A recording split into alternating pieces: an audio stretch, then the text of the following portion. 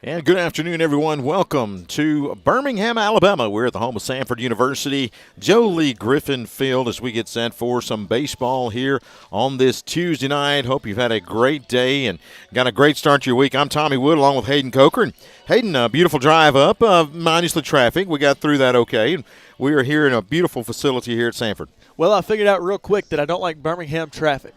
Yeah, understand. Yeah, so no, it's beautiful out here, really. It's a beautiful stadium. I'm really excited for some Gamecock and Bulldog baseball today. Yeah, it's going to be, again, a beautiful night. We've seen the sun kind of set behind us here out past the right field line. If you're expecting Mike Paris, of course, the NIT going on tonight, and Paris is over at Georgia Tech as the Gamecocks will be taking on the Yellow Jackets in the NIT. We'll try to keep you updated as far as that goes. And we're about ready for the ceremonial first pitch, and we will have the national anthem here in a moment. But, again, we want to talk about this series. When you look back, Samford and Jax State have met for 92 times, or tonight will be the 92nd. JSU holds a 55-36 series lead. The teams met earlier this year. That was on February 18th, and the Gamecocks got a 12-6 win there. Really got off to a hot start. One thing I was noticing today, looking through the notes, Gamecocks have yet to win away from Jim K. Stadium, so a good chance to get this done tonight here at Samford. Well, another stat that I saw earlier that I thought was really interesting was Jacksonville State has only tripled at home this year. So I thought that was an interesting stat. So a lot of things that the Gamecocks will try to make happen, and the umpires have met with the coaches out here at home plate. And going to talk a little bit about the starting lineups here as we try to listen in. Samford will start off leading off playing second base, Jeffrey Yentz. He is batting .382, followed by first baseman Jackson Harris. He's a lefty batting .333. The designated hitter bats third, number 2, Cade Carr. He is batting .418. Jake Souders, the right fielder, bats fourth and bats .312. Batting fifth, the third baseman, Parker McDonald. He is batting .321. And folks in Calhoun County will know the left fielder, that is Trey Higgins, batting .258 on the season. He also has 4 home runs. Batting seventh is the catcher, Hayden Perry. He bats .261. Gus Gandy is the shortstop, batting eighth. And then Michael Gupton playing center field, and he bats .318. And I'll let you take a look at the starting lineup for the Gamecocks, and we'll get ready for the national anthem. Well, leading off for the Gamecocks tonight, none other than Drew Collins, batting .292 on the year. Then you have Colton Hegwood, the right fielder, batting left-handed and batting .397 on the year. It was just over 400 before the last series. It dropped down just a little bit, but Hegwood's been phenomenal. Starting at shortstop, we have Caleb Johnson batting .250. In the DH position, we have Carson Horning batting .291. You have Cooper Blauser, who's second base in the 4-hole, batting .297 on the year. Matthew Cash at third base batting sixth and .267 on the year. Brady Thomas at first base batting .200 on the year. Grayson Ash at catcher. He's going to be batting in the 8-hole and batting .295. Ace Williamson playing center field and batting ninth, and he is .243 on the year. And then you have James Wilson, who we saw in the series against SEMO. He currently has a 1.32 ERA with 14 strikeouts on the year and 13 innings pitched. All right, we're about ready for the national anthem, and we will try to bring that to you here. Once again, we are at Joe Lee Griffin Field at Samford University. The Gamecocks taking on the Bulldogs tonight in this kind of a midweek. It is a Tuesday night clash here, an out-of-conference game between these two, and we are looking forward to a great game here on the Big Hill in Birmingham. And looking at the stadium, down the lines, 330, dead center is 390, and we are up here perched behind the visitors and open windows, and we'll take a listen now for the national anthem. Well, they've still got to do Samford's. Us and the Gamecocks were ready for the national anthem, but the teams are going to go ahead and hit the field, so you're taking a look at Samford going out there. Talk about the pitchers a little bit, Hayden. You're going to see Samford's right-hander, Brooks Rice. He'll get the start tonight. He's appeared in 5 games, starting 4 contests. He's 0-1, but the ERA is 11.17. That is a high ERA as he comes into this game tonight. Well, it's an advantage for the Gamecocks because we all know that the Gamecocks have some heavy hitters coming up at the start of the top of the lineup, especially with Drew Collins, Hegwood as well. So, really interested to see how they approach tonight and how they start off the game here up in the first inning. So, it'll be interesting to see where that goes But for now, it's just something to look out for. Yeah, one extreme to the other, though. You talk about Jax State. They're going to be taking James Wilson to the hill. He is 1-0. That ERA is 1.32. So you look at over a 10-run difference, and you talk about the ERAs coming into this ball game. Teams will be out on the field. Let's listen in for our national anthem.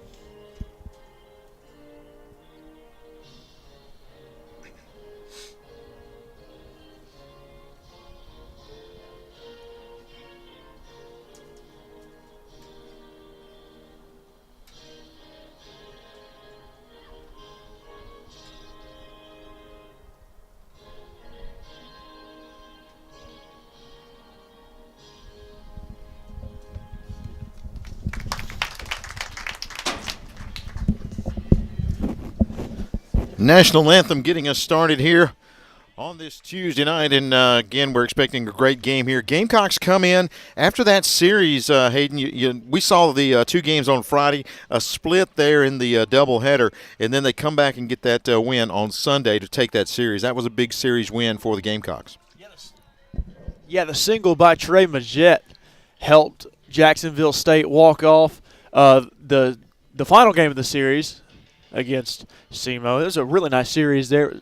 The doubleheader on Friday was a fun one to call. It really was, and both teams very competitive from both games, and so an outstanding performance there. We got the weather out of the way on Saturday, and then had a chance to wrap up that series on Sunday. Samford, in the meantime, they come in 12-8. The Bulldogs they swept 3 games from Evansville over the weekend. They defeated Evansville 10-4, 6-2, and 13-1. So you look at that, and you've got a team that really is coming off. The bats are hot this weekend. They're going to try to continue that tonight against some tough Gamecock pitching.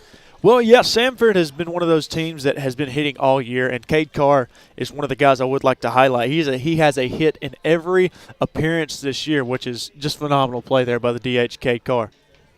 All right, looks like it's about the time to warm everything up. And as far as the pitchers go, the sun has kind of set behind us. You still see it on the infield. The outfield is pretty much all in the shade at this point, but the infield here at Samford is full of sun right now. So you got to wonder how that affects the hitting and the fielding here early in this ball game as we begin at a 6 o'clock start here at Jolie Griffin Field. And the shadows could play a role here early, and we'll hope that the Gamecock bats will come out on fire here as we open up this game. Yeah, especially over there toward third base. If you're throwing from third to first, the sun can really kind of get in your eyes over there. The building blocks it just a little bit, but for right now, the sun is positioned just right to where it may prohibit that third baseman's vision from third to first. All right, we're throwing it down to second and about to get things underway. Gamecocks, of course, the visiting team.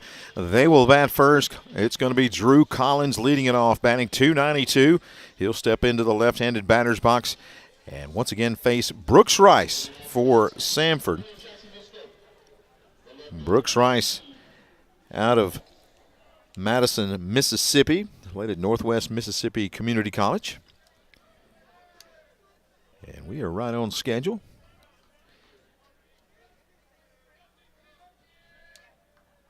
As we get this one underway. Rice with the delivery.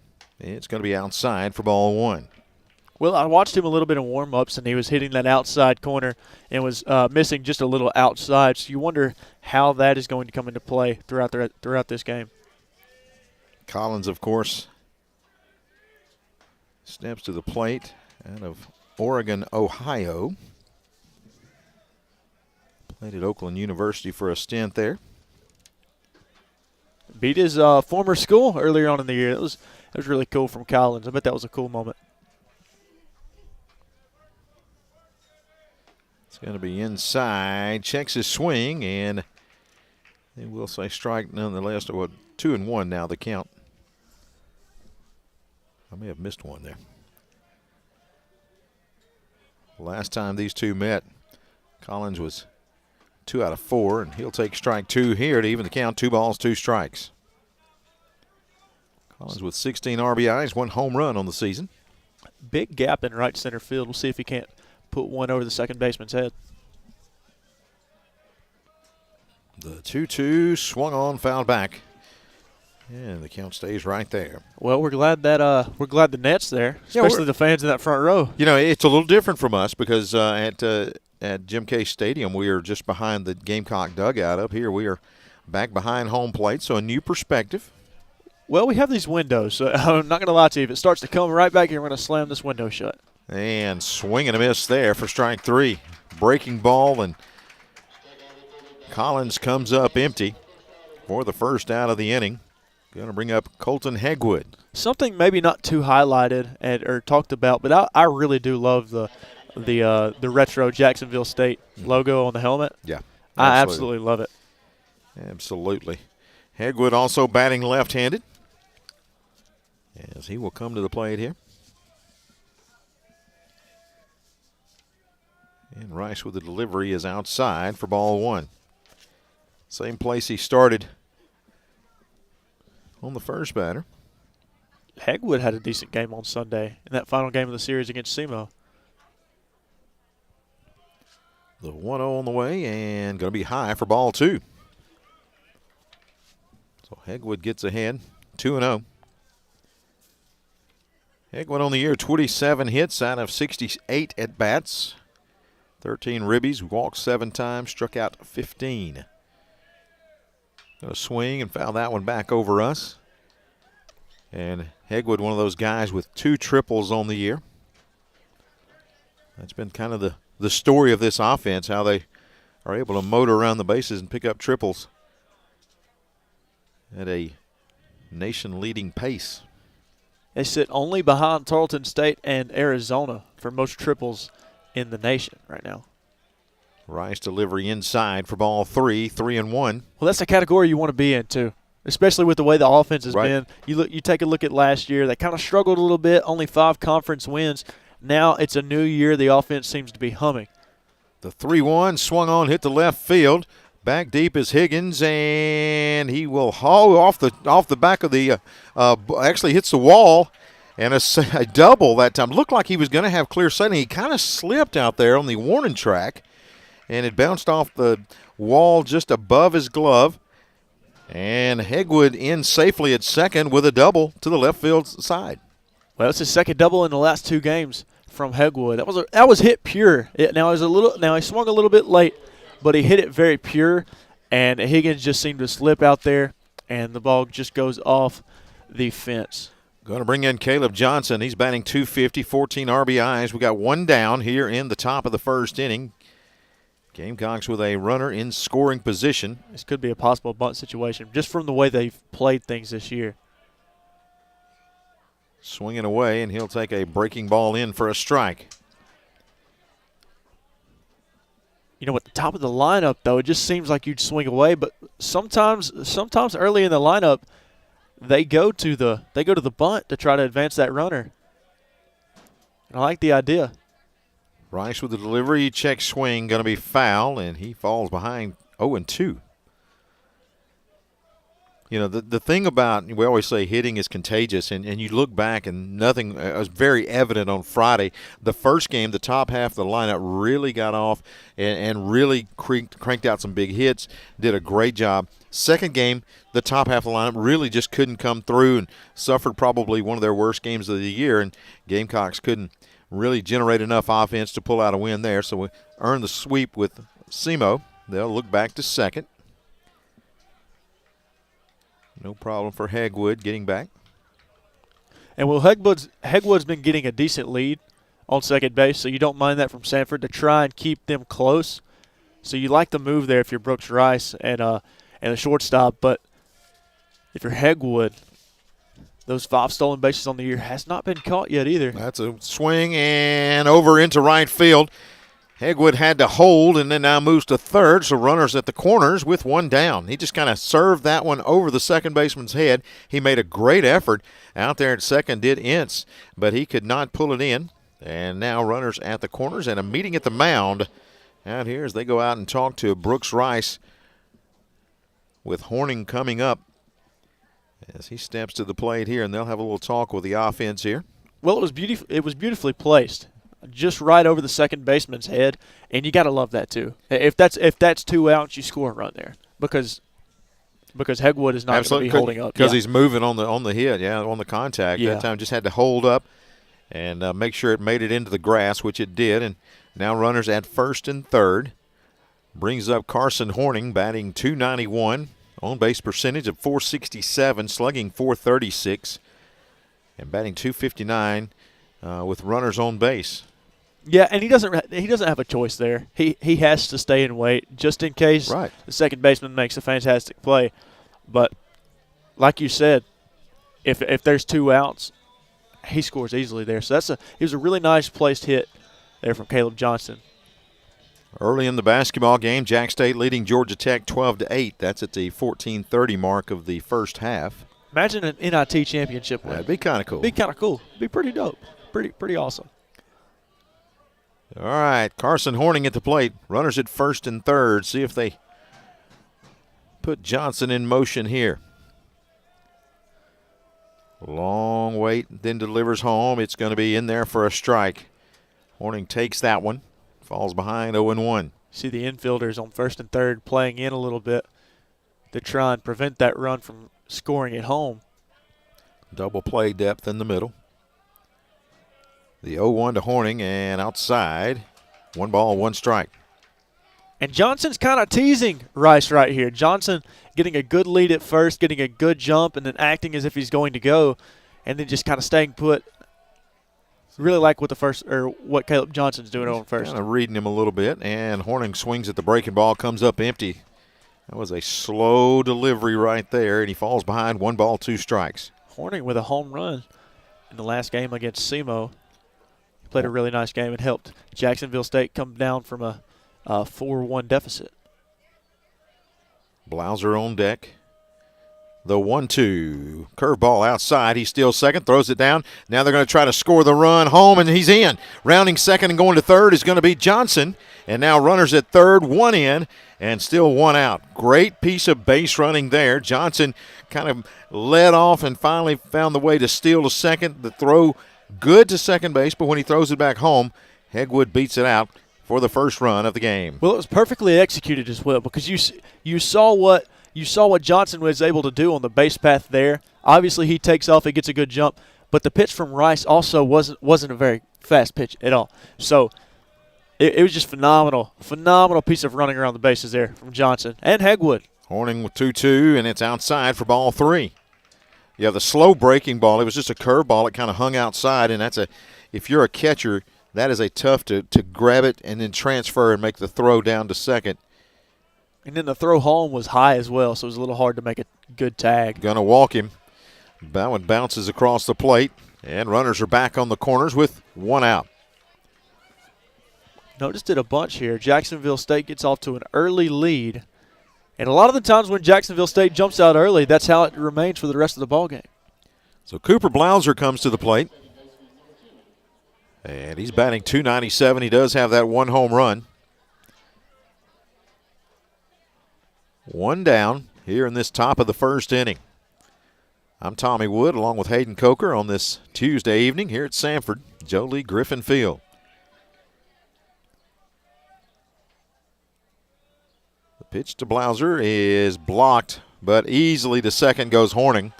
Now runners are second, third, 2 runners in scoring position for Blauser. And Rice is not looking very comfortable out there at on the mound. Well, that's kind of been the story for him this year as well. Only 10 innings pitched on the year and 13 overall earned runs. So it hasn't been his year on the mound. Hoping after this game he can get things going on the mound Yeah, after this, we're all fine, whatever he wants to do. That pitch is going to be in there for a strike. That was a nice pitch. I want to go back to Jacksonville State and how aggressive they have been on the base pass this early. Now, a lot of those have came from errors from Samford. Not necessarily errors per se, but they've been really aggressive, and they took advantage of whenever they needed to. Swung on a sky ball out in left field. They catch it coming in. Will he tag and run? He will. The chance stops and goes back, cuts it, and back to second and third. Boy, it looked like he was going to try to score from third, but a good throw from Trey Higgins. And they gun it back to second, hold the runners right where they are, so Blauser flies out to left. Yeah, not really nice transition there from Higgins in the outfield. He comes in on that fly ball and uses his momentum to get it into the infield, and it just didn't give Horning. It didn't give Horning and it didn't give Johnson a chance to get home there. Yeah, it just didn't look. It was not quite deep enough, and then also with Higgins catching it with the momentum coming forward, it was just too much of a risk to take. So you got two outs, runners at second and third. Matthew Cash at the dish. He'll take the first pitch outside for ball one. Cash has had a few decent games here lately. Not an everyday starter, but he's earned that spot today. Batting .267. We'll see him turn and rip one down that right field line here. Instead, he'll take strike one to even the count. Well, Cash this year, .333 with runners on base, .300 with runners in scoring position. So he's played some pretty decent ball this year whenever he's had runners on base or in scoring position. The 1-1 is inside for ball two. That one home run on the year came earlier on in the year. That was our first game. That was our first game calling together. Absolutely. Cash out of Bibb County High School. He'll take the 2-1 here and leave it outside for ball three. So ahead in the count, 3-1. One more bad one, and the bases are juiced.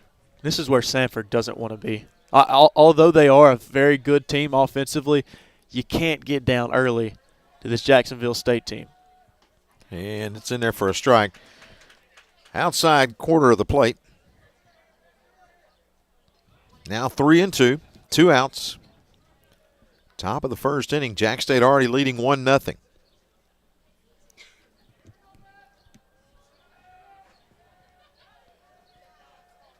And he took strike three. Looked like he thought it was going to be low, and the umpire disagreed, and that's going to be strike three to wrap up the inning. And we will move to the bottom of the first. 1-0 our score. Jax State leading over Samford here at Joe Lee Griffin Field. Yeah, it looked like Cash thought that it might have been low coming in, but then when it passed him, it looked as if he had kind of accepted his fate. Yeah, he knew after it crossed the plate that he was kind of in a little bit of trouble. Let's talk about James Wilson. He'll take the hill for the Gamecocks. And on the season, 1-0, has a 1.32 ERA. 9 innings, or check that, 9 hits, 2 runs, both of them earned. He does have 11 walks and 14 strikeouts out of Toronto, Canada. He's a 6'4", 225-pound junior. And he's one that you look at this young man, and he could be a key to how far and successful that this Gamecock team is as the season goes on. Yeah, he's been really good this year, and I'm looking forward to how James Wilson responds today. He's coming back. This is his first appearance since Troy, so it'll be really exciting to see how he plays today against a Samford team that is really good offensively. Again, as we said, his 5th appearance against Oakland. Back in mid-February, he pitched 4 innings, gave up 5 hits, but no runs. Struck out 5 and walked 2. A week later against Akron, only pitched 2 innings, gave up 1 hit, struck out 2. Still had not allowed a run at that point. Arkansas State on the 2nd day of March, 1 inning, 3 walks. The only runs given up at Ole Miss, where he pitched 2 innings, gave up 2 hits and a run. And then against Troy, pitches 4 2/3 innings, also gave up a run and a hit. So very impressive outings for him throughout the first part of the season. Yeah, he's been really good. He's been very good. He hits his spots at a rapid pace, and he's very consistent. So let's take a look at your first three for Samford. Going to be Ince, Harris, and Carr leading it off. This is a Samford team that their overall lineup averages over 300. So it's going to be really interesting to see how this offense from Samford does in the batter's box today against James Wilson. So Jeffrey Ince, 5'10", 195. He is a junior.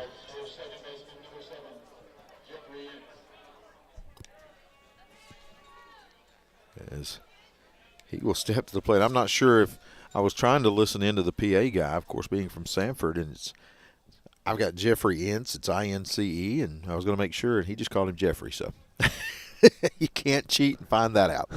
That's a great effort, though. I was ready. Well, we know where his priorities lie. He needs to be right, at least half right. So he steps to the plate. Ince batting .382. Wilson starts him off with a fastball right down the pipe for strike one. Yeah, that was a pretty pitch.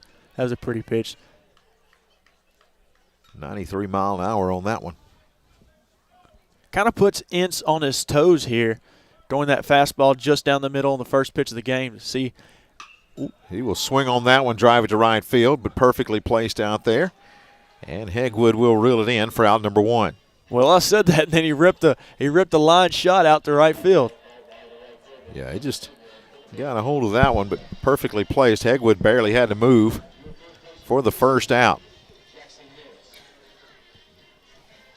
So stepping to the plate for the Bulldogs, Jackson Harris played at Vestavia Hills High School. Well, that's exactly how I'd like it if I was an outfielder. Yeah, hit it right to me, so I don't have to run. Yeah, I'm not in running shape anymore. Starts him off with a fastball down the middle for strike one. Like I used to, anyways. Like you used to? Yeah, I'm only 22 years old, but well, if you see me running, you better go. You better pick it up because something's coming. Something's coming. All I know is I only have to outrun you. That's exactly right.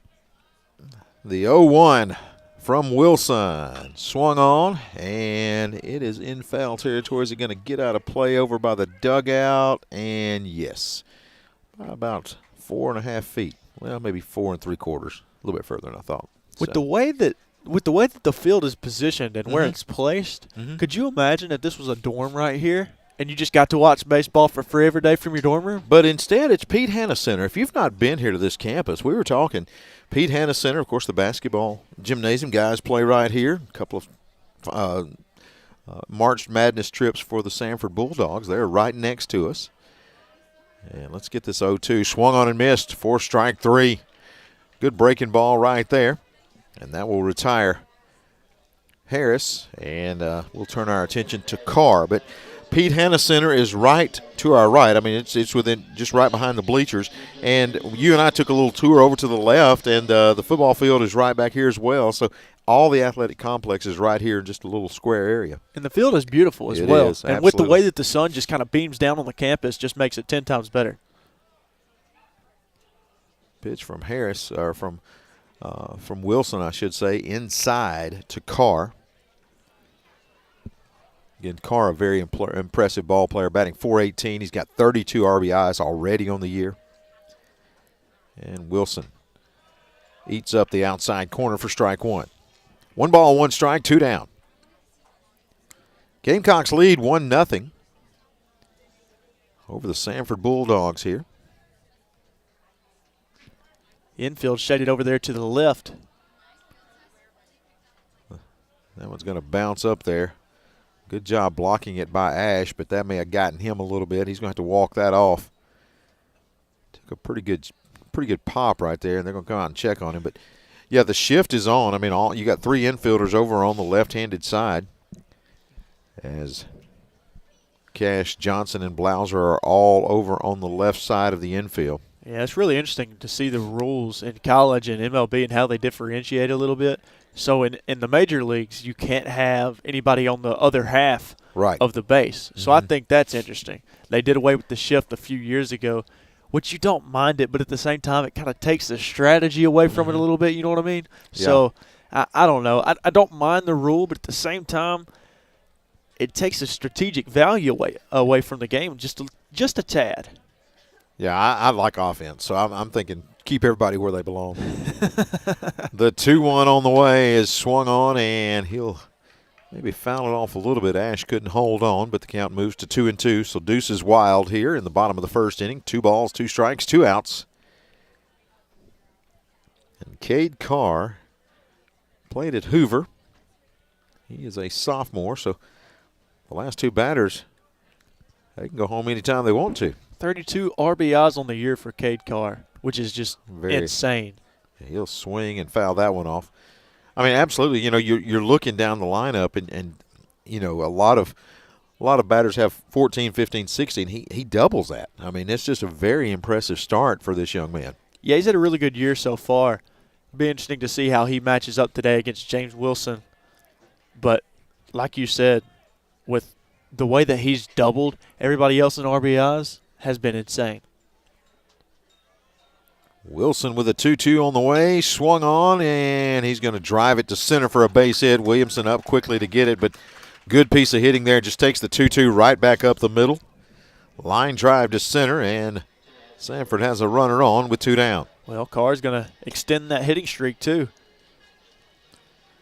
Like I mentioned earlier, he's hit in every single game he's played in. Isn't that crazy? So Souders will come to the plate. That's about the opposite of what I did in Little League. Yeah. I was more so you go 4 or 5 games without a hit. I'd get lucky every now and then. You know, Jake Souders, also from Briarwood Christian. So Samford with a phenomenal job of recruiting the Birmingham area, and they've gotten some starters here. And again, Souders, a former Briarwood Christian Lion, will take a pitch up under the chin for ball 1. That's a good mascot guess there. I know you know who they are, but that's a good mascot play. Yeah, I've been around. I've seen most of the places. All right, I'll give you another one. What was Birmingham Southern?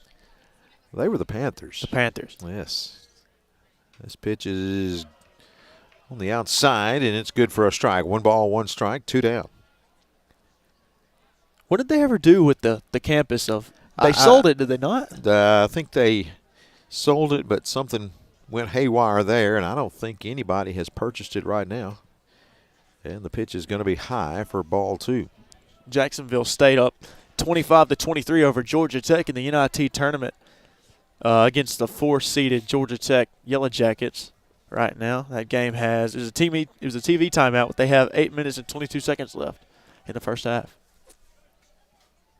The 2-1 on the way, and it's inside for ball 3. Runner at first. That's Carr, and Souders at the plate. And he's ahead in the count. 3 balls, 1 strike. We've got 2 down. Sounders with 17 RBIs on the year, 9 walks, along with 18 strikeouts. Just make him leave running here. He'll swing and foul that one back up behind us. 3 balls, 2 strikes. How many broken windows do you think the Hannah sees every year? I think that they get their share. I'd say so. I mean, there's plenty right here next to us. So the 3-2, that means that you're going to see Carr in motion over there at first. It'd be nice to have a dorm right there, but, buddy, goodness gracious. A broken window every other day doesn't sound too good. 3-2, swung on, hit to short. Only play will be to first. He'll flip it over there, and Thomas with a catch and retiring the side. We move to the top of the second inning. It's 1-0 Gamecocks as Wilson gets the ground ball out, and we move to the top of the second. One thing I've noticed is Thomas and Silas have been switching a lot over at first base. So Thomas will start a game or two, and then they will go to Sam Silas. Now, Thomas also a pitcher. Have a little, what's the word I'm looking for? Dog in him. Yeah, have some long days if you try to do both. But right now, you got, look at I don't see the pitch count for Brooks Rice there in that first inning. Because it seems to be, he threw a lot of pitches in that first inning. Able to get out of it, had a couple of questions there, but able to find a way to get out of the inning. So Gamecocks going to start off the bottom of the second with Thomas, Ash, and Williamson. So they got a good song on here. So Williamson moved down in the lineup again. Has had some struggles here lately. He's now batting ninth. He was sixth over the weekend. So they go with Thomas and Ash, and then Williamson. And as I said, Williamson, one of those guys. If he can ever get a couple of hits, it just kind of gets him going. He seems to see the ball better right now. Just kind of struggling a little bit. Yeah, batting 200 on the year. 448 on base percentage, 748 OPS. But when he's batting leadoff, he's batting 800 on the year. It's a little stat that check for you. All right.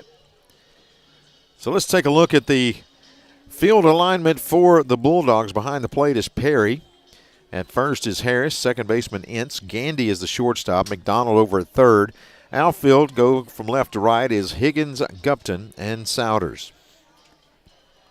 Higgins, a Calhoun County guy. Absolutely. A former Oxford Yellow Jacket, All-State quarterback as well. So here comes Thomas batting 200 from the left-handed side. He will dig in and try to get something going here in the top of the second inning. He squares to bunt, then takes it high and outside for ball one. Well, a little wild, and we've seen a few of those pitches from Brooks be a little high and outside. And I mentioned it earlier with it possibly being a problem for him going on. That's a good pitch on the outside corner there. Thomas swings and comes up empty. Evens the count, 1 ball, 1 strike. Nearly threw his helmet off while he was at it. He took a chunk at that one. We'll see the pitch count for Rice. Yeah, it's not on the. And it's going to be high for ball two. 2 balls, 1 strike.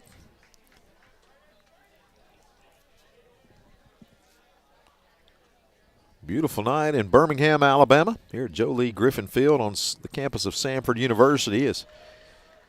Again, the delivery is high, and Thomas gets ahead, 3 balls, 1 strike. Yeah, and this goes to show the struggles that Brooks has had this year on the mound for Samford. Opposing batters are .667 leading off on the year. Hits that one a mile high. Let's see if it's going to get out of play. Giving chase, and it is going to bounce near the Jax State dugout, out of play. The count moves to 3 balls and 2 strikes.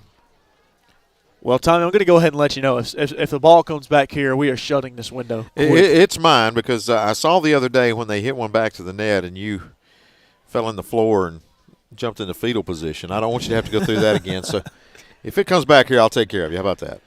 Well, I was telling my family about that, and the amount of times I've replayed it in my head you just can't count it. Swung on the 3-2, driving it to center field. Back is Gupton. He's got room, and he'll haul it in for out number 1. I've replayed that moment in my head numerous times, and I just cannot bring myself to not necessarily get out of the embarrassment, but every time I think of it, I'm just kind of like, man, why in the world did I flinch? Does it get worse in your head or better every time you think about it? Now it's just kind of a vivid memory because every time I think of Tommy Wood, I think of – there you go. Yeah. All right, here comes Grayson Ash to the plate as he will step up and bat from the right-handed side with 1 down here in the top of the second inning. He'll take first pitch high for ball 1.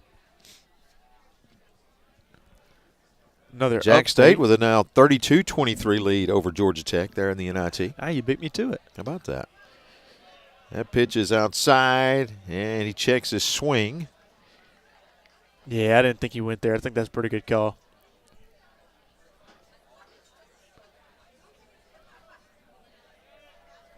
Ash had one of the home runs in that last game of the series finale against SEMO. They've got it 1-2. It should be 2-1. Yeah, the umpire's telling us now it's 2 balls, 1 strike here. And inside for ball 3. 3-1. Yeah, they're fixing it now. Yeah. There it is. 3 balls, 1 strike to Grayson Ash. Hitter's count right here with 1 down. And he'll pitch and hit the outside corner. Rice with a good pitch there. Takes the count full, 3-2. Yeah, Ash isn't one to chase, and I know that was inside the strike zone. Right. With it being outside, it just didn't fit Grayson Ash's. There he goes. He's going to walk on that one. He'll take it a little further outside. He'll mosey on down to first base with a one-out walk. But it didn't fit Grayson Ash's liking. It just didn't. There wasn't a whole lot he could do with it. I mean, exactly. if you swing, you're not going to get much on that, and so lets that one go by and earns a walk out of it. It was a quick one too, so it wasn't necessarily in his firehouse to go in there and swing at it. Ace Williamson to the plate here with a runner at first base. He'll square and take a ball high as he pulls back the bat. So 1 ball, no strikes to Ace Williamson. Look at the shift that Samford has on here. And maybe if Ace Williamson is able to get down a bunt down that first base line, down that third base line, I say there won't be anybody to cover second. The shortstop is way over there right now. That one outside as well, and that's what I've never understood. If you've got a shift, expect him to pull. If a pitcher's throwing outside, the batter's got a much better chance of driving it to left field. Here on the left side for Ace Williamson. That pitch right in there for a strike. 2 balls, 1 strike. It was inside, but it caught the plate. Ash over at first. Williamson at the plate with a 2-1 count. 1 down, top of the second, 1-0. Gamecocks lead, and Williamson will take another down the middle. And it's 2-2. Yeah, both of those just not necessarily something that Williams likes. But now he's got to protect the plate with it being 2-2. The 2-2 swung on, going to be fouled down the left side. Williamson with a good cut there. I mean, you look between left field and right and center field. If he hits anything in the gap there, I think he can. I mean, that's going to be a triple. I mean, there's no way that they can get there the way that they've got him played. Especially with how quick Williamson is. That's a shot and going to find his way in the outfield. So he's going to be on with a single. Ash will hold at second, and the Gamecocks have runners at first and second. And good to see Ace Williamson with a good bit of hitting against the shift and able to find a gap. Yeah, good piece of hitting there by Ace Williamson. He just finds the gap out there, and it's interesting to see with how the shift is played nowadays with that big of a gap out there. Now you understand how the game is played, and you understand where guys have to be positioned. But there was a big gap, even though that the shift was played there. Back to the top of the lineup, Drew Collins at the plate, struck out back in the first inning. And he'll come to the plate here in the second. This is where he strives here with runners in scoring position. That pitch is inside for ball 1.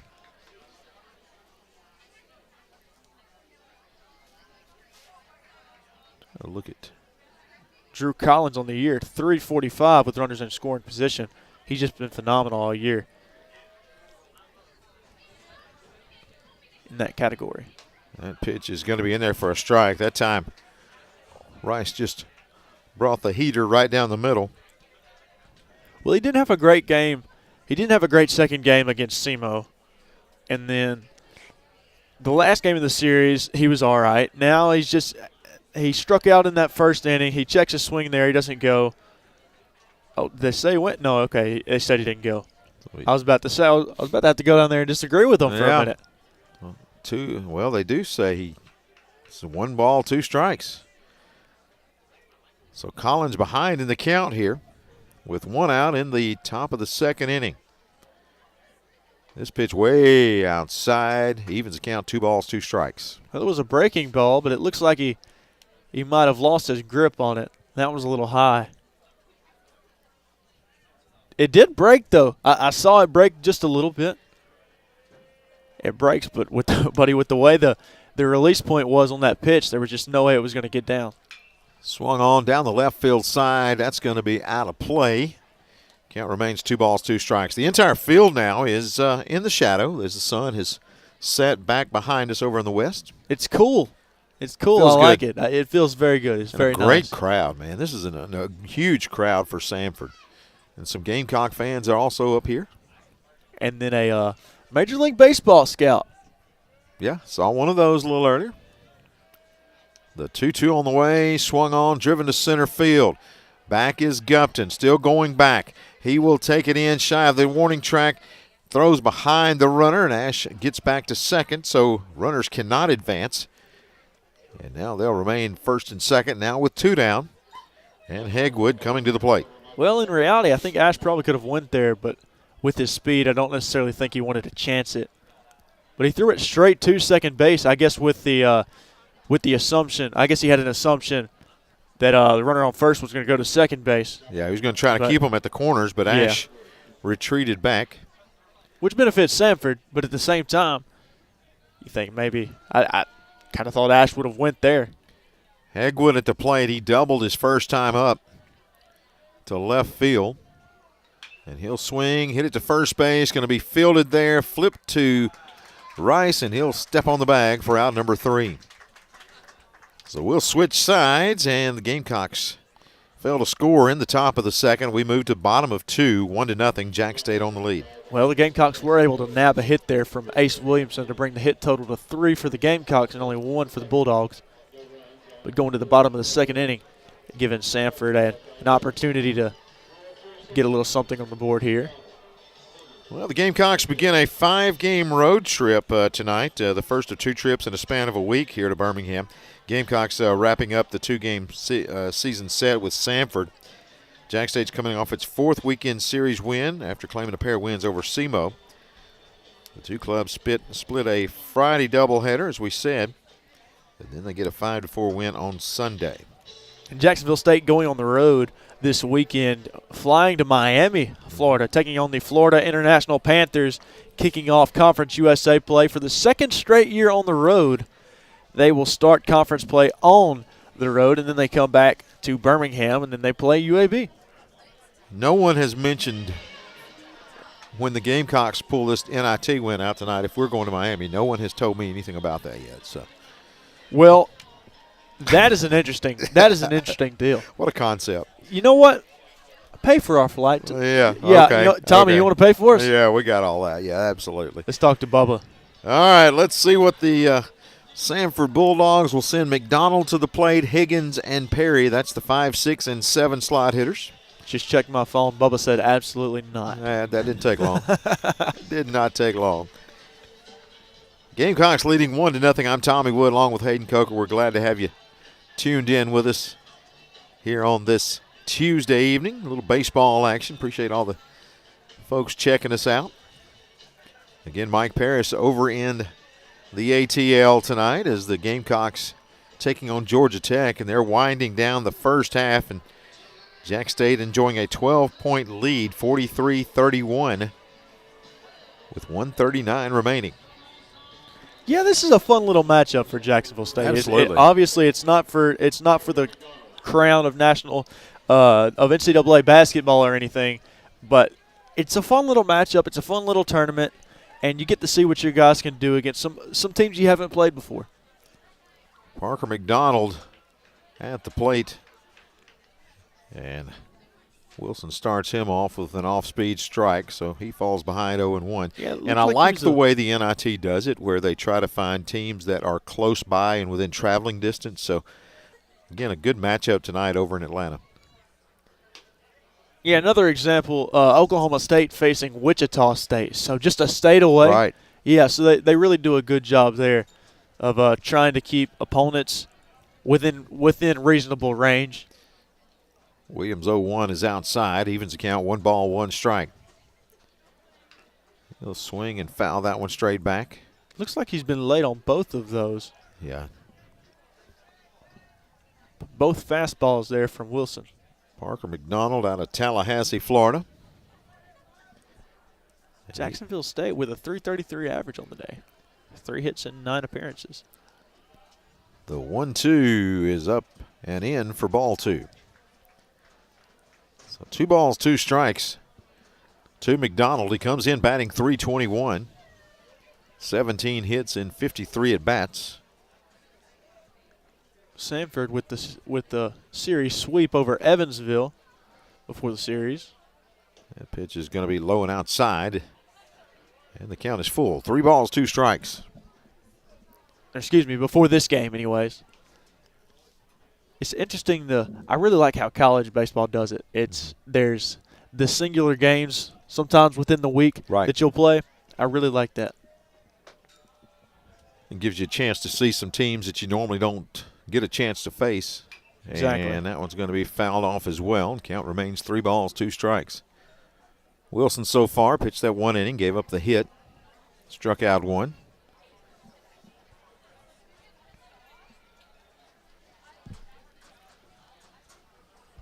Again, the 3-2. The only hit on the day. Guess who it came from? The guy that's hitting everybody. Cade Carr. The full count pitch swung on and missed. Wilson. A little high heat there. Yeah, it was a good pitch there from Wilson. McDonald went chasing and comes up empty. So that's the first out here in the bottom of the 2nd inning. Jacksonville State and Georgia Tech just went to the half, 45-33. Trey Higgins comes to the plate. Again, the former Oxford Yellow Jacket, played for Westbrooks at Oxford, and he'll take the first pitch outside for ball 1. Higgins batting .258. He does have 4 home runs, so he's got great power from the left side. Yeah, 17 hits, 14 RBIs on the year, along with the 4 home runs as well. Good pitch from Wilson there. That is the inside corner. Nothing that Higgins could do with that but take it. And 1 ball, 1 strike now with 1 out here in the bottom of the 2nd inning. Wilson's delivery. Higgins going to foul it back into the net. And he falls behind. 1 ball, 2 strikes. Earlier you mentioned the turnout here for Samford, and I really like how I mentioned how I like the field and how it's placed. But look at the stands. It's not very wide in range, but it's just enough to pack out a crowd. Seats probably a few hundred maybe. The 1-2 inside for 2 balls and 2 strikes. But also look down past the dugout of Samford. You can bring your folding chairs there, and there's a great crowd over there that seated over there in the breezeway, if you will. It's surrounded by shrubs back behind him. Then on the other side as well, behind the Jacksonville State dugout. Higgins going to drive this one down the left field line, and curving foul. Had good power on it. And it stays in the park and lands foul, so he'll come back. He had already rounded first by the time the ball landed. He's got great speed. And they cleared the count, so now we're going to have to do that again.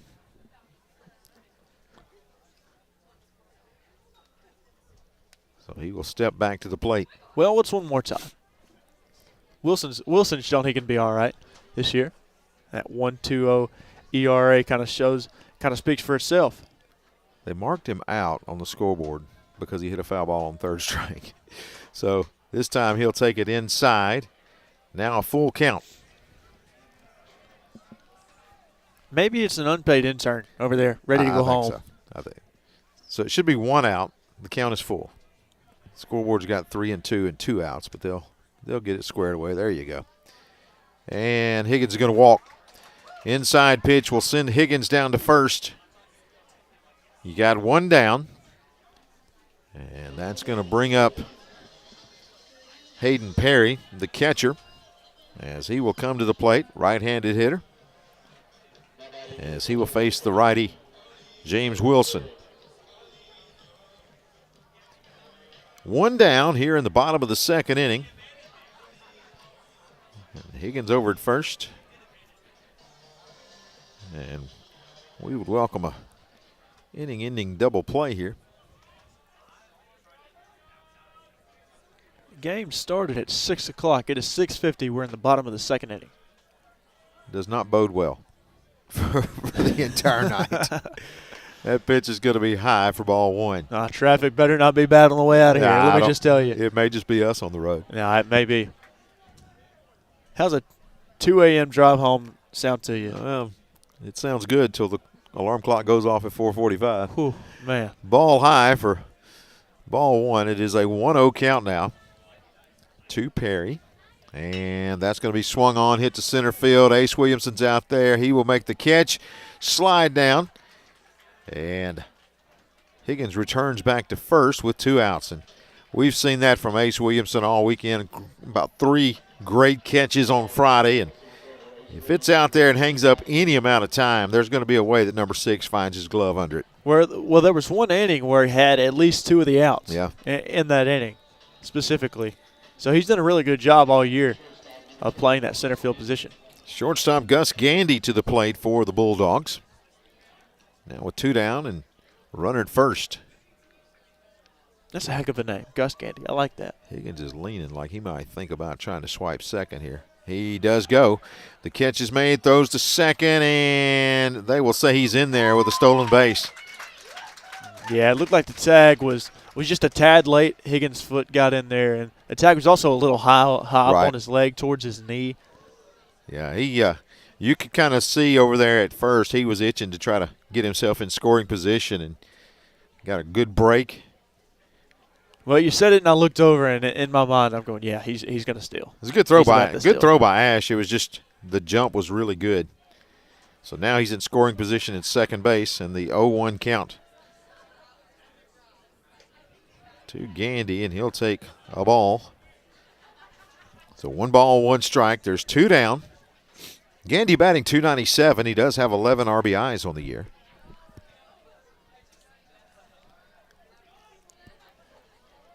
Gamecocks leading 1-0 as he will foul that one straight back. That one's back toward us. Oh, I see it out there. Maybe, yeah. How far did that one go? Yeah, I think it's right. I could be wrong. Not too far out above us, but just past us. It looked like it landed. I thought I saw something out of my peripheral vision, but I could be wrong. My vision isn't very good anyway, so. Wilson with a 1-2 count. Going to go right after him here, you would expect. Try nothing fancy. And misses on the outside corner for ball 2. Yeah, just outside. Tried to get him to go for it, but he stayed in and he stayed disciplined. So they're going to bring the count to 2-2. Jax State with 3 hits in the game. Samford still with only 1. The walk to Higgins. He advanced to second on a stolen base, and another foul ball. Count stays 2-2. That one hits the building and comes back out into play. They'll clear that one out of the way. That's how you know it's a private school. There's some windows right behind the first baseline. Just get it and bounce right back out here. They've got the money for it. 2 balls, 2 strikes, 2 outs. Wilson's pitch is swung on, hit to right field, and getting over and making the catch just shy of the line is going to be Hegwood, and that's going to end the inning. Good jump on that as Hegwood read it right off the bat, able to make his way over the line and haul in out number 3, and we go to the top of the 3rd with the Gamecocks leading 1-0. Well, yeah, he read it perfectly. He got a good jump, and he was over there to secure the catch for the 3rd out of the inning. And now you're going to the top of the 3rd inning, and Jacksonville State still up 1-0.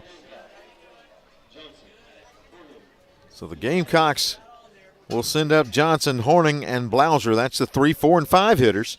See if the Gamecocks can get things going and add a few more runs here in the top of the 3rd inning. And let's see, we do have a pitching change, it looks like, for Samford. And is that 16 coming in? So Samford is going to turn to Josh Learson. He is a right-handed pitcher, 6'4", 185 out of Sandy Springs, Georgia. And you mentioned Birmingham Southern. He's formerly of Birmingham Southern, but over here at Samford now.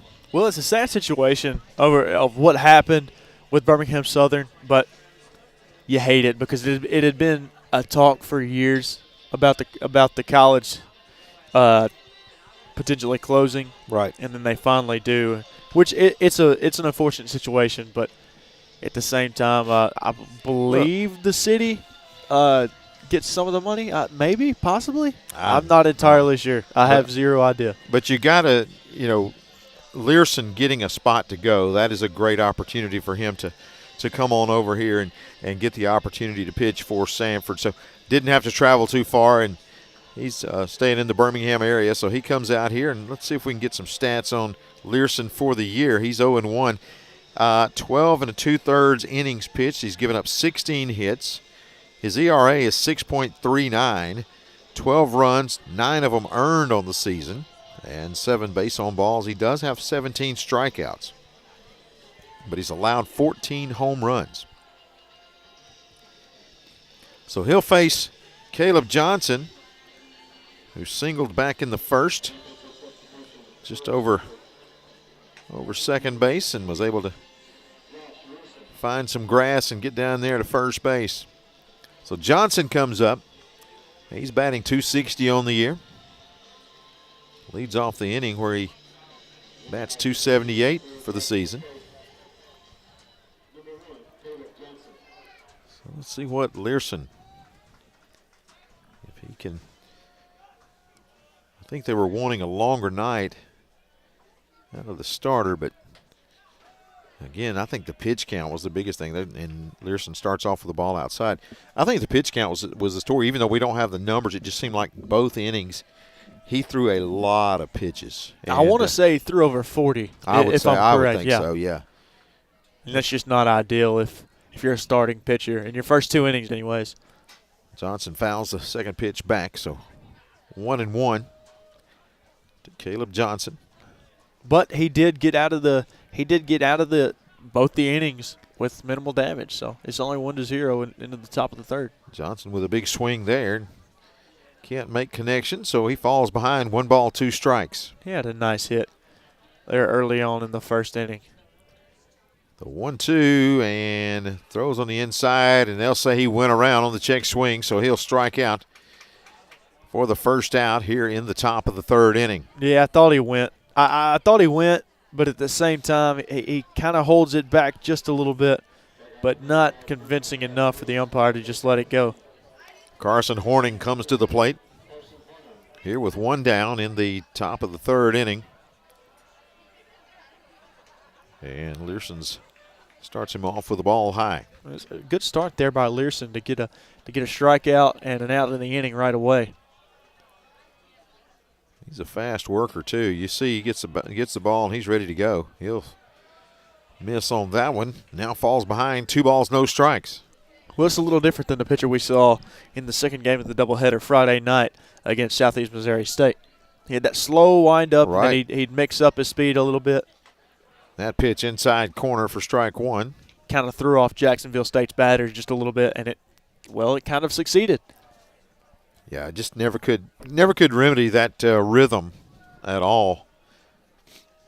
2 balls, 1 strike, and that outside for ball 3. 3-1 the count to Carson Horning. Horning with 18 walks on the year, only 9 strikeouts. As we said, batting .291, and he'll swing, hit that one left field. Everybody giving chase, but that one is going to miss and land up on the hill there. And the count goes to full, 3-2. Well, Tommy, I know your vehicle isn't parked right there, but it's if that pitch, or excuse me, that hit has about 50 more feet on it. Right, that's a dangerous ball game. It's in the area. So mine's over the left field wall somewhere, so I'm hoping too nobody hits it over there. The 3-2 inside for ball 4, and Horning draws a 1-out walk.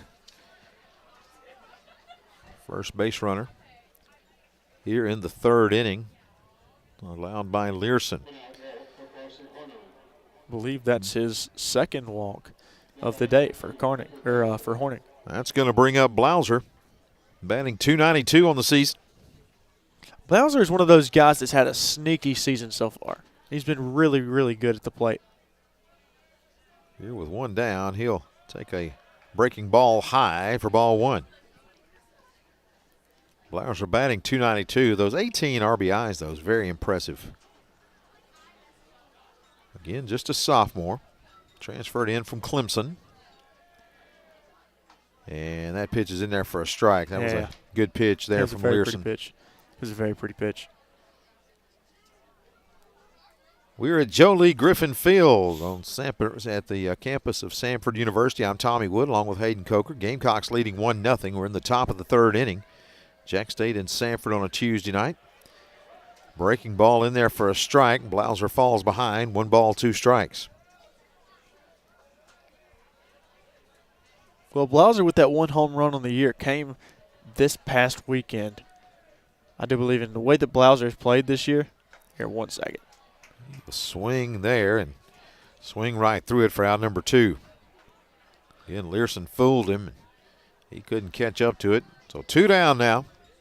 He got his second strikeout of the inning. With the way that Blauser has played this year, he's up there early on he's up there in the middle of the lineup for a reason. He's been very good, and he's drove some runs in this year. We talked about his 18 RBIs on the year. He's just been in prime position to make plays all year, it seems like, when it comes to being on the in the batter's box. Brings up Matthew Cash with Horning over at first. 2 down, and first pitch ball on the outside. Cash batting 258 on the year. And too high on ball 2. So 2-0. Cash gets ahead. He struck out looking back in the first inning. Cash, the only freshman in the lineup. And that pitch low for ball 3. So 3 balls, no strikes to Matthew Cash now. Learson can't find the strike zone. Again, runner at first. That one right through there for a strike. 3-1, Matthew Cash batting .258, 6 RBIs on the season.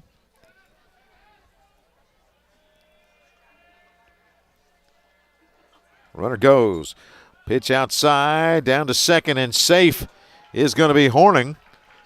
And irregardless, or I should say regardless, and it's going to be ball 4, so runner at first. So now runners at first and second, 2 down for Brady Thomas. Well, and we talk about Horning. He's not the most notable thief of the base paths for this Jacksonville State baseball team, but he gets it done there. I mean, it doesn't really matter anyways. Cash was walked and he'd advanced to second. But he's not the most notable base stealer, but he can do it when he's asked to. And that's kind of what you need out of a player. Thomas takes a strike. Falls behind 0-1. Runners at first and second. They're not going to hold either runner. They're going to try to play some defense here with 2 down. That's swung on. That one's in the football field. Should land at about the 27-yard line, looks like. I like the predictability there. I mean, just a guess. The 0-2 now. As Thomas falls behind. Learson with the 0-2 and swung on and missed for out number 3. 3 strikeouts in that inning. So Thomas goes down swinging. Learson strikes out the side.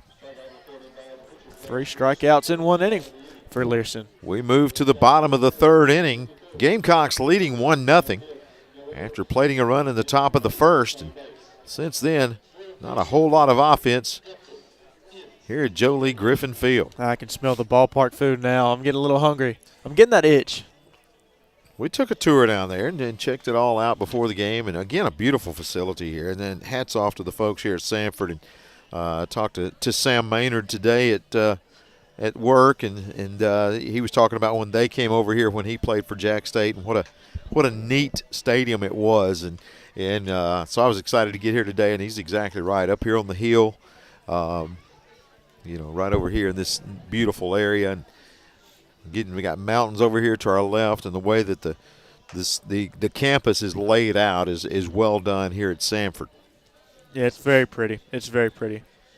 I enjoy the landscape, and I feel like for somebody my age, I feel like that's not necessarily something that many people look at, but I enjoy it. I love the mountain view up there. You see I'm assuming those are all doctors up there with the houses on the hills and everything, but I love it, man. It's absolutely gorgeous out here in Birmingham. How about the basketball Gamecocks out to an 18-point lead now, 53-35?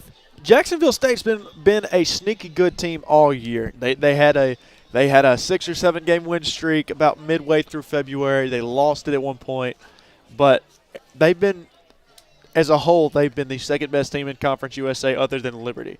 Liberty and Kennesaw State, obviously. Kennesaw State's up there. Middle Tennessee State kind of stood out as well. And Liberty making the big dance. Speaking of the big dance, who you got winning the whole thing, or do you have a possible Cinderella making a long run?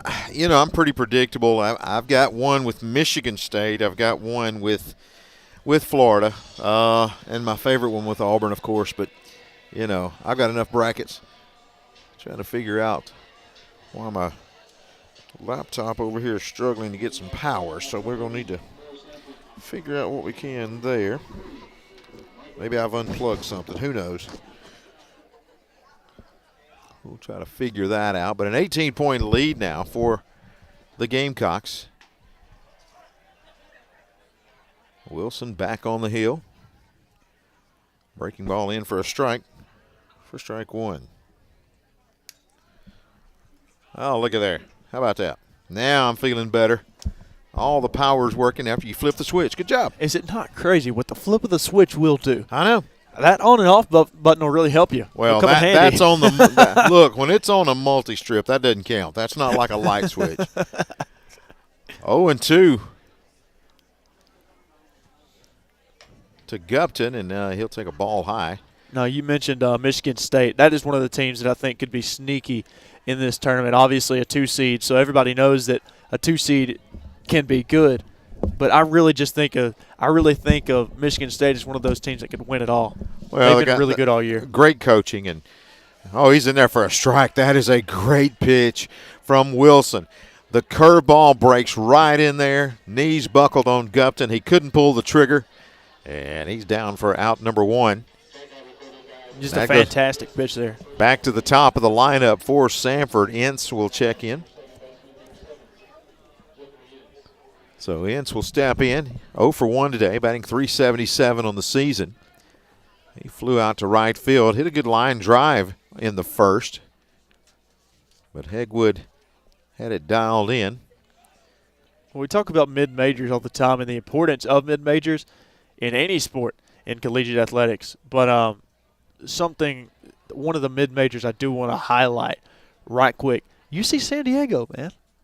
Their first appearance in the big dance ever. Who are they playing first round? Michigan. They got a tough draw. I think I picked UC San Diego. I picked the upset. It's 12-5. It's one of the better matchups in the 12-5 range or the 13-4 range around there. And then Akron versus Arizona, I think could be a really good game. But Arizona and Tommy Lloyd they've been phenomenal. Ince fouls one off and then takes one inside for ball two. 2 balls, 1 strike, 1 out. We are in the bottom of the third inning. Jax State leading 1-0 over the Samford Bulldogs. And good pitch. Eats up the inside corner for strike 2. He is really hammering that inside corner. The past few pitches have been inside right there. There's a really good pitch there from Wilson. Well, and you look, Ince is not far from the plate. He's up in the batter's box, and Wilson just looks at that. If I'm going to drive one in there, and there's not a whole lot you can do about it. If I'm the inside corner, there's not a whole lot you can get a barrel on. That one's going to be hit down the left field line. Drifting over. It is out of play. Somebody got a souvenir. Looked like that guy that got it is from Helena. I made that up. Oh, I was about to say, how in the world did you see that? 2 balls, 2 strikes, 1 out. Oh, was it the blue? I just like that you believe that. So. Well, I'm very gullible. I don't know if you know that. I'm picking up on that. All right, 1 down here in the bottom of the third inning. 2 balls, 2 strikes. I'll keep that in mind, Tommy. Ince, the leadoff hitter, will take a low and inside. Back to that inside corner. Now he got a full count. On the year, Ince has got 26 hits in 69 at-bats. He does have 16 walks. And a couple of homers, and he's got 17 walks now because that ball is high, and he'll make his way down to first base with 1 out. That was a really good at-bat there from Ince. He battled back, and he eventually drew that 4th ball. But just his approach to that bat was really impressive. So he'll make his way down to first base, 1 out walk, and make way for Jackson Harris, the first baseman, as he will come to the plate and They were taking a little too long over there at first to get his oven mitt on. Well, Harris having a pretty good year. He's batting. He's 328 on the year, 796 OPS, and with runners on base, batting 312. Runner doesn't go. That one's fouled up. It may stay in play. Let's see. It's going to be closed. Nope, going to be out of there. Over behind the Gamecock dugout. Looked like for a moment there it might stay in. Is that one from Helena too? That one. Where's that guy from? It looks like Spain Park. 0-1 as Wilson gets ahead. Man, oh man. Tommy, we're having fun up here. Oh, you might as well. Fun. It's a great night for baseball. Beautiful night, man. This is absolutely gorgeous. The 0-1 on the way, swung on, driven deep to right. Getting on his horse out there is going to be Hegwood. He will get to the warning track, haul it in, and bring it back in. Boy, it looked like he got a lot of that baseball, and it will hold it out there in front of the 360 sign. I think that one went about 355, but Hegwood back to make the catch for the second out of the inning. That was just a tough, hard swing as it goes out there toward the right field. All the way back to the warning track goes Hegwood, but he's able to bring it back. Well, I say bring it back. He's able to get the catch and secure the second out of the inning. So with 2 down, the top hitter for the Bulldogs will come to the plate, and that's Cade Carr. He singled his first time up. He's got the only hit for Samford. They'll throw over to first. And Ince is back safely. Well, we talked about Carr being one of those guys who can really stand out at the plate. Now Jacksonville State has a shift on with 3 guys in between third and second base. Look the runner back and then throw. It's going to be past the catcher and to the backstop. And Ince will mosey down to second with an easy pass ball. Actually going to be, I think that's going to go into the wild pitch category. Yeah, I believe so. That one was a little outside. And you got to know when number 2 comes up. I mean, this guy is a contact hitter. And his first time up just drove a nice line drive right back up the middle. Yeah, he's not a guy you want to face every time. You're trying to be careful with him, and that's a good breaking ball in there for strike 1. That time Wilson went with a curve, and it broke right in there. 1 ball, 1 strike, 2 down. You're in the bottom of the 3rd inning. Gamecocks on top, 1-0. Carr batting .426 on the year with 32 RBIs and 4 home runs. And that one, did it brush him? And they'll say it did not, but it was inside for ball 2. Yeah, I think he tried to claim it there, but the umpire wasn't having any of it. Look, if I'm batting 426, well, I don't want to get hit with a ball. I'm going to swing the big bat, man. Well, right now he's your best chance at offense, too. That's it. He's been great. A 32 RBI speaks for itself. That pitch swung on, hit to short, fielded there, across the horn, and pitching his way out of that is going to be Wilson as they retire Carr for the 3rd out of the inning. Listen to this right quick. Now, I know Carr just grounded out to end the inning, but with runners in scoring position on the year, he's .583, and with 2 outs, he's .440. The guy's just astounding. And his OPS, let me tell you, 1.206. Yeah. Yeah, he is a definite weapon for the Bulldogs, and you'll hear a lot from him as the season goes on. Learson comes back out for Samford as he will come to the hill. Jacksonville State now up 55-35 over Georgia Tech with 15 minutes and 50 seconds left. Here, Jax State leads 1-0 over the Samford Bulldogs. Jax State trying to move to 14-7 on the year. Again, they've won 3 of their last 4 after dropping the 4 previous. So they'll try to stay hot. Once again, after this game tonight, Gamecocks heading to FIU. And a week from tonight, right back up here in Birmingham at UAB, taking on the Blazers in a 6 o'clock start. Yeah, going to be a fun little matchup there. But as we all know, Jax State and UAB don't necessarily like each other, so we're hoping the good guys get one next week. A little bit of a history there. A little bit of action in March Madness in the tournament. We have St. Francis, Pennsylvania, beating Alabama State 55-49. Alabama State out of Montgomery, Alabama, I do believe. That's right. And then the second game of the night coming up at 8:10. That one's going to be on True TV. North Carolina and San Diego State in the second play-in game of the night. That's going to draw a lot of interest just because folks want to see what North Carolina will do after so many have disagreed with them actually being in the tournament. Well, it's interesting. And then you had, we talked about it a little bit earlier, the head coach from West Virginia, Darian DeVries. He has just agreed to be the next Indiana Hoosiers head coach. But with West Virginia being left out with 6 Quad 1 wins as opposed to North Carolina's 1 Quad 1 win, it was insane. And the argument they made for Quad 2 wins for North Carolina was just absurd. Ash going to foul the first pitch back for strike 1. And he's behind 0-1, and breaking ball just a bit outside. 1 ball, 1 strike.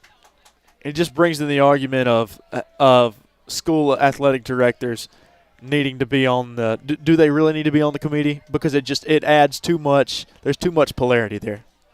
Swing and a miss, falls behind. 1 ball, 2 strikes. He fooled him on that breaking pitch. Well, they made the comment that the athletic director was not in the room when they discussed North Carolina. Yeah, but he's coming back. It's not exactly. It's not like he left and went home. Swing and a miss for strike 3 on Ash as he goes down swinging. That's probably one of the most avoided answers you could possibly give. Some people would call it a cop-out, but it's just ridiculous. Ace Williamson coming to the plate, singled his first time up. They'll stick with the shift. See, we can't get started with it. We can't get started because I'll get on a little rant. That's going to be a strike on the outside half of the plate. But you look, they do the shift. Now, the second baseman is what? 10 yards from first and in the grass. The shortstop is not far past second base, so there's still a gap there, and that's what Williamson hit first time up. As he takes the ball there, 1 ball, 1 strike. Yeah, and I think that's where coaches have got to look at that. And obviously they have analytics and all, which does help that. Now, that pitch sails a little high over Williamson's head. But that's where analytics come into play. They know way more than us, so obviously there's a reason for that possibly. But what we can do is we can always kind of sit back and see what's actually happening on the field and how it affects them. And it's cool from this perspective to see what's going on. That pitch is outside for ball 3. It really is. So now Ace Williamson with a 3-1 count. 1 down here in the top of the 4th. Swung on, going to be fouled back. He took a tough cut on that one. Pitch was a little bit inside. He's able to foul it back, 3-2. It really was. And now the shift goes away. Oh, no, it doesn't. Never mind. Swung on. That one's back as well. That's what I like to see right there with Williamson fouling directly back. That means he is on time, and he's reading the pitch from Learson and picking it up. Yeah, on that other one, it looked like he was a little early on it, a little late on it. Now he looks like he's got the timing down. See if Learson goes with the breaking ball now that he's picking up on him. It doesn't matter. He junked it right up the middle. Another hit for Ace Williamson. He'll round first, his second hit of the night. It's another nice piece of hitting by Williamson. 2 singles in the ball game. He's 2 for 2. And take a look at the shift once again. How that could have affected how that play unfolded. You had Ace hit one straight up the middle, and if that shift is over maybe 3-4 feet, it's possibly an out. Makes way for Collins. He struck out in the first and flew out to left. Flew out to center back in the second. He comes to the plate with 1 down and a runner at first base in the form of Ace Williamson. Collins looking to get back on track after an 0-for-2 start here in the top of the 4th. They'll throw back over to first. Williamson is back safely. And Williamson is one of those guys who is very smart on the base path. And so the pickoff there, obviously you want to try and keep him close because we know that Williamson can steal. But with the way Williamson is and how smart he is on the base pass, he's just not very that common. Pitch is outside. They swing away, and let's see, did they get him at second or he slid under? Oh, dropped the ball. So runner at second now. That was a hit and run because Collins just kind of half-heartedly stuck the bat out there on a high pitch. Makes it 1-1, but now a runner in scoring position with one out. Yeah, he just barely sticks his bat out there, and it kind of looks like the ball's already passed at that point, but it looked like he was just trying to get Ace to be secure when he got to second base. 1 ball, 1 strike, and the pitch is going to be fouled back by Collins. Well, aside from that last swing, Collins has done a really good job of battling. Not necessarily throughout this at-bat, while he has done it this at-bat, but throughout the first 2 at-bats as well. Again, on the year, he's got 3 triples. Wouldn't hurt my feelings to add a 4th right here.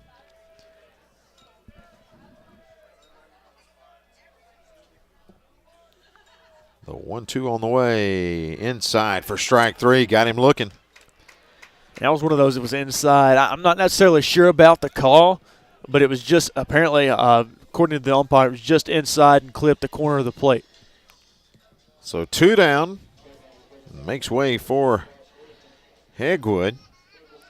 He will come to the plate. He had that double back in the first and then grounded out to first back in the second, I should say. This time he's going to foul it down the left field line, fall behind 0-1. And that one's going to hit the top of the building.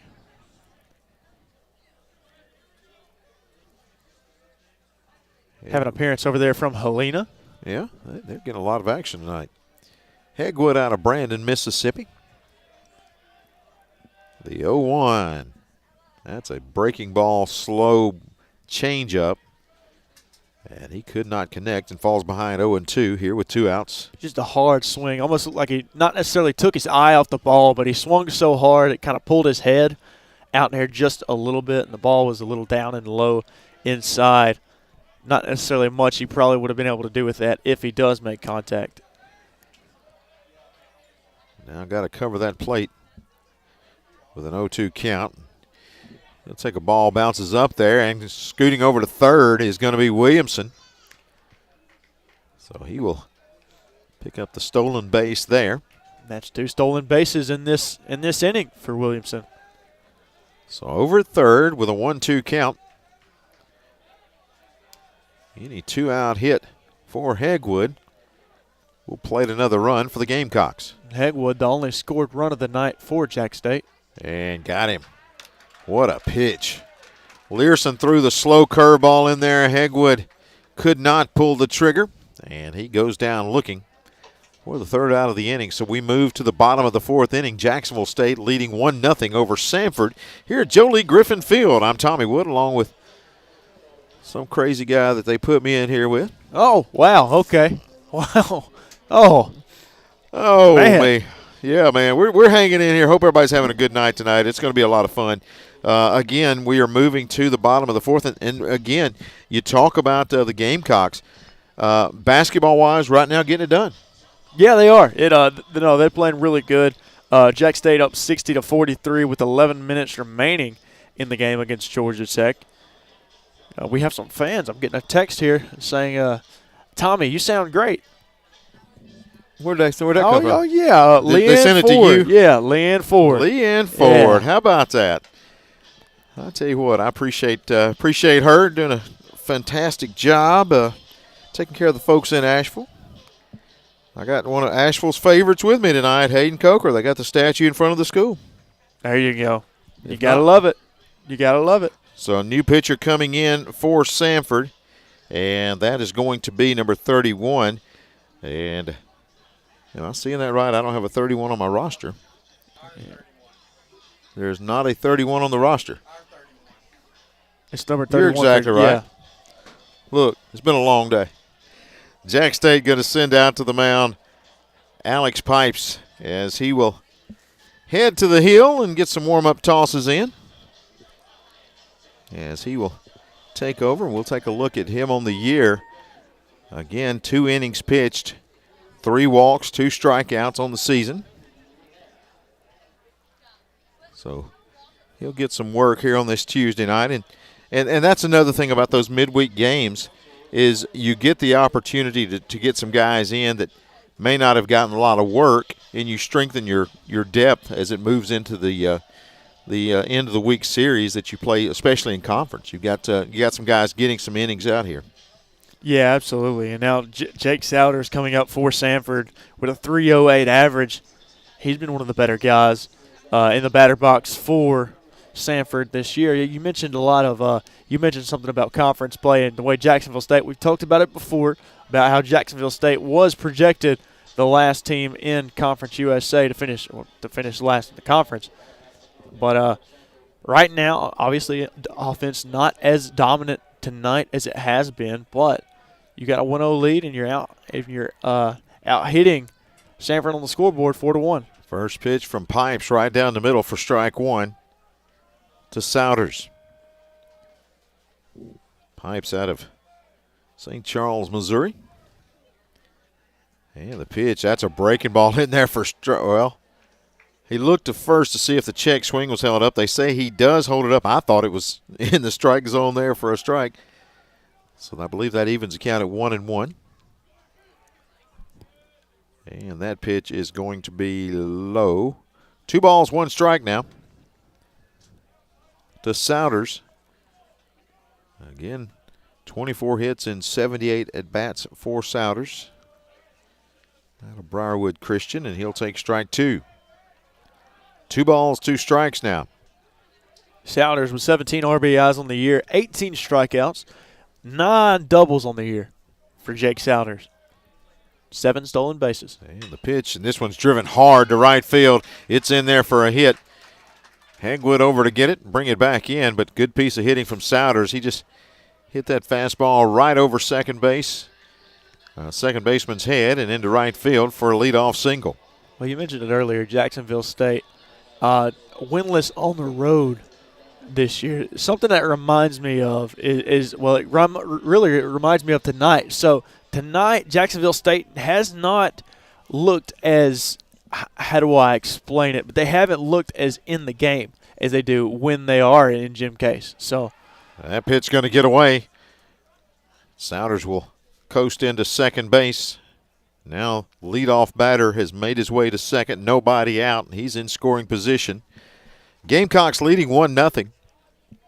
Well, I think that kind of explains it right there. With the Gamecocks struggles on the road, they've got to get things figured out on the road, especially with this upcoming weekend with them traveling to Miami to face FIU. Ooh, that's a breaking ball, but it stays high for ball 2. That's a really nice pitch. It had a lot of break on it. Parker McDonald at the plate. Batting .315 on the year. He struck out back in the second. Batting .310 with runners on. That pitch is low for ball 3. So 3-0. Nobody out here in the bottom of the 4th inning. Souders down at second. McDonald at the dish. And that's ball 4. He walked him on 4 pitches. That one up high. So now runners at first and second with nobody gone. That's going to bring up Trey Higgins. He walked his first time up. And looks like we'll get a meeting out at the mound now. Higgins had a stolen base there a couple of innings ago, batting .258 on the year. Higgins 6'2", 210. Transferred in from Snead State. Had a great career there for the Parsons. You said recruited by Mississippi State it was? Yeah, Mississippi Began State. his career at Mississippi State, right out of high school. Let's see. Looks like they may be going to a pitching change as the runners come over to the dugout for Samford, have a little meeting there. So we got a couple of different huddles going on. One on the mound. Haven't seen a gesture yet. I have not either. But Coach Tony David of Samford felt like that this was taking a little too long, so he called a meeting of his own. And the umpire goes out there and tells Jacksonville State to hurry it on up. So one has been broken up. Let's see. And the second meeting is broken up as well. So we'll get the runners back on the base paths. Souders goes down to second. McDonald over at first. Trey Higgins at the plate. Pipes stays on the mound. He'll work from the stretch here with nobody out in the bottom of the 4th inning. And Higgins will square. He'll bunt it. Fielded by Pipes. He'll throw it to first in a hurry. Gets the first out. And the runners advance to second and third. Sacrifice bunt for Higgins, and he almost beat that one out. Well, he did, and it was a really nice placed bunt there. Now Samford has runners on second and third. They're in prime position for a score here.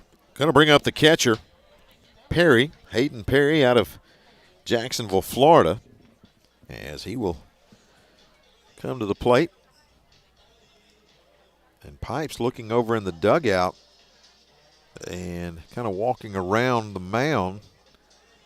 So we've got a stoppage of play, just a discussion out here. And Coach Beezers went out to talk to the umpires. Now they're going to meet. Let's see what we got going on here. As Coach Beezer walked out and met with the home plate umpire, now he brought in both from the field, and they are going to discuss something right here before we can advance and keep going. Little update on the hardwood. Alabama State now leads St. Francis 62-60 in the play-in game with 3 minutes and 46 seconds left.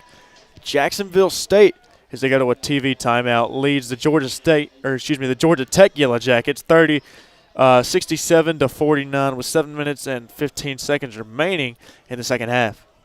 All right, one down here in the bottom of the 4th inning. Jax State holding on to a 1-0 lead. And Hayden Perry at the plate.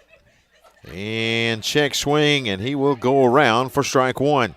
Hayden Perry, the catcher, with batting .333 with runners on base and batting .444 with runners in scoring position, while .250 on the year. Pipes with the 0-1 is outside, gets by the catcher, and we are tied. Walking in is going to be Souders.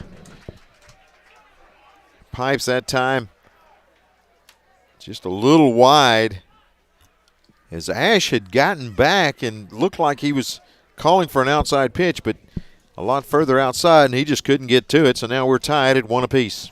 Yeah, it was one of those pitches where no matter how good of a catcher Grayson Ash is, it was just a little too far outside, had a little bit too much rotation on it as well, and he just got away from him. Still a runner at third, and almost another pitch that gets by the catcher. He does keep that one. And the count is 2-1. Perry with 5 RBIs on the year, and now he's got an opportunity for one more. One out here in the bottom of the 4th, and outside takes the count to 3 balls and 1 strike. Yeah, that looked like one of those pitches that probably could have gone either way, but it looked a little high from here. Infield in the grass, trying to knock it down and keep that runner at third. And another walk, so we'll send Perry down to first, and that'll put him on the corners. Still 1 down. And the infield will move back to double play depth, second and short. Looks like they'll play in on the corners. And coming to the plate is going to be Gandy. Gus Gandy batting .293 on the year. .219 with runners in scoring position, .244 with runners on base, and that .749 OPS to show for it. Big point in this game. We're tied up at 1 with 1 down. Gandy going to sacrifice him in. They try to throw it home, and did they get him? Yes, they did. Great play. Good job by Pipes to gun down the runner coming in from third on the suicide squeeze. And that's going to be the second out of the inning there. Yeah, that's really nice communication there as well from Pipes and Ash. Really good communication. They understand where to go, and they understand where each runner is at.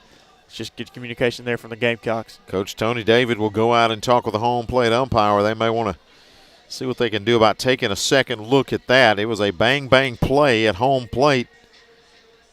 And the home plate umpire will clean off the plate. And with 2 down, going to bring Gupton to the plate. Runners at first and second now.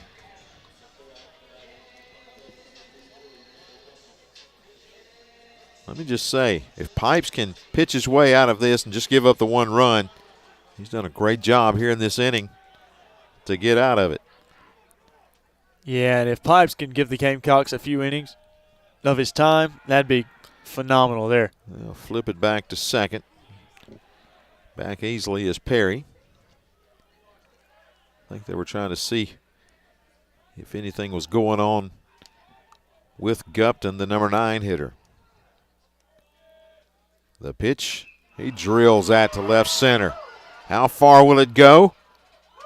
It will bounce off the wall. Runner comes in, and now 2 are in.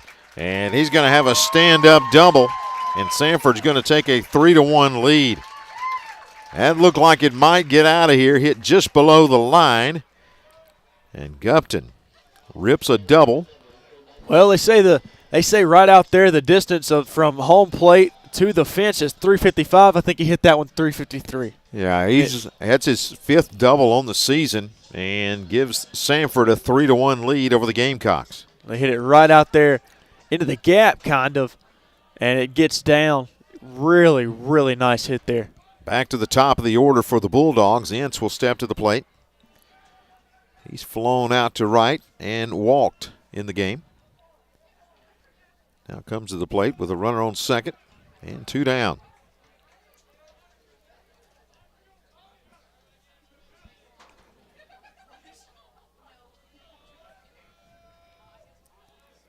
The pitch is in there for a strike.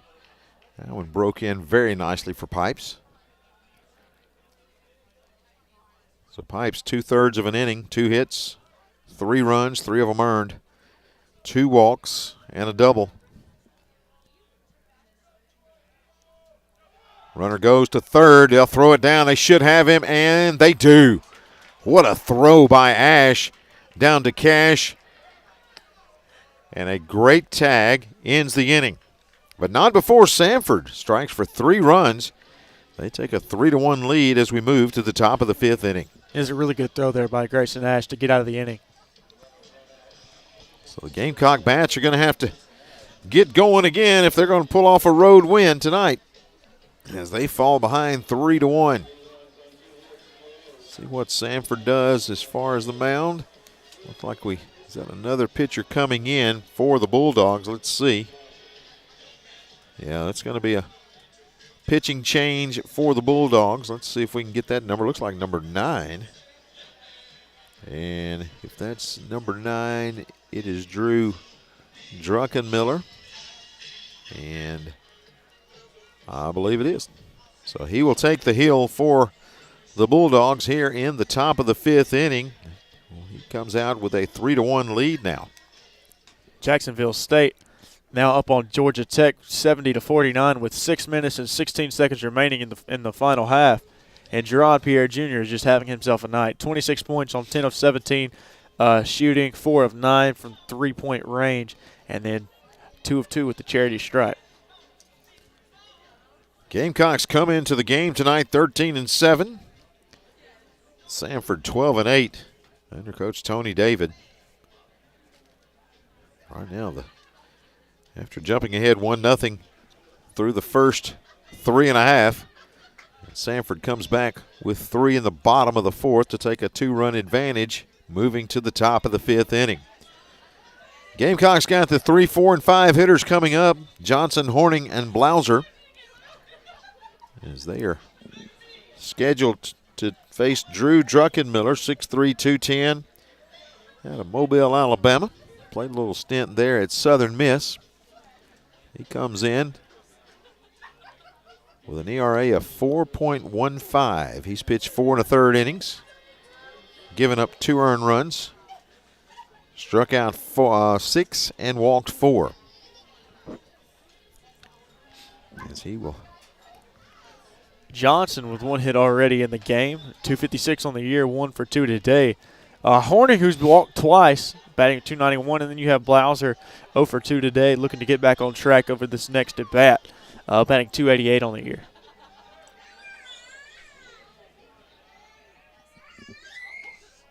So Caleb Johnson comes to the plate, and the switch, or I should say the shift is on. 3 infielders on the right side, and first pitch is low for ball 1.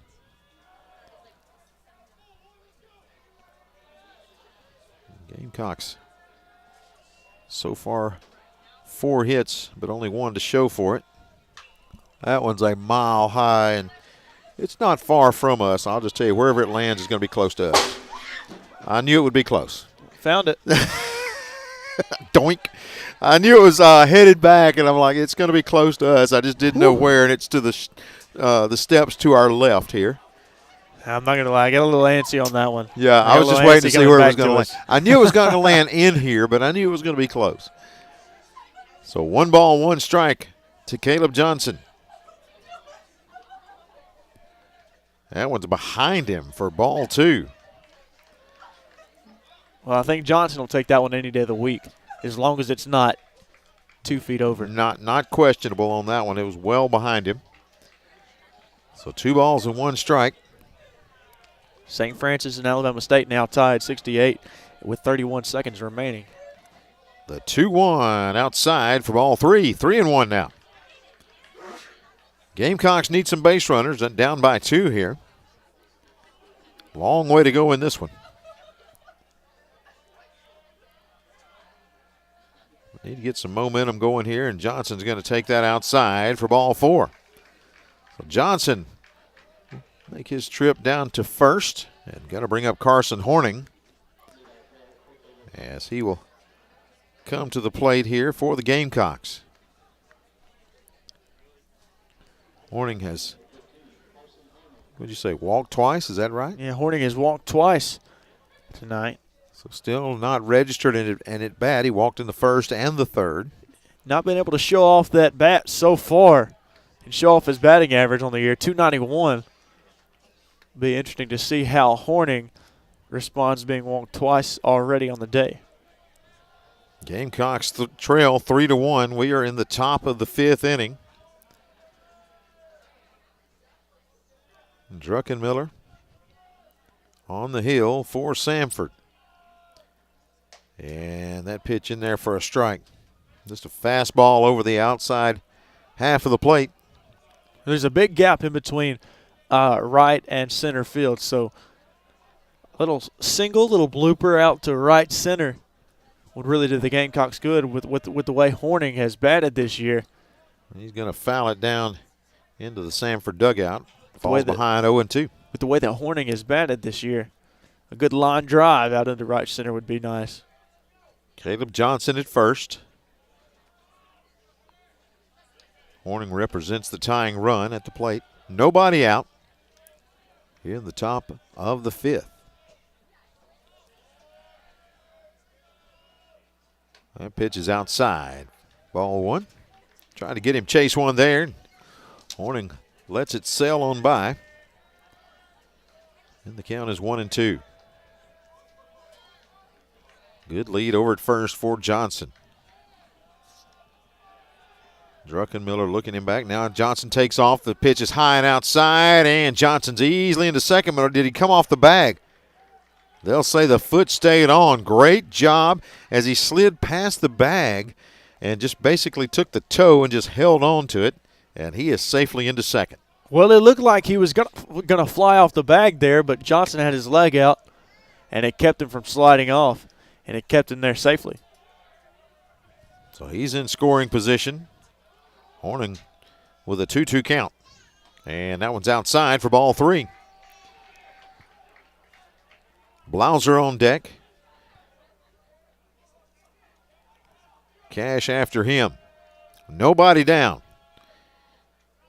Gamecocks trying to get some momentum back after falling behind in the bottom of the 4th. And he fooled Horning on a breaking ball. Swing and a miss for out number 1. Yeah, he swung, and it looked like he was going for the fences on that one. And it does cost him, swing and a miss, and that'll be Jacksonville State's first out of the inning. So Blauser comes to the plate. He's 0 for 2 tonight. Flew out to left and struck out in the 3rd. Now comes to the plate with 1 down and a runner down at second. And Blauser takes first ball outside for ball 1. Yeah, good eye there by Blauser. Just wasn't his pitch to hit. Blauser batting .288 on the year. Druckenmiller brings it in there. Blauser rips a shot that's about a yard wide of a double, possible triple down the left field line. As he rips a line drive just wide of third. 1 ball, 1 strike to Cooper Blauser. Blauser, one of those players with the 3 triples on the year. 1-1, and that one's outside for 2. 2-1.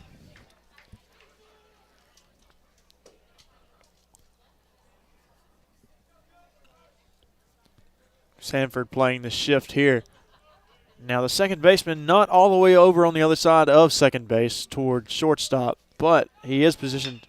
Runner goes, and it's fouled down wide of third again. Johnson felt like he was being ignored out there at second, so he made a break for it, and he would have easily stolen the base. Blauser will hit and run. Hits it foul. 2 balls, 2 strikes now.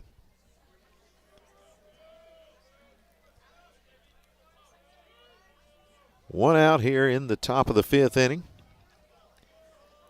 Blauser with a 2-2 count. And Druckenmiller going to throw it back to Johnson. See if they could catch him napping. He gets back safely. 2 balls, 2 strikes now. Blauser at the dish. Johnson down at second.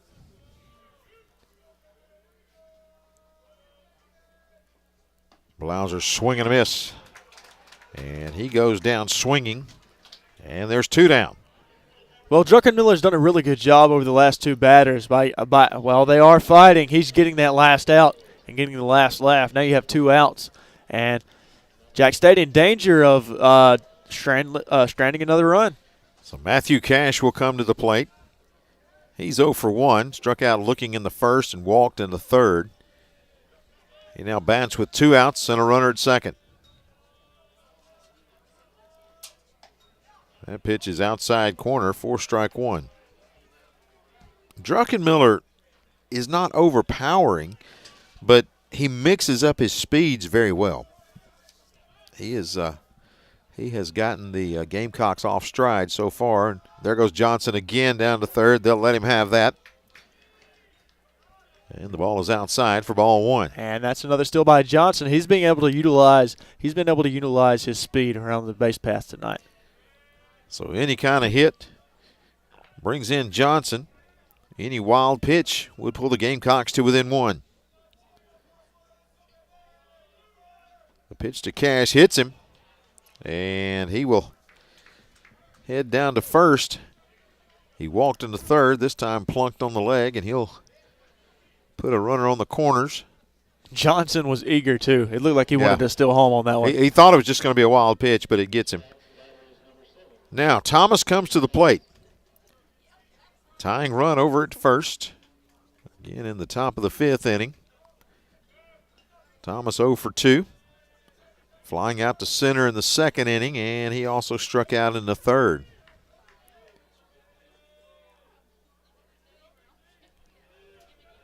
Gamecocks 10 strikeouts tonight. He starts him off with a fastball strike there to fall behind 0-1. That's something you're not used to seeing is 10 strikeouts for the Gamecock hitters. Only 3 for Samford. Yeah, Jacksonville State's got to get on the opposite side of that statistic. The 0-1 swung on, down first for a double. He's going to round first. Walking in is Johnson. Coming around third.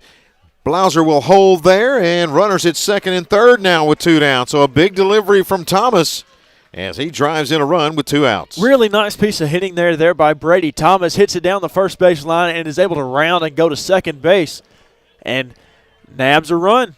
So now you have one. You draw within 1 of Samford. Jax State trailing 3-2 against the Bulldogs. Fantastic piece of hitting there by Brady Thomas. Going to bring up Grayson Ash as he will step to the plate here with 2 runners in scoring position.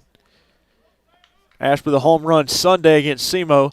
See if he can't do it here and possibly grab Jax State the lead. The pitch is swung on and missed. Ash fooled on that one. You got Cash down at third and Thomas at second now.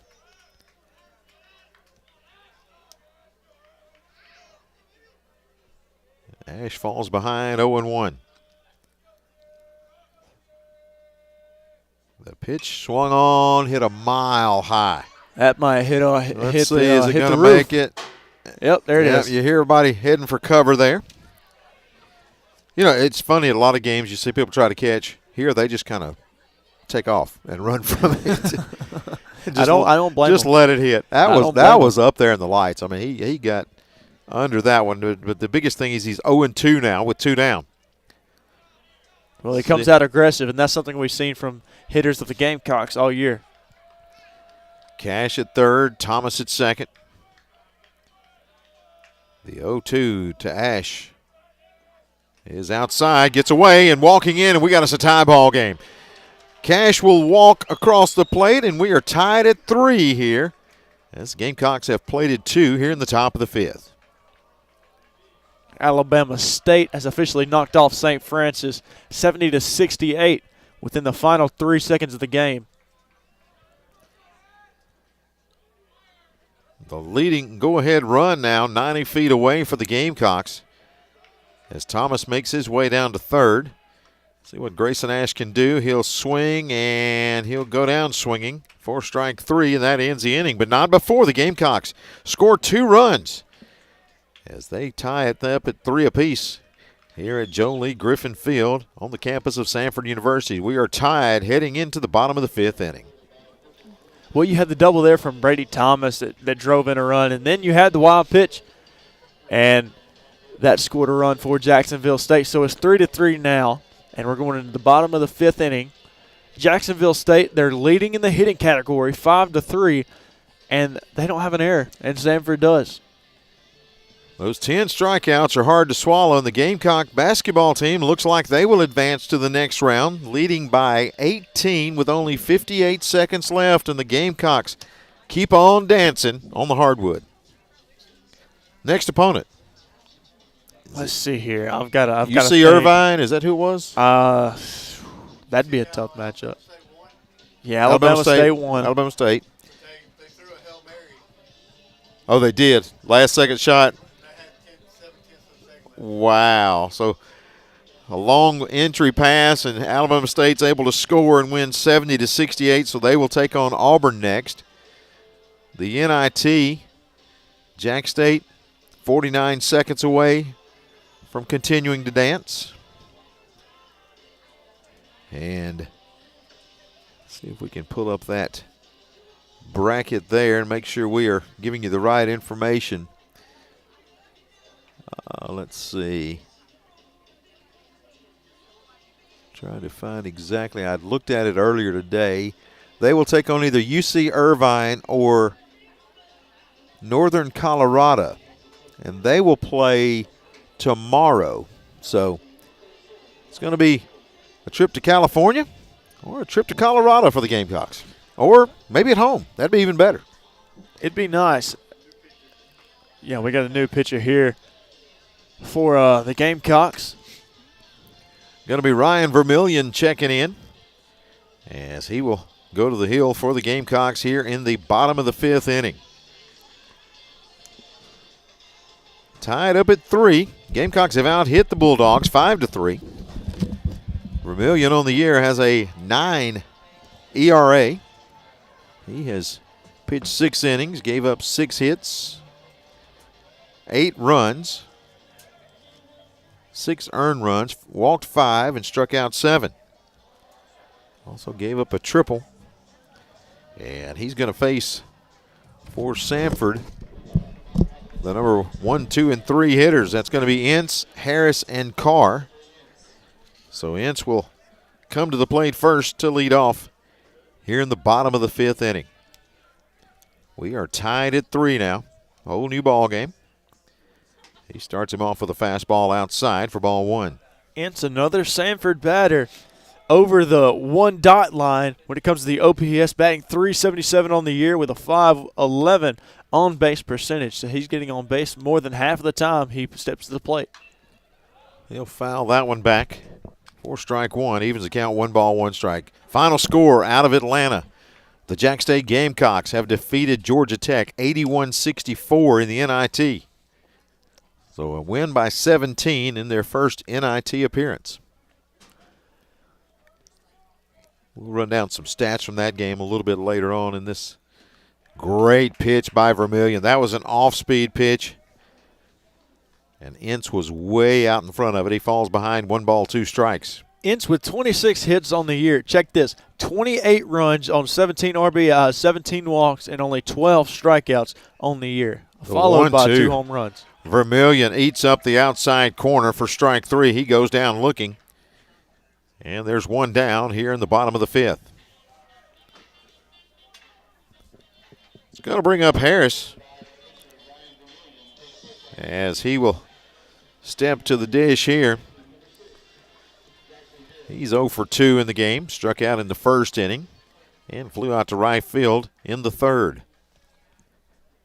Tommy Wood, Hayden Coker here on this Tuesday night, subbing for Mike Paris as he has just called a big victory for the Gamecocks in the NIT, and that first hits him on the ankle. And down to first base goes Harris.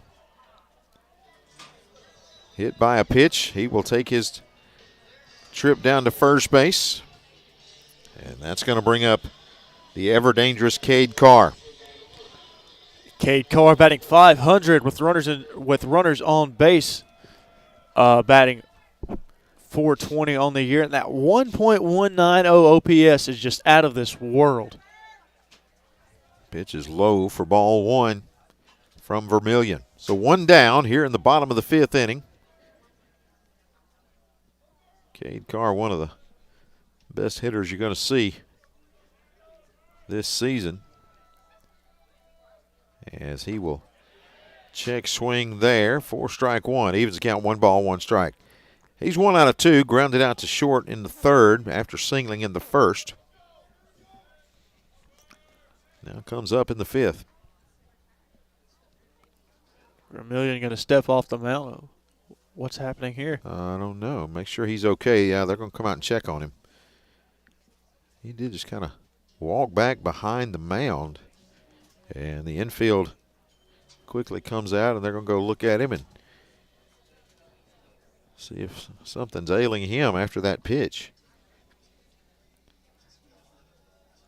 You got 1-1 on the batter. Let's see if they have to go to the bullpen again here. Umpire walking out to kind of break up the meeting. I've just got a notification on my phone from Twitter. Create the perfect bracket and win a trip to Mars. I'm not really sure I'd want to do that. Well, some money would be nice. I'm going to say if I create a perfect bracket, I've got a lot of choices of a lot of gifts that I could have. So yeah, the odds are not in my favor anyway. Yeah, I don't think a trip to Mars. I would just like to get a perfect first round. I'll take that. It'd be nice. All right, the count is 1-1. Vermillion's going to stay in there. So after they talk to him, he says he's okay. And the shift is on over on the left side. And that pitch is a breaking ball. It's going to be grounded down to 3rd. Cash has got it, throws it across to 1st for out number 2. Harris was going on the play, so he makes it into 2nd easily. But there's 2 down here in the bottom of the 5th inning. Runner at second base with Souders coming to the plate. Souders had a big single back in the 4th. He did ground out to shortstop in the 1st, so he's 1 out of 2 tonight, batting .316 on the year. Souders has the 2 home runs on the year, 9 doubles. We talked about that earlier, 2 innings ago. Vermillion had him out ahead of that one. He barely tips it off. That was a disgusting breaking ball there by Vermillion. That broke big time. So strike 1 now, here with 2 outs. Souders a freshman. And he's been one of the most effective hitters on the year. batting .370 with 2 outs and .290 with runners in scoring position. The 0-1 is a fastball outside corner for strike two. Good pitch by Vermillion. Sounders with the .389 on-base percentage and batting .316 on the year. See if he tries to get him to chase one here with the 0-2 count. Nope, goes right at him, and they'll say that one's outside. Vermillion wanted that one, so did Ash. Behind the plate, they don't get it. And the count goes to 1-2.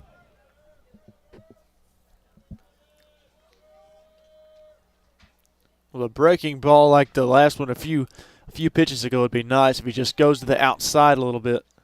That breaking ball is ripped right to center field, and that's going to bring a run around as Harris will score. Sounders with a good bit of hitting there, and Samford back on top 4-3. Yeah, that was a really nice hit there by Sounders, and he knocks it away again. That's his second hit of the ball game for Sounders. And an RBI makes it a 4-3 lead for the Samford Bulldogs. Well, the thing about Sounders there, too, he fell behind 0-2 and then got something he could drive, and he didn't miss it. Just drove it out into center field, and now Samford up by 1 here in the bottom of the 5th. Vermillion with the pitch is going to be high for ball 1. Facing Parker McDonald out of Tallahassee, Florida. Runner over at first is Souders. Vermillion looks in, and breaking ball stays high for ball 2. The curve broke across the plate. It just stayed up around the shoulders. Now Vermillion behind in the count 2-0. He'll throw it over to first. Make sure he keeps Souders nearby. 2 down here in the bottom of the 5th inning. And a 2-0 count. Pitch is low for ball 3. Well, you go back to the mound visit that they had, and you just wonder what the issue was, because it seems like ever since the mound visit from Vermillion, it just seems like things have just gone downhill. You allow a run, now it's 4-3, Samford up, and you got a runner on base. The pitch is in there for strike 1. McDonald was taken all the way. 3 balls, 1 strike. 2 outs here in the bottom of the 5th inning.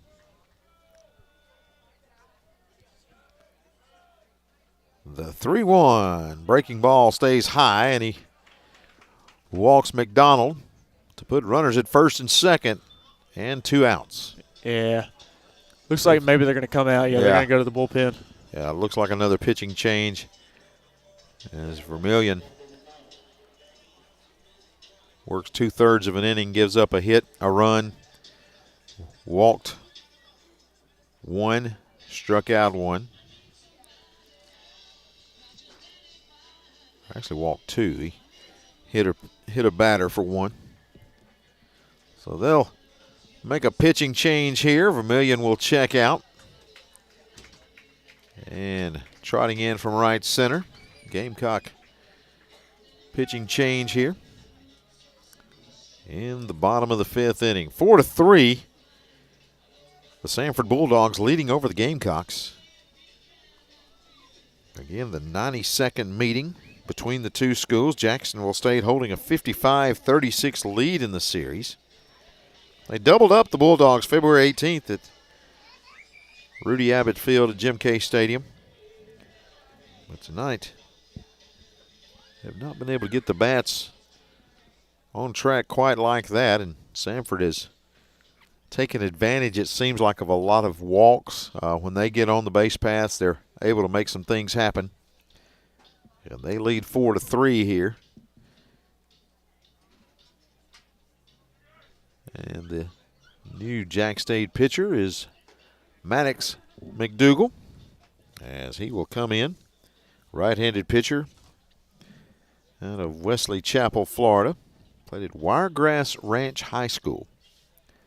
McDougal on the year has a 7.5 ERA. He's 1-0 on the year, pitched 6 innings, gave up 7 hits, 5 runs, all of them earned, and 2 base on balls while striking out 3. He's given up 3 home runs this season. So he will face Trey Higgins, who has 4 home runs on the season. So you got to try to keep it low, or Higgins can add a couple of runs in a hurry for these Bulldogs. Yeah, Higgins, one of the better hitters on this Samford team. And with the way he's played this year, I wouldn't be surprised if he does end up putting up another run for Samford here. But if you're Jacksonville State, you've got to get out of this inning. You've already allowed 1 run. You're down 4-3. You're in the top of the 6th inning now. Bottom of the 5th inning now. It's just not ideal, not an ideal situation at all if you're Jacksonville State. So runner down at second. That is Souders. McDonald over at first. And Trey Higgins at the plate. And the junior will bat from the left-handed side. Junior center fielder.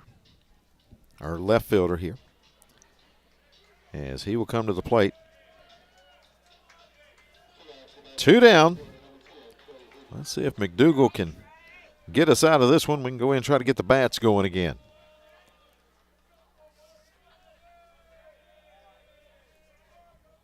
McDougal starts him off with a fastball low for ball 1. Higgins tonight is 0 for 0. He walked in the second, and he sacrificed in the 4th. The 1-0 outside, ball 2.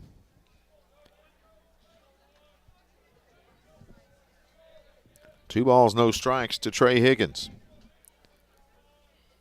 Souders at first, Souders at second, McDonald at first for Samford. 2 down. McDougal from the stretch. That one swung on and fouled straight back for strike 1. So 2-1 now to Trey Higgins.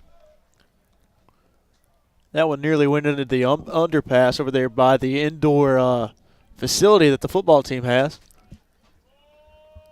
Beautiful campus here at Samford. Right now they hold a 4-3 lead in the bottom of the 5th inning. McDougal with a 2-1 in there for strike 2. That was very well placed on the outside corner, and kind of a low pitch there. Higgins opted not to swing, and now the count falls to 2-2. McDougal has to be careful here with runners on first and second, especially with Higgins at the plate. That ball is high, and the count runs full. Now, the runners will be moving on 3-2. And 2 down, they will get a head start. So let's see if McDougal can get Higgins to swing at something here. He will step off, look to second. Big pitch in the ball game right here. Samford leading 4-3. Runners at first and second. 3-2 to Trey Higgins. Swung on, and he'll foul it down the right field line. And we'll back up and do it all over again. And that was about 5 feet from being really, really bad for Jacksonville State. Yeah, he got a lot of solid hit on that one. He barreled it up. Luckily, it was a foul ball. Yeah, if that ball stays fair, Jacksonville State likely falls down 3 runs. And inside, he'll walk him. Higgins with his second walk tonight, and that's going to load him up.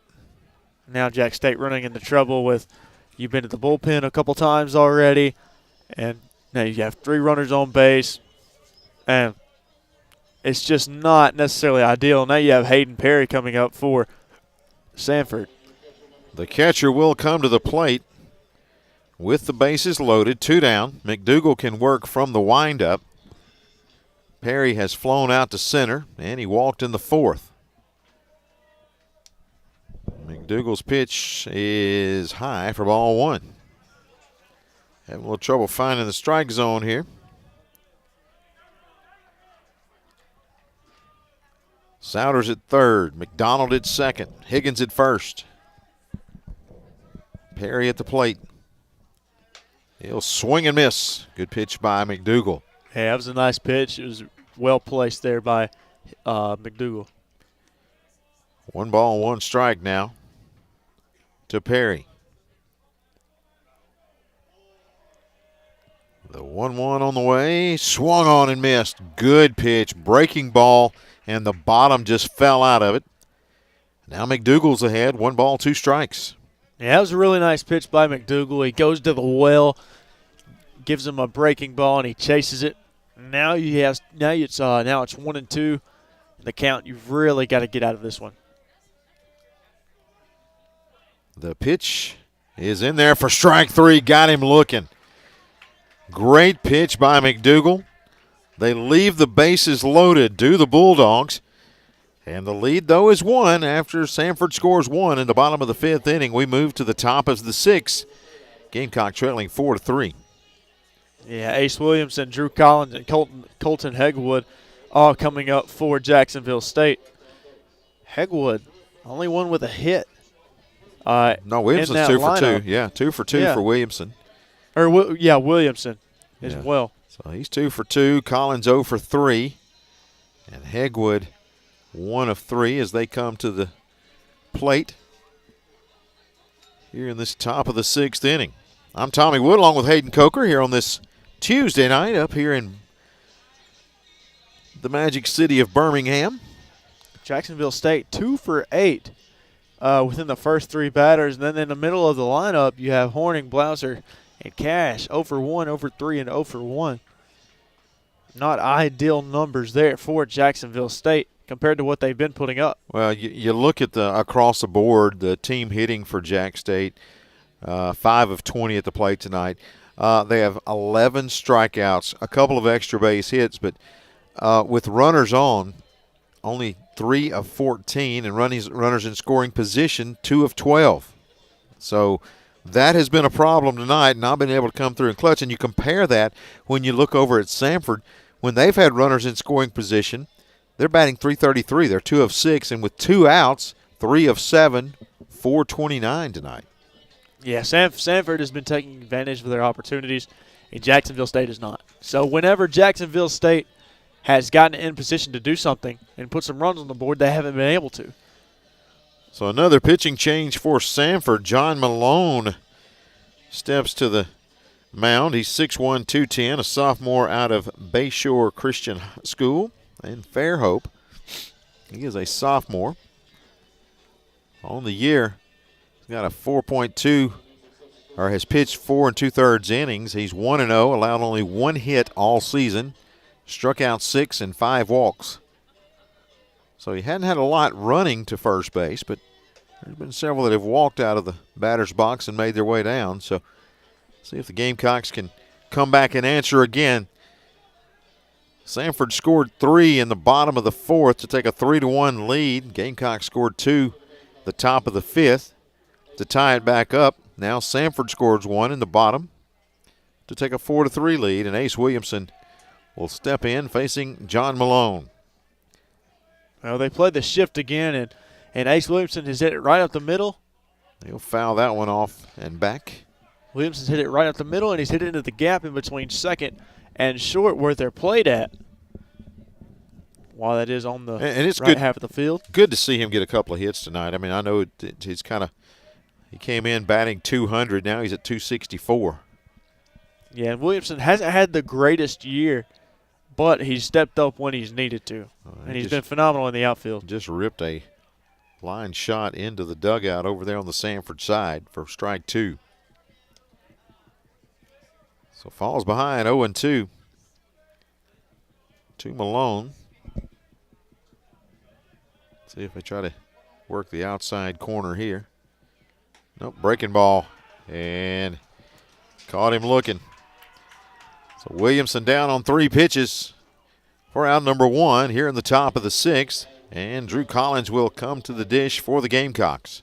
Well, that was just a really nice pitch there by John Malone. And you look at what Malone's been able to do this year, 4.2 innings pitched, only 1 hit given up, 5 walks, and 0 earned runs on the year for John Malone. He's been phenomenal this year, and 7 strikeouts to go along with it. Here comes Collins. He's 0 for 3 tonight. Squares to bunt and then pulls it back for ball 1 outside. Collins is a guy who could really use some momentum boost right here. He's had a tough night. Struck out swinging in the first. Flew out to center in the second. Struck out looking in the fourth. He's 0 for 3. Collins rips a shot to left field. That may have a chance. It is going to get down and just shy of the warning track. And around first and into second goes Drew Collins. A great shot down the left field line. And it will get a runner to second base. And now the tying run in scoring position for the Gamecocks. Well, Drew Collins gives a wake-up call to the Samford pitchers. And Malone says, hey, Drew Collins, you've been struggling a little bit. And Drew Collins says, hold on now, wait a second. Drives it right down the left field line. Just a beautiful, beautiful piece of hitting. Hegwood comes to the plate. He's got a double in the first. And also he has, in the second inning, grounded out to first base and then struck out looking in the fourth. Chance to do some damage here. The pitch swung on, fouled back. And what you see, maybe it's just me, but what I'm seeing is a more aggressive approach at the plate here in this top of the 6th inning. Well, Collins got after it early in the count, and so is Hegwood. And Williamson did the same thing. Williamson did as well. So their first good-looking pitch, they're taking a whack at it, and this one's going to foul off, and now he's behind 0-2. Hegwood and Collins, 2 of the more aggressive hitters in this Jacksonville State lineup. So no surprise there. I'm not necessarily shocked. But the last 3 batters, it's a sign of maybe this Jacksonville State offense is waking up a little bit and saying, hey, you know what? This is a Samford team that isn't necessarily having the greatest year defensively. Not a great overall pitching team from Samford. Maybe it's time for a wake-up call. And a great pitch there, though, nonetheless, as Malone delivers a breaking ball over the outside half, and going down looking is Hegwood. So makes the way for Johnson, as Caleb Johnson will come to the plate.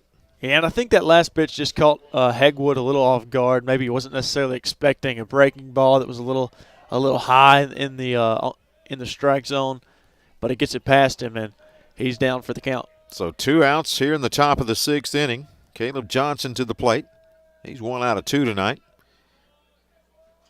And he will check the swing, and ball 1 low. They go with the shift over on the right side as the shortstop Gandy is over in the right center area behind second base. That's a slow curveball taken for a strike. 1 ball, 1 strike now to Caleb Johnson. Well, defensively, they're not too worried about Drew Collins and stealing right now. The main thing is they're kind of focused on John Malone and getting the ball across the plate right now. 1 ball, 1 strike, and he held it up and takes the count to 2 balls and 1 strike. Caleb Johnson back in the first inning, got a single, struck out in the third, and then he walked in the 5th.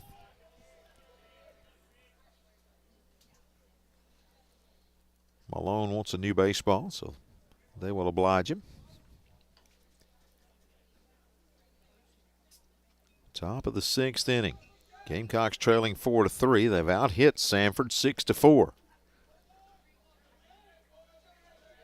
They've done a really nice job of out-hitting, but they just haven't taken advantage of anything. The runners in scoring position, batting average really shows that. 2-1 and outside for ball 3. Horning on deck for the Gamecocks if Caleb Johnson can get on. He's ahead in the count. 3 balls, 1 strike. Johnson batting .256 on the year. He's got 14 RBIs. And he will take ball 4 and go down to first base. Second walk tonight for Caleb Johnson. So here comes Horning. Chance to do some damage here. Trailing by 1, 4-3. Samford on top by a single run. Well, I think Johnson kind of understands the position that they are in right now, and as he earned the walk right there, he flips the bat towards the dugout and has some words for his dugout. I think he's trying to get these guys heated up a little bit. Horning comes to the plate with 2 outs, and he'll take a first pitch outside for ball 1. So they're making Malone find the strike zone here. We'll take a look at Collins and Johnson on the base path. Both of them are getting a little antsy out there, trying to distract the pitcher just a little bit. The 1-0. And it is low for ball 2. So right now, Malone having troubles finding the strike zone. And he falls behind. So a hitter's count now for Horning. And Perry will go out and have a little talk with him here, try to settle him down. Again, 2-0, the count. Gamecocks trail 4-3.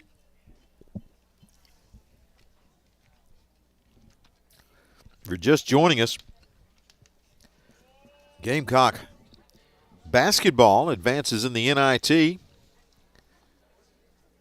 as they will advance to the second round after defeating Georgia Tech out of the ACC tonight, 81-64. Yeah, Jerron Pierre Jr. had 30 points in that game, shooting 11 of 18 from the field and 5 of 10 from three-point range. Brigham Jr. had 16 points on 6 of 8 shooting. You had Nicholson with 8 on 4 of 7 shooting. You had Cotton with 6 points and 2 of 4 shooting. And Kelron House had 5 points on 2 of 7 shooting. And then Jao Itka went 5 of 11. I butchered the name there, but let's see what Horning can do with this 2-0 pitch. It's outside for ball 3. So 3-0. 1 ball away from loading the bases here for the Gamecocks. Blauser on deck. Well, this is exactly what Jacksonville State needs. This shows maybe a little bit of strain on Malone right now, a little bit of pressure, and that's what Jacksonville State needs to do is put a little pressure on these pitchers from Samford. The 3-0. Outside corner for strike 1. 3 balls, 1 strike now to Horning. Again, he's walked twice tonight. Struck out in the 5th. And now another pitch on the outside corner. Takes the count full. 3 balls, 2 strikes. Yeah, it looked like Horning disagreed with that one just a little bit. I think he might have thought it was a little bit outside, but the umpire says no go, and it's a strike. It's a strike for Samford. The Collins and Johnson will be on the move here on the 3-2. See if Horning can put it in play. And it's a ball low. And the bases are loaded for Cooper Blauser, as he will come to the plate here with 2 outs, bases loaded, here in the top of the 6th inning. Chance for Blauser to do some damage. He flew out to left in the 1st inning. Struck out in the 3rd, struck out in the 5th. So Blauser 0 for 3, and Samford coach Tony David looks like he's going to make his call to the bullpen here. With 2 outs in the top of the 6th inning. Well, Malone started out the inning good, and he's just had a couple walks. He has a hit from Drew Collins and then draws 2 walks as well. It's just not an ideal situation. No indication at this point for Malone. He may stick with him here as the umpire will go out and break up the party. And let's see. I do not see the bullpen door opening. I see some guys going down there. But let's see what the decision is. If they're going to stick with him or make the call. And they will make the call. So a new pitcher coming in for the Samford Bulldogs here in the top of the 6th inning with 2 outs. Now, I'll say this, a little more talk, a little less talk, a lot more action. I always played when the opposing coach was out on the mound. I've never played it at a home game for my home team, but that is the song of choice here. So I guess maybe the DJ's thinking it's a little late in the night as well. Well, at this point, I think he just might be, maybe this is his song. Maybe. I like it. 44 coming in. That is Evan Steckmesser out of Huntsville. He is a left-handed pitcher, a senior, 6'1", 185. So he will come in, and he replaces Malone.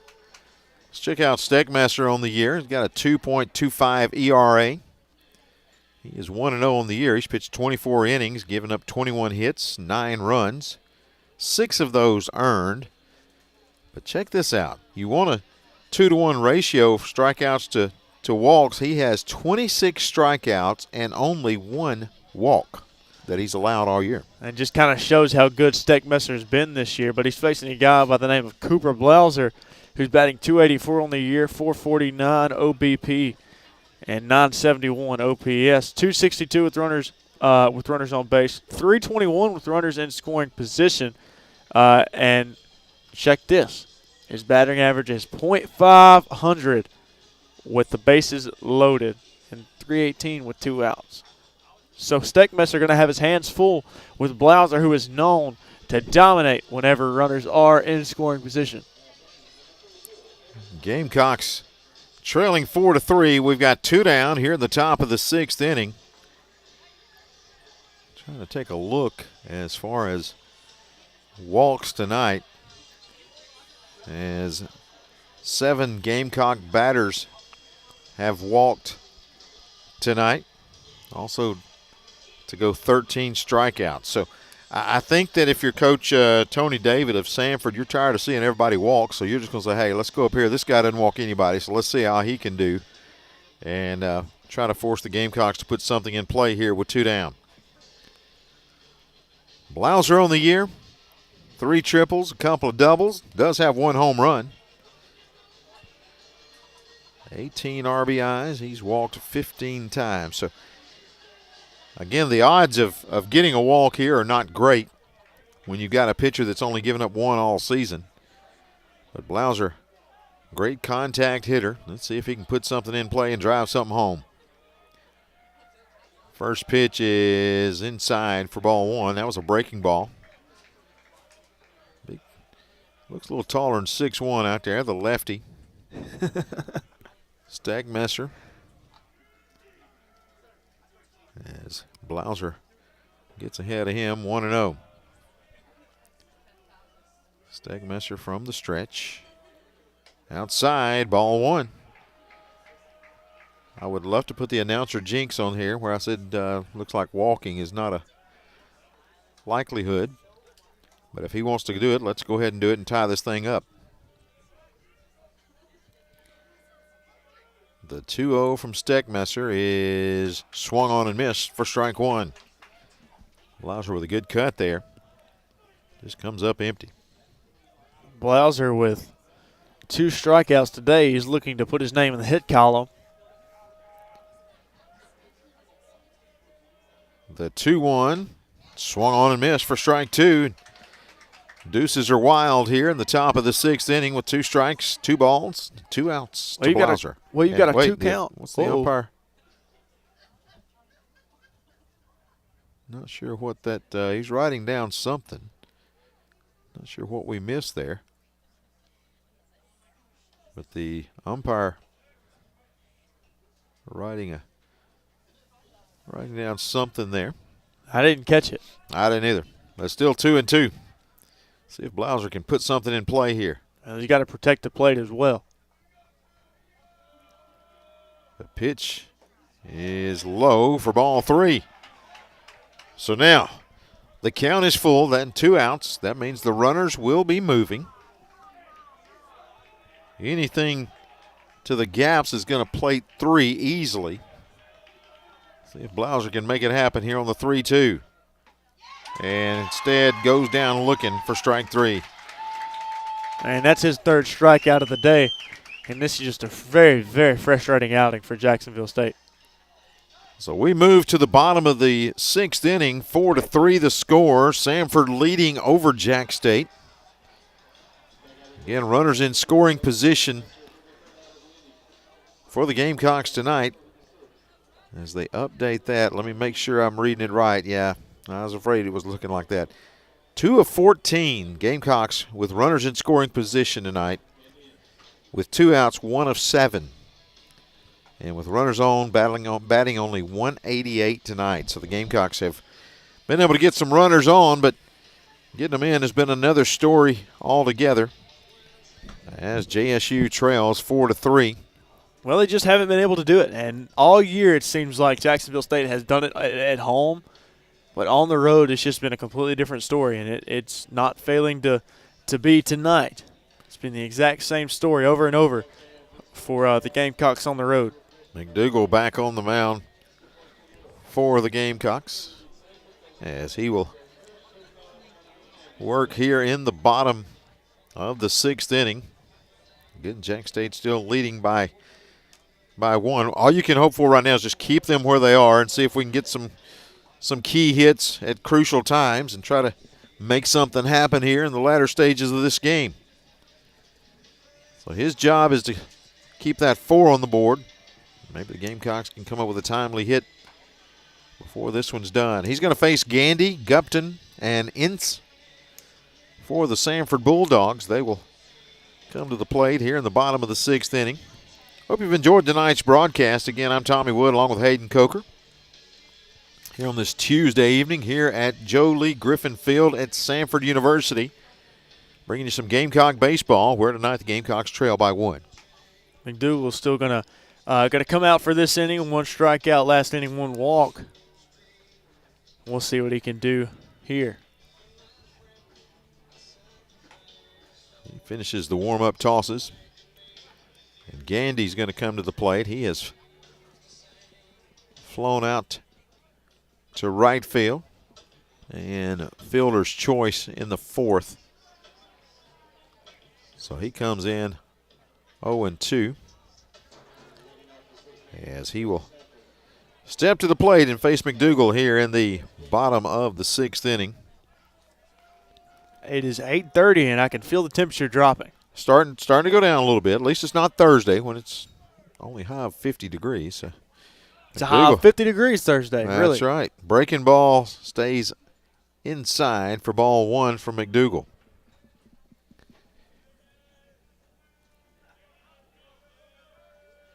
The 1-0, same spot, now 2-0.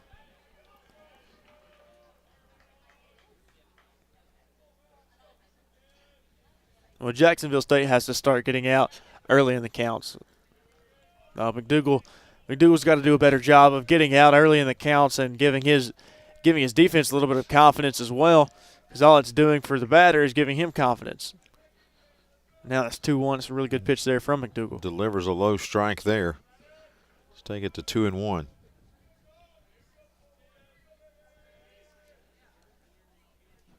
That pitch going to be fouled off for strike 2. Evens the count, 2 balls, 2 strikes.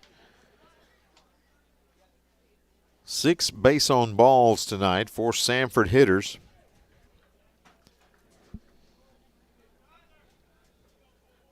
The count here, 2 balls, 2 strikes.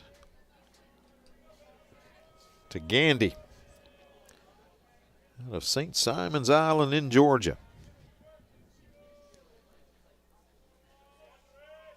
McDougal goes deep into the clock there and then finally delivers a pitch. Going to be fielded at short. Across is Johnson. He'll deliver it over to Thomas for the first out of the inning. Got the ground ball to short. And Gandy is retired, makes way for Gupton for the Samford Bulldogs. Johnson, we mentioned and this is legit a top 50 shortstop in the nation. Voted in the preseason. Just a really nice year Johnson's having. Center fielder Michael Gupton comes to the plate here with 1 down. McDougal from the windup and check swing. He does go around for strike 1. With all the talk of struggling and hitting for Jacksonville State still out-hits Samford batting .250 today, and Samford .222, but Samford has not had as many batters go to the plate. And there's a strike. Breaking ball, swung on and missed. And McDougal's ahead 0-2.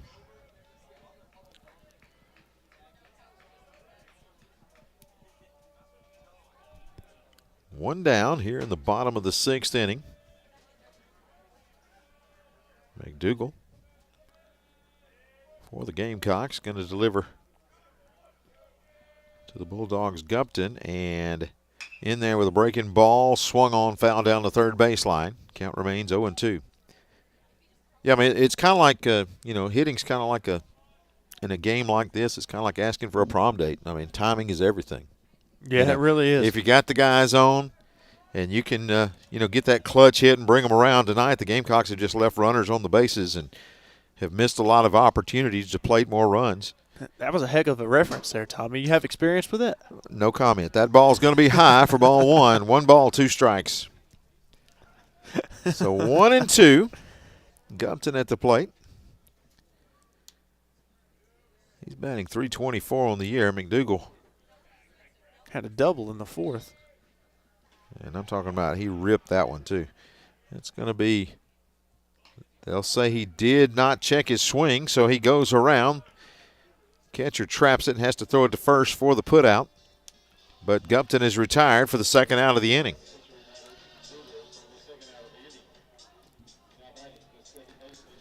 So you got the second baseman, Jeffrey Ince, going to come to the plate. This is what Jacksonville State needed to. You get 2 quick outs, and you're one more out away from getting to go to bat in the top of the 7th inning. Good pitch by McDougal. Another breaking ball in there for a strike. Ince is .371 on the year, 17 RBIs, 2 home runs.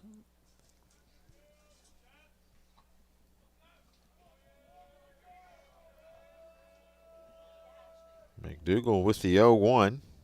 Swung on. It's going to be fouled out of play. For strike 2, McDougal has looked a lot more comfortable on the mound here in this inning. Exactly, he has. He's done a really nice job, though.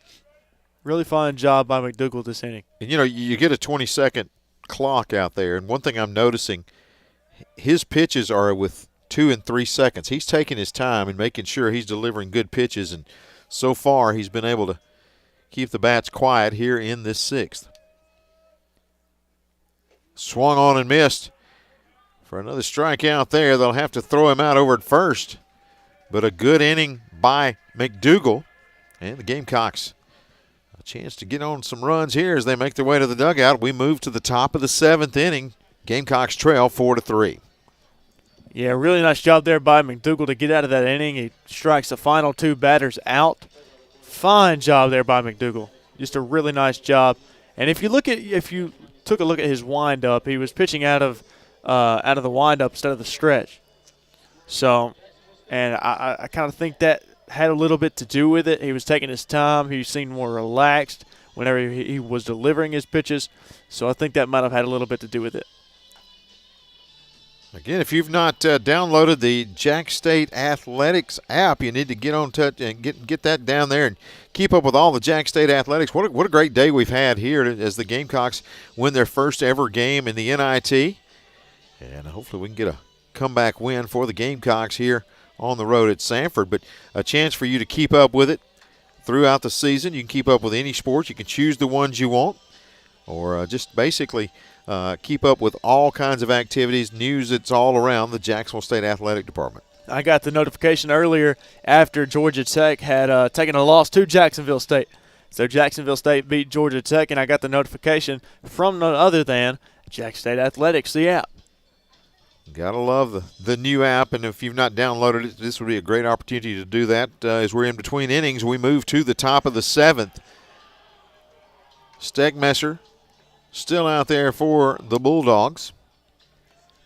And the Gamecocks going to send up Matthew Cash, Brady Thomas, and Grayson Ash. The 6, 7, and 8 hitters in the lineup. See if we can draw even or even take the lead here in this 7th inning. Yeah, Jacksonville State really needs to do something here. You have a little bit of momentum going into the 7th inning. You strike out the side in the last inning. It's really time to step up here if you're Jacksonville State's offense. You've got to show you got to show your defense that you can give them a little bit of run support. So Cash will step to the plate. He struck out looking in the first inning, drew a walk in the third, and was hit by a pitch in the fifth. He bunts foul here in the seventh for strike one. So falls behind 0-1, but the Gamecock dugout showing some life over there, trying to get the troops rallied. See if they can get some runs here. Again, Cash, the number 6 hitter, batting .258 on the year. So he's 0 for 1 tonight. He'll foul this one off on the first base side. So quickly behind 0-2 to Stegmesser. Stegmesser played his JUCO ball at Snead State along with Trey Higgins.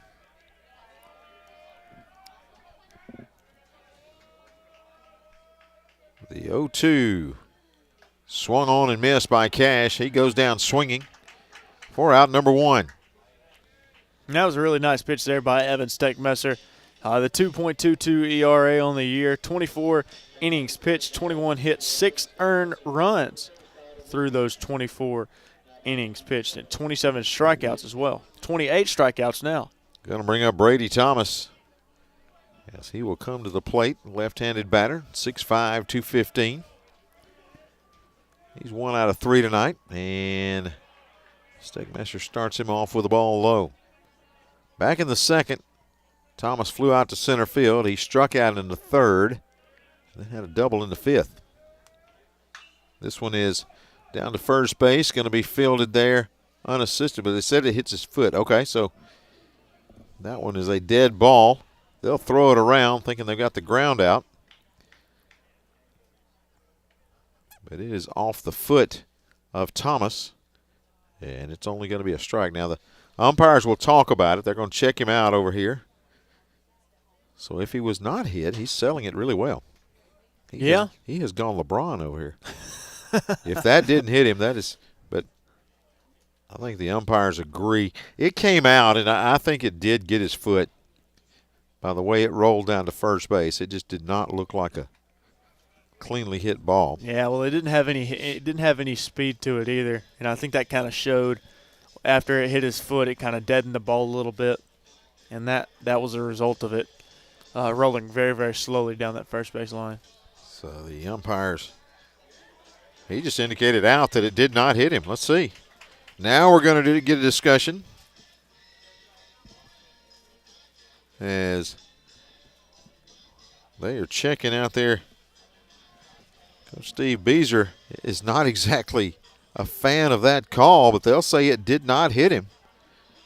And the ground out to first will stand. He will limp his way back to third, but they say it did not hit the foot. And that's going to be out number 2. Yeah, and I'm a little confused by that one. By the way that he had come up and he had the trainer come out there and check on him. It definitely seemed like it did hit him, but the umpires just saw something a little bit different there. Going to bring up Grayson Ash. He's 0 for 2 tonight, and he'll take a first pitch strike on the outside. Falls behind 0-1 to Evan Stegmesser for the Samford Bulldogs.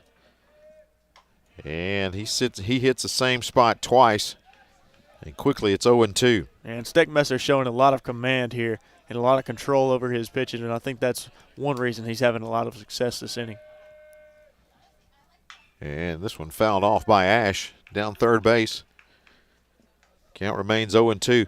Stegmesser is one of those that you see is a quick operator. I mean, you look up and the clock is like 17, and then next time you look up it's 13, and he's already has delivered the ball. Like this one right now is at 15.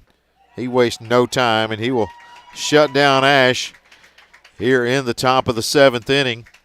We move to the bottom of the 7th. It's Samford leading over Jax State 4-3 here at Joe Lee Griffin Field. Well, the 7th inning stretch means this and this only. I'm going to bring you some basketball scores, some updates around the country with 10 minutes and 49 seconds remaining in the first half of the second play-in game of the night. North Carolina leads San Diego State 20-11. Huh. Okay. Yeah, not something I expected. Yeah, that's going to, it's going to draw a lot of attention just because of the outrage when the Tar Heels were included in the NCAA tournament. So a lot of folks will be watching that, probably more so than any other play-in game. Yeah, I'd say so. That and Texas and Xavier tomorrow will be a fun one. That's going to be a good one. You've got a few NIT matches tonight. Chattanooga facing Middle Tennessee State. A fantastic game there. You've got the Southern Conference. The good guys from the Southern Conference in Chattanooga, 77 to 76 over Middle Tennessee State. And in Arkansas State, whooping up on St. Louis, 50 to 32. And then Oklahoma State up on Wichita State, 38 to 29 with 2 minutes and 57 seconds remaining in the first half. McDougal stays on the mound for the Gamecocks. Looking at McDougal's numbers for today, he's pitched 1 1/3 innings, and he's had 1 walk and struck out 3, and has yet to give up a hit, so he stays on the mound. He's going to face Harris, Carr, and Souders. And those guys, when you look at Carr and Souders, they are batting .500 tonight. They are 3 of 6 at the plate. Harris 0 for 2. As he will come to the plate here in the bottom of the 7th inning.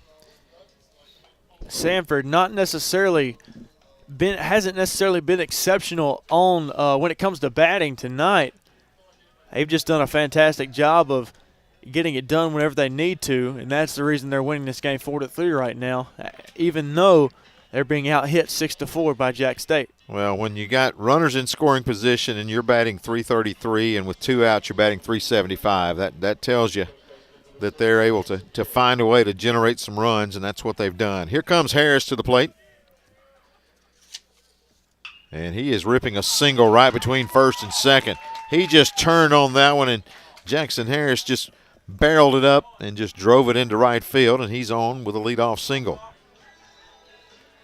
Yeah, and that pitch was just inside, and with it being inside and him turning on it, really come off the bat hot, and it gets in between the first and second baseman, and now you have a runner on for the Samford Bulldogs. Cade Carr batting .414 on the year. Gamecocks going to go with the shift over on the left side against Carr. And McDougal starts him off with a breaking ball for a strike. So runner at first, nobody out. In the bottom of the 7th inning. Gamecocks trailing by 1. Yeah, McDougal goes back to pitching out of the stretch. Oh, that's hit deep to center field. Not quite as deep. Williamson drifts over, and he'll haul it in for out number 1. Got under that one. Williamson retires him for the first out here in the bottom of the 7th. Maddox McDougal does have a .587 ERA on the year, and with walks plus hits per inning pitched at 1.44. With runners on, opponents are batting .200 on the year. Souders has dealt grief tonight. He comes to the plate, 2 for 3. Freshman out of Briarwood Christian. And first pitch swinging. He's going to foul it back. And it will land over in the shrubs. So 0-1 now to Souders. Looking at him, batting .325 on the year. Souders with 2 singles and an RBI on the day. Grounded out to the short back in the first. But since then, he's singled in the 4th and the 5th. Now bats again here in the 7th. And strike outside corner. That was one of the better pitches he's thrown tonight. Just a breaking ball that catches the outside corner of the plate. Really nice pitch there by McDougal. So he gets ahead 0-2 on Souders. Run over at first is Harris. He's looking like he's thinking about it. And they throw down there after the high pitch. So the pitch was a ball high, and up out of the crouch was Ash. He guns it down to first, but back safely is Harris.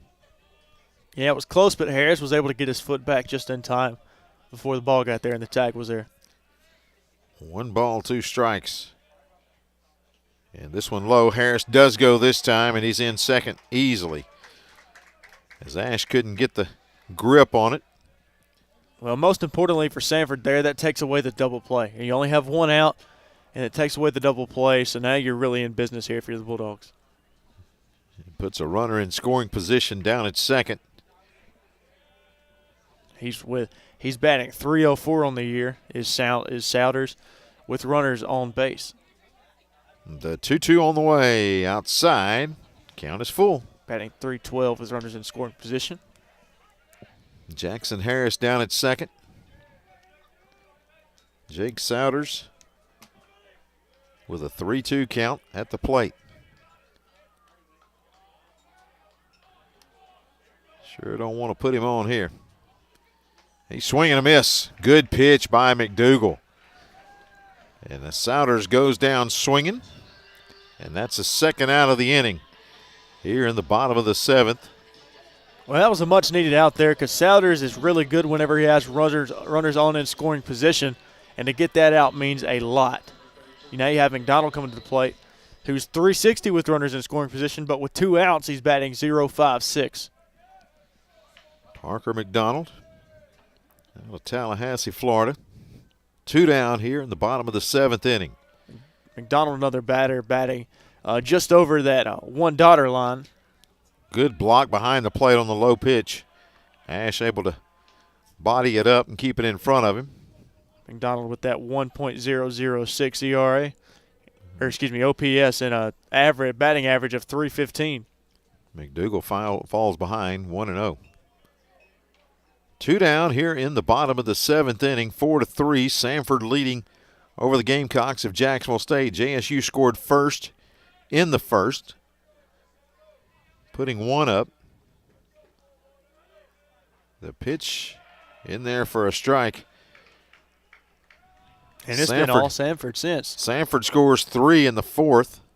Jax State bounces back, scores 2 in the top of the 5th. Samford scores 1 in the bottom of the 5th to take the 4-3 lead, and no one's played it a run since then. McDougal on the mound for Jax State with the 1-1. That one is evidently high for ball 2. 2 balls and a strike now. Now, what you don't want to do if you're McDonald is lose this batter here. It's 2-1. You've got 2 outs. There's a runner on second. You had a really good outing in the last pitcher. Inside, almost got him. Excuse me, with the last batter. So if you get out of this one right here, you get out of this inning, you give your offense a little bit of confidence going into the top of the 8th. McDonald 0 for 1 tonight. He struck out in the 2nd. He walked in the 4th. He walked in the 5th. And now he's walked in the 7th. As he will go down to first.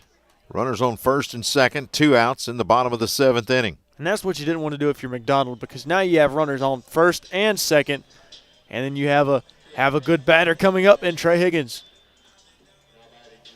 So McDougal running into some trouble here in the 7th inning after getting 2 quick outs.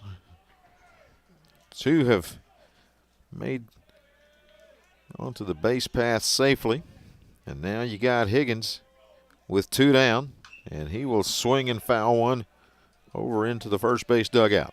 Higgins has walked twice tonight, and with runners on base, he's batting .219 with runners in scoring position, batting .238, and with 2 outs, he's batting .150.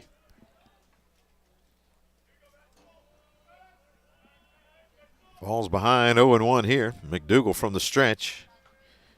He will swing, did not swing, and so the count is 1-1. That was a little bit low. 1 ball, 1 strike, 2 outs here in the bottom of the 7th inning. Yeah, he just doesn't look as comfortable pitching from the stretch.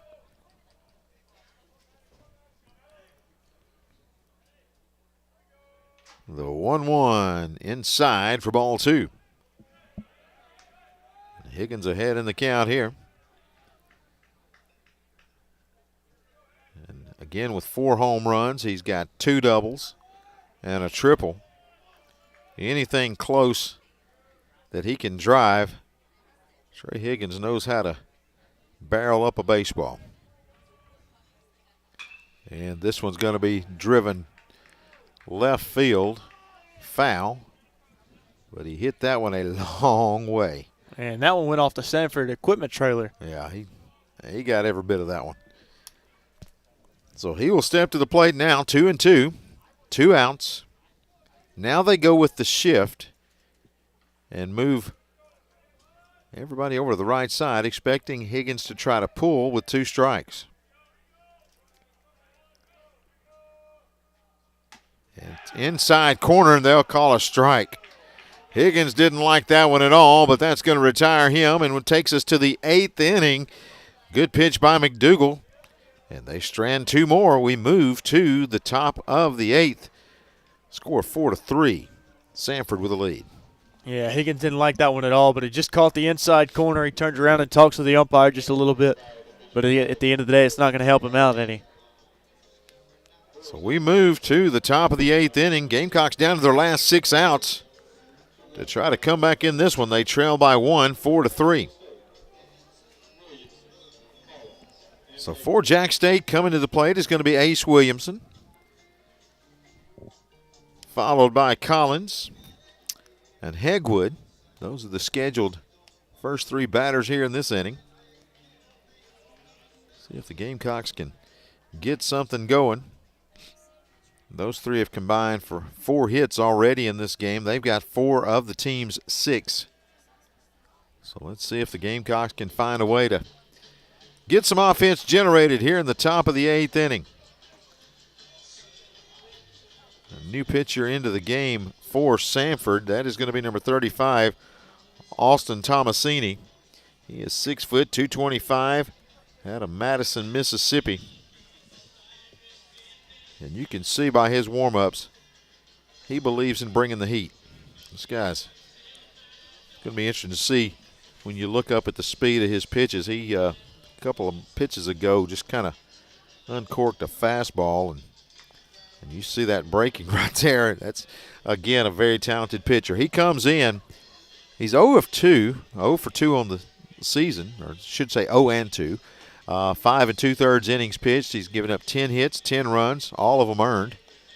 6 base on balls and 4 strikeouts. Also given up a couple of doubles, a triple, and a couple of home runs. So opponents have hit him pretty well. But he is again, has command. I mean, you can tell out there that he is in control of the mound when he's out there. But let's see if the Gamecocks can see if they can put something in play here. We'll start off with Ace Williamson. 2 for 3, a couple of back-to-back singles in the 2nd and the 4th. Then in the 6th, striking out looking. The shift is on. Everybody moves to the right side. And that pitch is going to be on outside corner for strike 1. So Tomasini quickly ahead, 0-1. Yeah, Williamson 2 for 3 on the day. He's been batting pretty well tonight. Got him with a breaking ball there, swing and a miss for strike 2.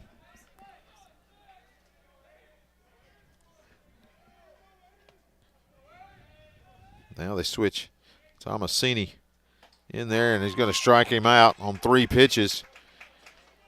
So Williamson goes down swinging. And to the top of the order we go for the Gamecocks. Drew Collins will come to the dish as he will step to the plate with 1 down here in the top of the 8th inning. Gamecocks down to their last 4 outs. Need to get something going if they're going to rally and find a way to get the win on the road here. Collins foul tips right into the glove. Perry holds on. Well, Collins had that double a few innings ago in the 6th inning. See if he can't do anything here. Swung on, that's going to be to left field. Higgins drifting over toward the line into foul territory, and he'll haul in right on the line for out number 2. So a quick 1 and 2 outs here for Samford. Jacksonville State's bats just not clicking like they usually do. Colton Hegwood comes to the plate for the Gamecocks. Hegwood tonight is 1 out of 4. He singled back in there, doubled in the first for his only hit tonight, and he's going to swing and foul this one back. In the second, he grounded out to the first baseman, who flipped it to the pitcher for the third out of the inning. Then struck out looking in the fourth, struck out looking in the sixth. He now bats with 2 outs, and he's behind 0-1. That breaking ball stayed way outside. Well, we saw that breaking ball in warm-ups, and it did about the same thing there. Yeah, if it doesn't break, it's a looper, and it makes its way to the backstop. So 1 ball, 1 strike. Hegwood squares to bunt and makes an attempt at it, but misses and falls behind 1-2. Gamecocks have yet to win a game on the road. They need to put a comeback together here to break that streak.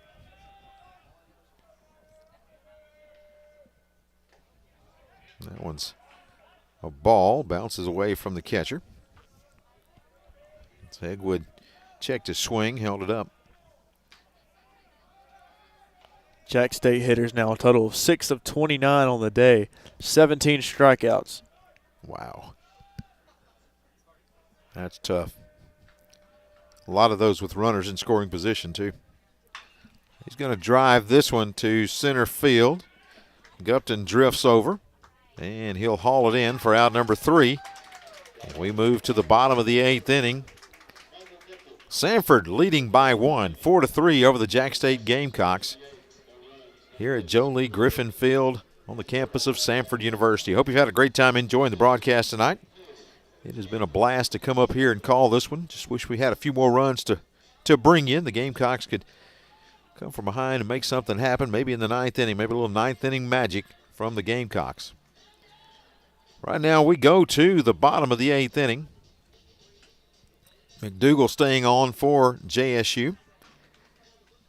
And he's going to face Perry, Gandy, and Gupton. That is the 7, 8, 9 hitters for Samford. Yeah, Jacksonville State's got to have a 3-0-3 down inning here. You can't afford to give up any more runs. The damage has been done on the defensive side of the ball for Jax State. So offensively, Samford's they haven't even played a great game offensively. It's just more so came from the pitching mistakes on Jacksonville State. And I think that's where the mistakes have lied tonight, and they're going to have to deal with them. But you have one more inning to get things going, and if you do, it's a different ball game. So the Gamecocks now through 8 innings. That's 24 outs, and 17 of those have been via the strikeout. That's tough. And just not Jacksonville State's night offensively. So they'll try to keep them where they are and see if the Gamecock bats can come alive in the 9th and try to rally to get a couple of runs and see if the Gamecocks can pull one out here on the road. Check this out. North Carolina up on San Diego State with 4 minutes and 30 seconds remaining in the first half, 37-16. Wow.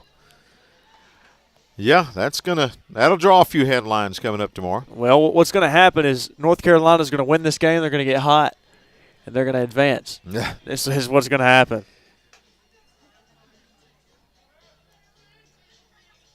Again, the Gamecock basketball team advanced tonight. They get a big win over Georgia Tech, so they advance in the NIT. Hoping that the baseball team can get a couple of runs here and get a W tonight as well. Hayden Perry going to bat for Samford. He comes up as he will step to the plate 0 for 2 tonight. Flew out in the 2nd inning to the center fielder, Ace Williamson. Looks like he's going to do the same thing again. If it gets all the way out there, Williamson coming in, and he will haul it in back behind second base for the 2nd time tonight. He hits one directly to Williamson for the first out here in the bottom of the 8th inning. So brings up the shortstop, Gus Gandy. Well, Williamson did a nice job there of coming all the way in. Really almost to the edge of the infield there and making that grab. Well, and the wind's picking up out there as well, so you wonder how much that came into factor with that ball. Well, great communication by all of them because if the center fielder's got a chance coming in, he's got the best view. And so, again, a good job out there by Johnson and Blauser to kind of peel off and let Williamson pull that one in. Starts off Gandy with a strike. Good pitch from McDougal there. Now the 0-1. Strike. Nope. They'll say ball on that one. Okay. So 1-1 to count. I was kind of concerned on that one too. I was questioning it a little bit too. So 1 ball, 1 strike to Gandy. Here's McDougal with a pitch, and breaking ball stays inside for ball 2. Thought that one might have just broke the plate there, but just a little inside.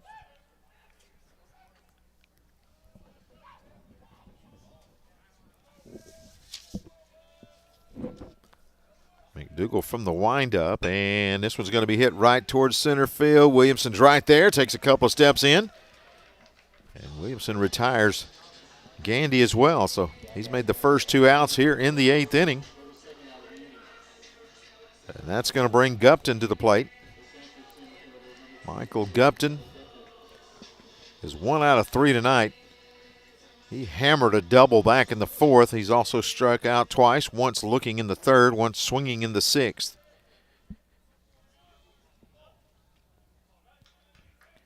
Two down here in the bottom of the 8th inning. Pitch is low for ball 1. McDougal with a breaking ball there.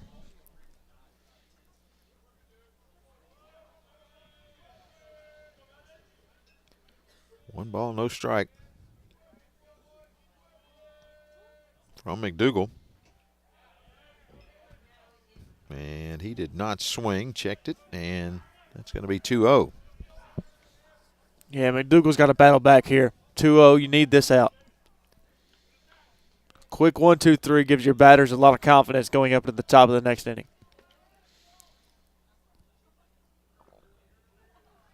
Gamecock bat's going to have to. They're going to get. That's going to be a strike. Ooh. It looked a little high, and I think that's what Gupton thought. I kind of thought so too. Yeah, if you're the Gamecocks in the dugout right now, you got to pull one of those Serranos and put the chicken feed on and everything else. Try to find a way to wake up the bats. And from the old Major League movie, find a way to get some hits here in this top of the 9th inning. Well, it's anything you can do. If you got a hat, put it on inside out. I mean, upside down. It is rally time. It is. But let's get out of this thing first. McDougal's got 2-2 count on Gupton. He'll try to finish him off here.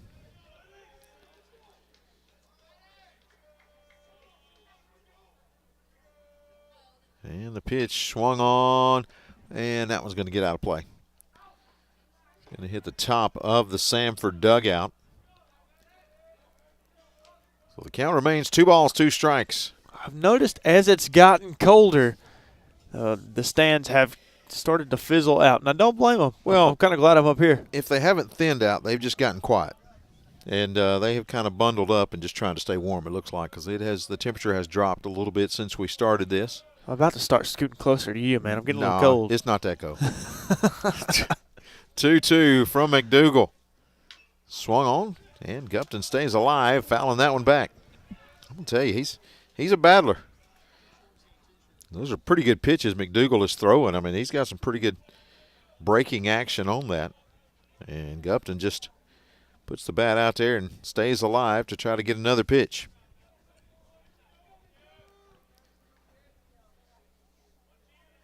Two and two. We got 2 down here in the bottom of the 8th inning. That pitch fouled back as well. Looked like it cut him off at his hands there for a minute. It really. I think if that's a wooden bat, that may break. I mean, it was that far in the hands. It is a great possibility. So Gupton digs in again. As McDougal is throwing everything at him during this at bat.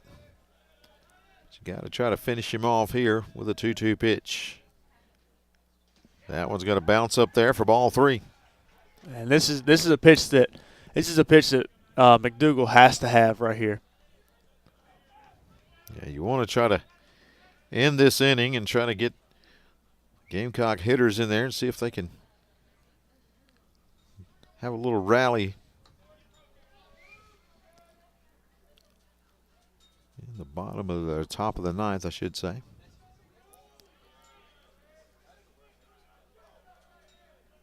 McDougal and Gupton battling here in the bottom of the eighth, and it's going to go to McDougal. He gets him swinging. Good breaking ball. Gupton out in front of it. And we go to the top of the ninth inning.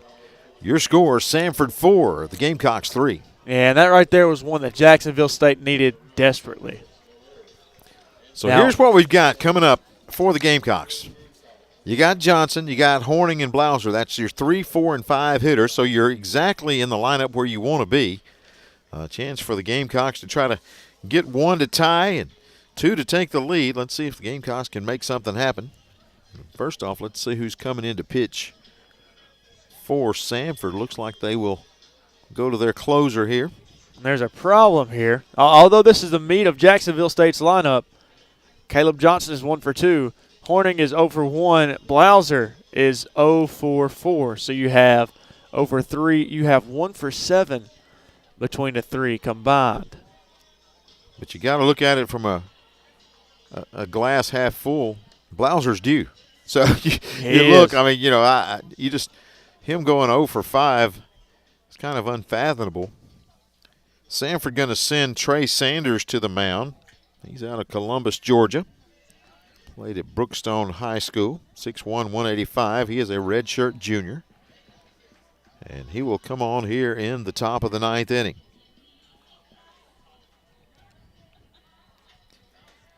Again, Jax State scored 1 in the top of the first. Samford responded with 3 in the bottom of the fourth. In the top of the fifth, the Gamecocks scored 2 to tie it up at 3.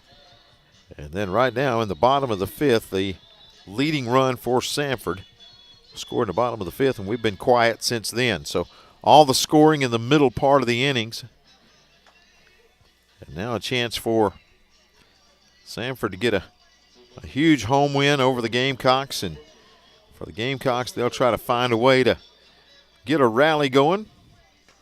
Yeah, zeros across the board from the 5th to the 8th for Jax State and Samford. And now you go to the top of the ninth inning, and Jacksonville State has to put up a run or it's going to be over with. Again, the Gamecocks have yet to win a road game this season. Hoping to break that tonight.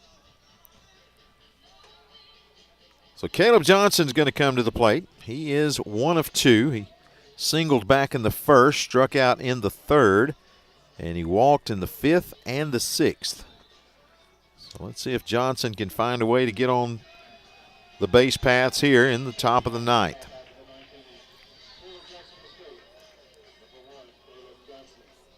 Johnson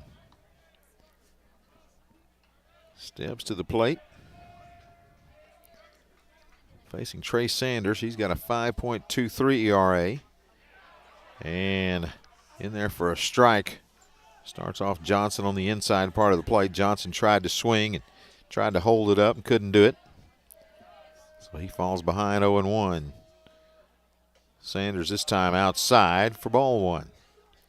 Sanders has pitched 10 1/3 innings. He's given up 8 hits, 7 runs. So his ERA is relatively high. And there's a shot. That may tie it up. It is way back. Kiss it, baby. It is out of here. And Johnson has tied us up in the top of the ninth inning. Wow. He absolutely turned on it, and he crushed it. Long gone. Up near the dorms. And he admired it as he left home plate. That baby was out of here. No doubter from Caleb Johnson, and we are tied at 4 here in the ninth inning. And that is going to light a fire under this Jacksonville State team. And watch him as he goes into the pile. You'll hear it. Boom. There it is. We are tied up at 4 now as Johnson just turns and rips a homer out of here. And now the Gamecocks a chance to have a ninth inning comeback. We will play the bottom of the ninth for sure. And that is exactly what the Gamecocks needed. Going to bring up Horning. as he will step to the plate. He's 0 for 1 tonight, batting .286 on the year. Walks 3 at bats. First, third, and sixth he walked and struck out in the fifth. That one's going to be on the inside corner. Strike there. Thought that one was a little too far inside, but the umpire saw a little different. So Sanders gives up a game-tying home run here in the ninth inning. Horning going to hit this one high, and over in center field, Gupton's going to call for it, and he'll make the catch for out number 1. Tied up at 4 with 1 out in the top of the ninth inning. Cooper Blauser comes to the plate, 0 for 4 tonight. He's seen his batting average drop to .279. Struck out 3 times, 1 looking, 2 swinging. Also flew out to left field. See if Blauser can get something going here. The 1-0 in there for a strike. Evens the count, 1 ball, 1 strike.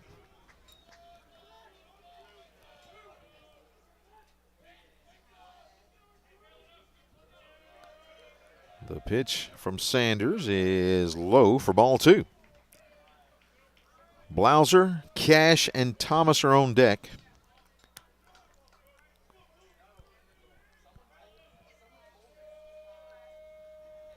Blauser going to take strike 2. So 2 balls, 2 strikes to Cooper Blauser. And this is one that Cooper's really got to see here. This is going to determine what happens with this next at bat, or lead us up to it. He swings, going to foul that one back. Count stays 2-2. Sanders with a breaking ball there, and Blauser able to make contact and foul it off. He's got 1 home run on the season, 18 RBIs. This one's fouled right back toward us. I didn't jump that time. I know, because it was going at me. That's what. If I'd gotten over that little bar right there, I might have had something to deal with there. That would have been an interesting happening here. Might be one of those. You just gotta jump up and. I might have just caught it. Yeah, it doesn't matter how silly you look. You gotta get out of the way. 2-2 and misses low. Full count. That was close. All right, 3-2 to Blauser. Gamecocks wouldn't hurt to add a couple more right here and get a lead. That one high for ball 4, and Blauser's down at first with a walk. So he gets a 1-out walk, and that's going to make way for Cash. The freshman is 0 for 2 tonight. Struck out looking in the first. He walked in the third. Hit by a pitch in the 5th. And he also struck out in the 7th. So making contact tonight, Cash, he's either been hit or has struck out tonight. That pitch is low for ball 1. Blauser got a pretty good lead over there at first. I don't know if he's going to try to move his way into scoring position or not, but they're not really. Sanders didn't pay a lot of attention to him on that first pitch. I think right now the most important thing is, while getting in scoring position is important, right now I just think you just need to kind of stay put for now. Unless there's a pitch that goes a little wild, or unless he's feeling it. 2-0 to Cash. Blauser does not run. That one gets by him, and Blauser goes to second. Man, there it is. As you called it, inside pitch gets away from Perry behind the plate, and that will send Blauser down to second base. So now the go-ahead run in scoring position. Cash has worked the count to 3-0. So a good hitter's count right here. Tied at 4. Jacksonville State and Samford in the 9th inning. That one's going to be in there for a strike. 3 balls, 1 strike now. There's a big gap in between the first and second baseman. Yeah, they're giving that gap up, and they're playing really in the middle. You got your second baseman over holding the runner. Cash going to swing, and it's going to be foul over into the first base coaching area.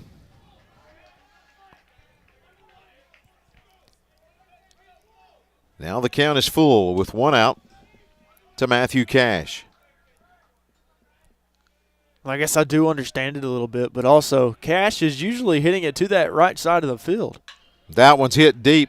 Exhibit A. And not as deep. It's going to be fielded out there in right field. Looked like he got a lot more of it than he did. Runner cannot advance, and Cash is retired for the second out of the inning. As that left the bat, it looked like it was going to have some carry to it. And we have somebody running around. Yeah, that's one of the guys heading to the bullpen, and they're trying to hurry and get him in there.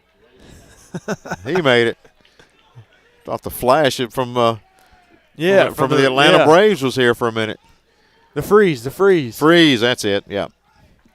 Have you seen the fridge from Gwinnett? I have not. Let's see what we've got here. The umpire saying something. The field umpire saying something to the home plate umpire. But now we're ready. Thomas at the plate. Runner at second with two down. Blauser not necessarily getting too far away from second. Now he's hopping around a little bit. And Thomas will take a strike. He falls behind 0-1. Trey Sanders on the mound for the Samford Bulldogs. The pitch is high, and Blauser goes to third. And I like the decision by Blauser there. Now you have the go-ahead run 90 feet away. Evens the count, 1-1 strike. A wild pitch could give the Gamecocks the lead. That one's going to be drilled down the right field, curving foul.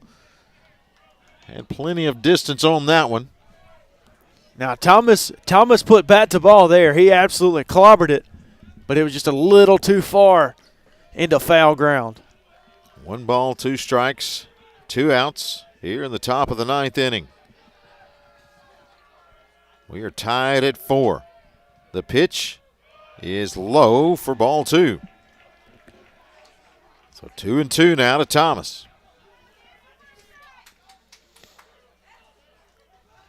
Top of the 9th inning. Gamecocks trying to come up with a little magic here. And swung on and missed. And that is out number 3. So we go to the bottom of the 9th, tied at 4.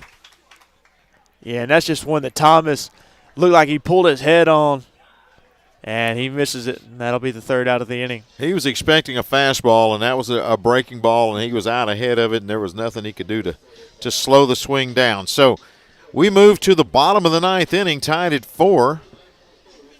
Let's see. Samford in the top of their lineup. They've got Ince, Harris, and Carr. So their 1, 2, and 3 hitters will be coming to the plate here. Another update.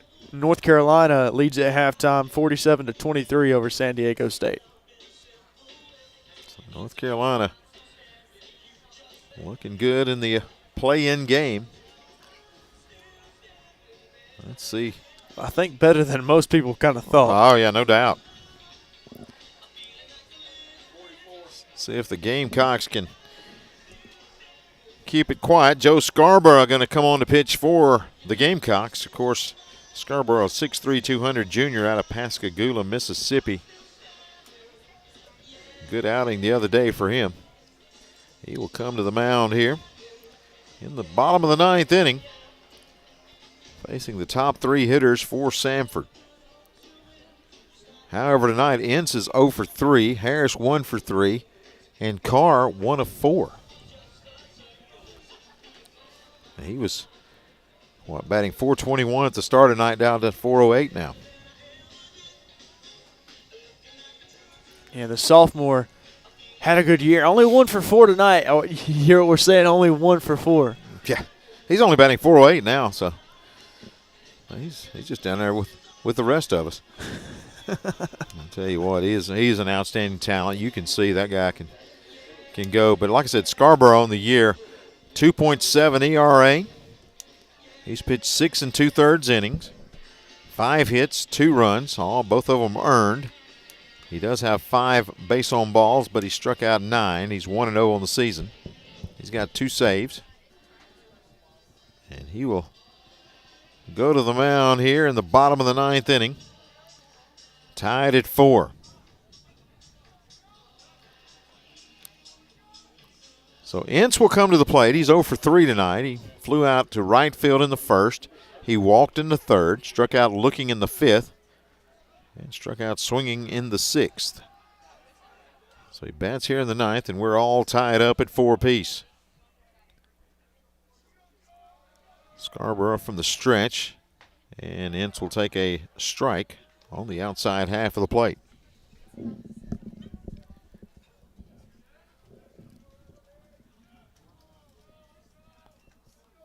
Scarborough. Another great pitch. He eats the inside corner up. He's quickly ahead 0-2.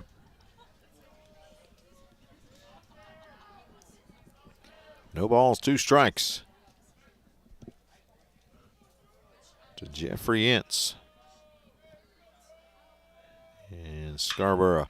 Ince going to rip a base hit into right field. He just sat back on that one and just drove it between 1st and 2nd and into right field for a leadoff single for Jeffrey Ince. Well, you like his patience there. Like you said, he kind of waited on it, and he drove it into right field in between the 1st and 2nd baseman. Really nice job there by Ince. Brings up Jackson Harris.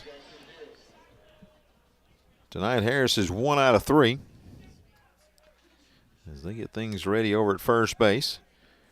Harris struck out in the 1st. He flew out to right in the 3rd, hit by a pitch in the 5th, and then had a single in the 7th inning. He later scored in the 7th. That pitch is outside from Scarborough for ball 1. Well, somebody's vehicle is going off. Yeah. You hear the car alarm in the distance. The 1-0 from Scarborough is in there for a strike. He swings. Couldn't catch up to that one. That is a good pitch. 1 ball, 1 strike to Harris.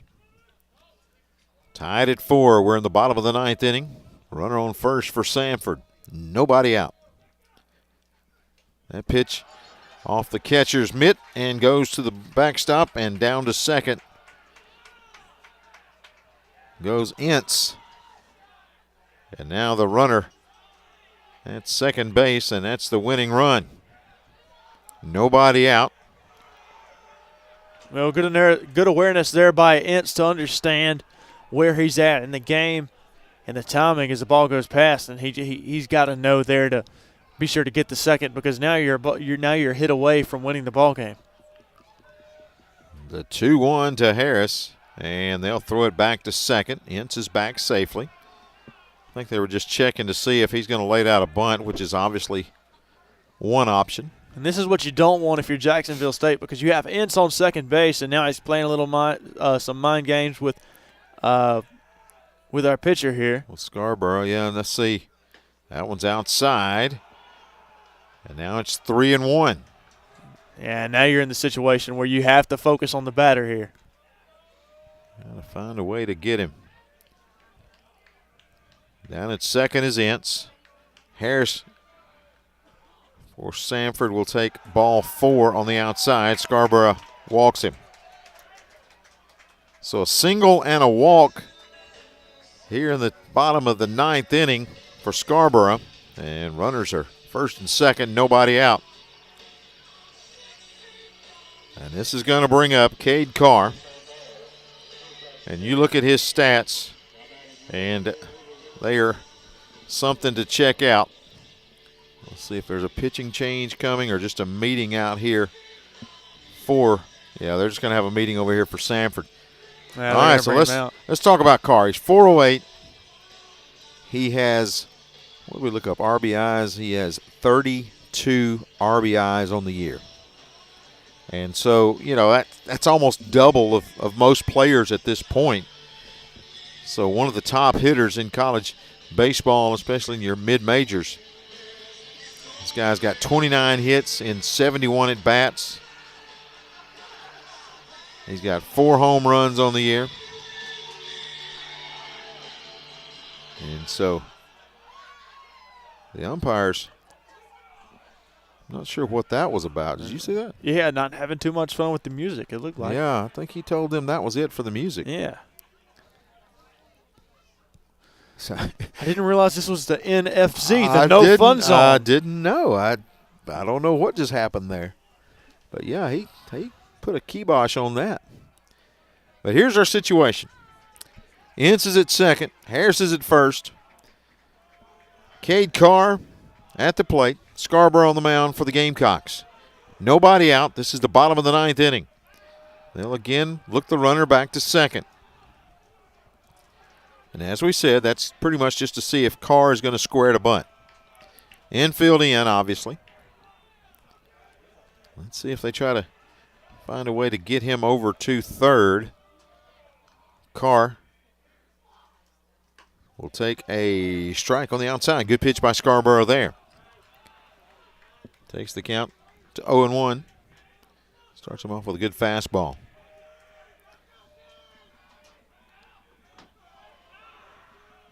Nobody out here in the bottom of the 9th inning. Gamecocks trying to put out the fire. Fans are on him there as they're on Scarborough. And the Samford dugout really getting a little restless over there as well. He said he can't hear it. Scarborough is saying something.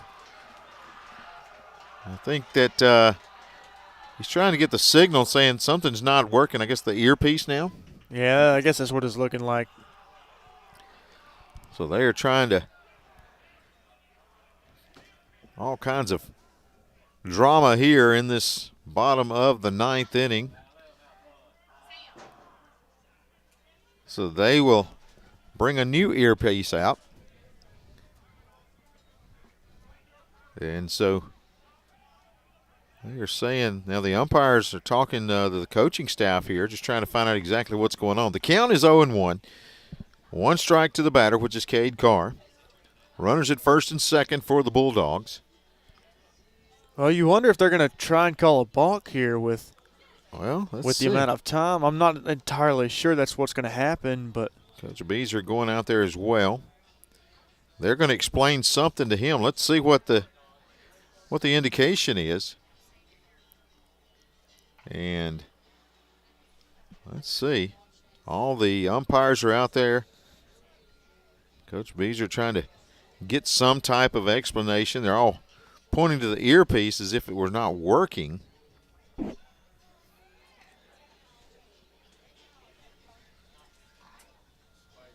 So we have come to a screeching halt in activity here. So Scarborough still getting an explanation here, and so he'll put the hat on. Now he's acting like the hat doesn't fit. Let's see. That's still the same hat, or was they didn't bring a new hat. Now the officials, the umpires are looking to the side. And I think Coach Bees are still trying to explain what's going on out there. And he will go back to the mound, and everybody goes to where they need to get to. So everybody in the right position now, and we're ready for some baseball. So Scarborough on the mound. Ince at second, Harris at first, Carr at the plate, and he's got an 0-1 count. Swung on, hit to third. They feel they got the runner at third. They're going to be able to track him down and tag out Ince for the first out of the inning. Good job over there at third by Cash. Able to get that, look the runner, and just able to tag him out. He was going to have to come to third anyway, but able to tag the runner. So the first out of the inning. So that's going to bring up Souders.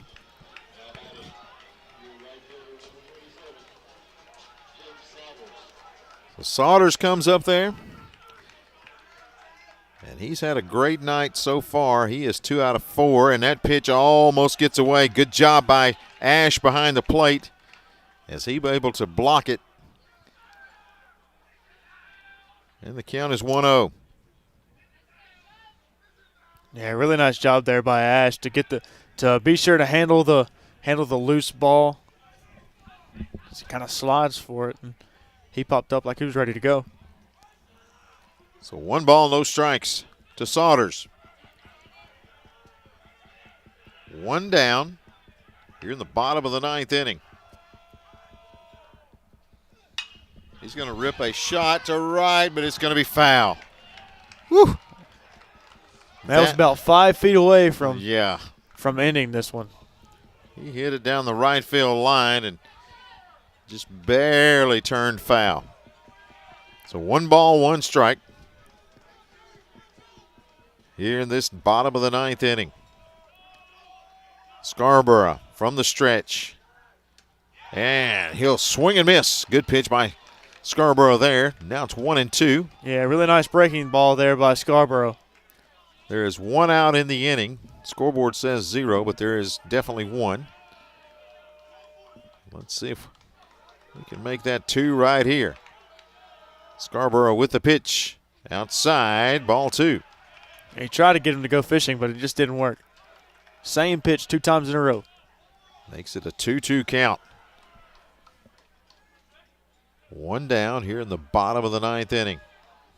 Scarborough from the stretch and fouled off. Souders barely got a piece of that one, but he stays alive, fouling it off. He was very inside. He just was barely able to saw that one off. Cut him off right at the hands. 2 balls, 2 strikes, 1 out. Scarborough with the pitch. It's hit high. They're not going to be able to tag up. Then it's going to be fielded by Blauser out there behind second base for out number 2. So the runners have to stay at first and second. And Scarborough 1 out away from sending us to extra innings. So 2 down. And that's going to bring up McDonald. He is 0 for 1 tonight. So Parker McDonald will come to the plate. McDonald definitely not the batter you want to face in this situation with a 1.015 OPS and 360 average with runners in scoring position. Starts him off with the ball low. If McDonald's able to reach, Trey Higgins is on deck. Runners at first and second with 2 down. Going to dribble 1 down to third. That's going to be a tough, but they'll say it's off the foot. So they'll say it's off his foot, and someone does not agree. And we will say that is going to be strike 2. You think the mic caught that one? I don't know. Umpires making sure that the Jax State dugout told him that was enough of that. Yeah, the umpire's talking to him now. They're saying, hey, that happened to us earlier. Why didn't you call it then? That's what it was. And here comes high for a ball. 2-1 the count. Runners at first and second. 2 balls, 1 strike.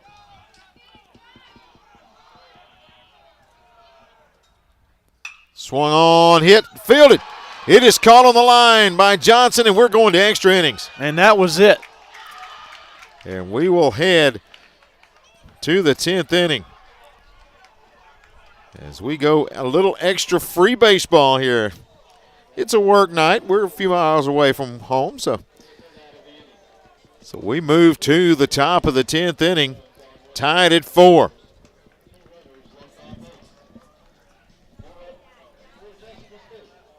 So we will move to the top, so the Jax State Gamecocks will send Ash, Williamson, and Collins to the plate as they will come to the dish here in the top of the 10th inning. We are tied at 4. Let me tell you how we got here. Jax State plates 1 run in the top of the first inning. It stayed that way till the bottom of the 4th when Samford scored 3. Jax State responded with 2 in the top of the 5th inning to tie us up at 3.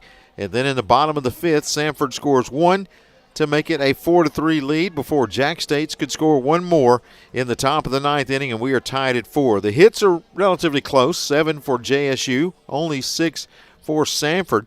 But you look at this ball game, runners in scoring position tonight for Jax State, 2 of 16 on the evening. And for Samford, they are 2 of 11 with runners in scoring position. On the mound now for Samford. Going to bring in Joseph Lee. He is a 6'6", 200-pound junior out of San Jose, California. He will come to the mound. And not sure what's going on with that. The umpire came over and gave another message to the dugout from Samford. And not sure exactly what that was. But we will continue to play. Let's see who the Gamecocks will send up. Let's make sure it's going to be Ash. It will be. The catcher will bat first. He's 0 for 3 tonight. Ash will come to the plate. He walked in the 2nd inning. Then he struck out in the 4th, the 5th, and the 7th. You look at Joseph Lee. He is 1-1 on the year. He does have a save, 8 2/3 innings, as he's given up 10 hits, 10 runs, 9 of those earned. He does have 6 base on balls that he's issued and struck out 11. But he's allowed 5 doubles and 2 home runs. And he's going to face Grayson Ash. Ash, the junior, will lead it off for the Gamecocks here in the top of the 10th inning. Starts him off with a breaking ball in there for a strike.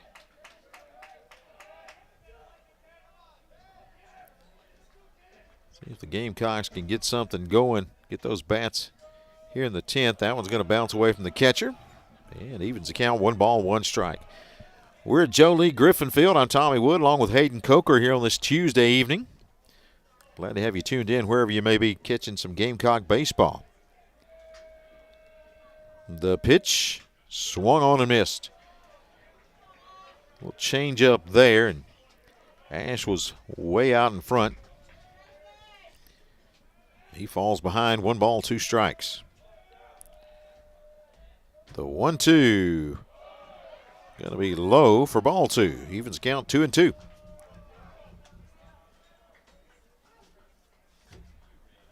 Grayson Ash, the catcher, at the plate with a 2-2 count. That one's outside for ball 3. So Ash has worked it full here in the 10th inning. The 3-2. Low for ball 4, and the leadoff runner's on for the Gamecocks. Ash will make his way down to first, nobody out. And the go-ahead run is on base. Going to bring up Ace Williamson out of Carrollton, Georgia. He'll step to the plate. He's 2 for 4 tonight, and going to be a pinch runner coming in for Ash, and that's going to be Gordon. Rob Gordon will come in and run for Ash over at first base. Again, we are tied at 4. Williamson 2 for 4 tonight. He singled back in the 2nd and the 4th. Struck out looking in the 6th and struck out swinging in the 8th. And they don't put the shift on for Williamson this time. First time we've not seen him shift over. The ball gets by the catcher, and Gordon will stroll into second base. So the go-ahead run is in scoring position for the Gamecocks now. Well, this is exactly how the bottom of the 9th inning started for Samford. You get a runner on and then a wild pitch and leads to a runner on second base. The same thing happens now with Jacksonville State. Let's see if they can take advantage of it.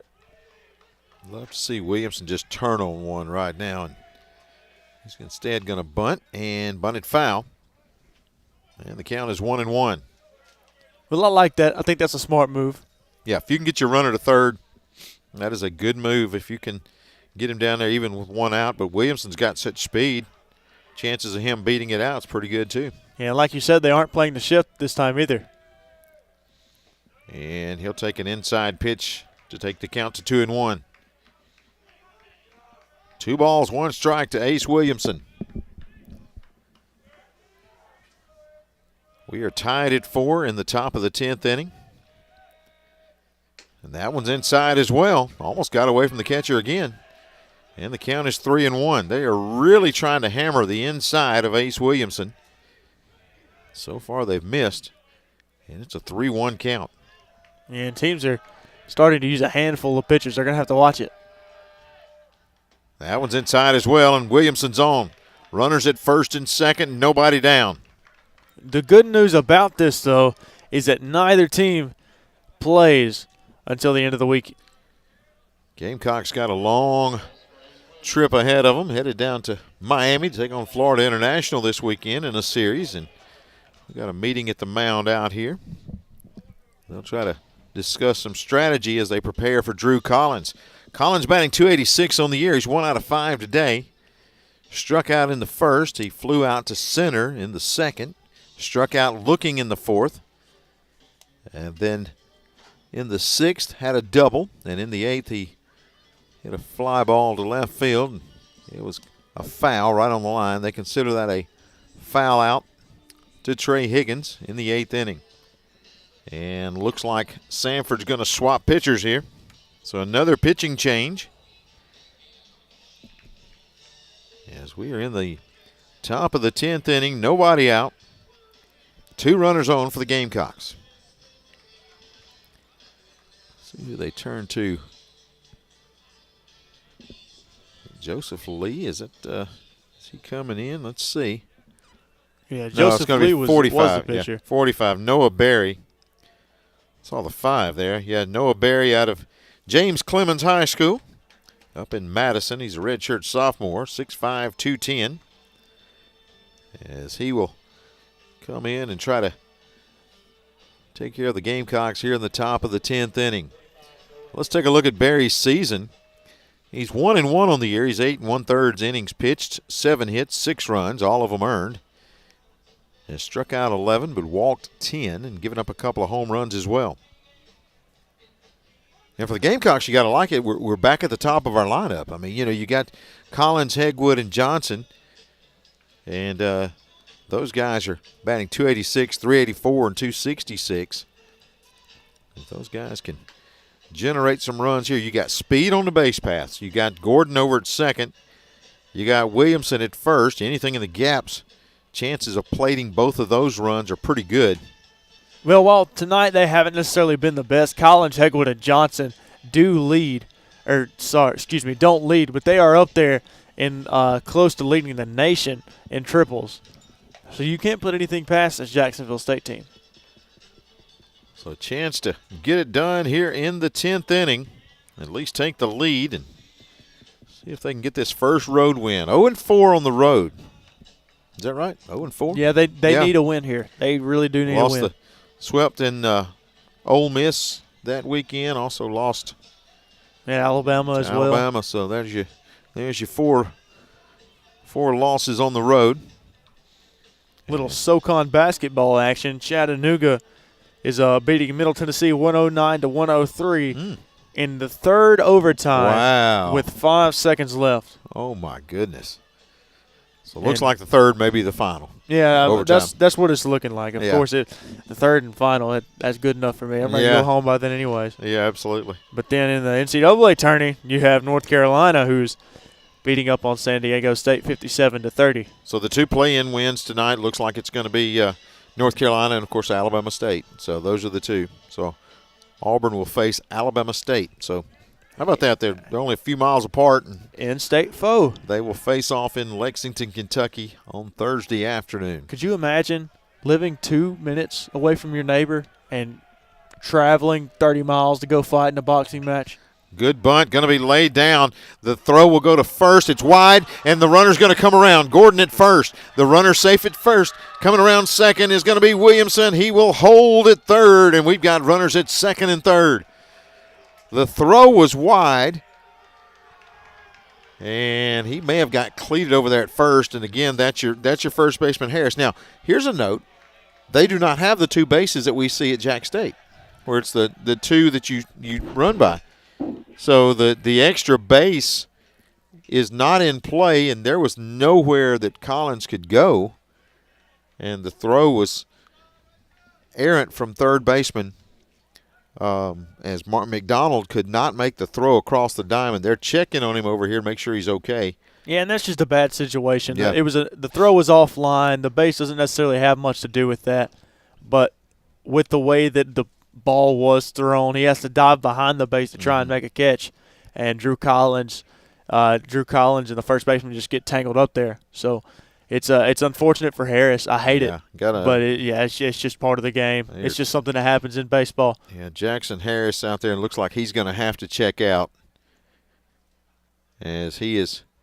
Yeah. Yeah, they're going to make the change, and for Samford, it's going to be Cullen Horowitz as he will come in, and Jackson's going to check out.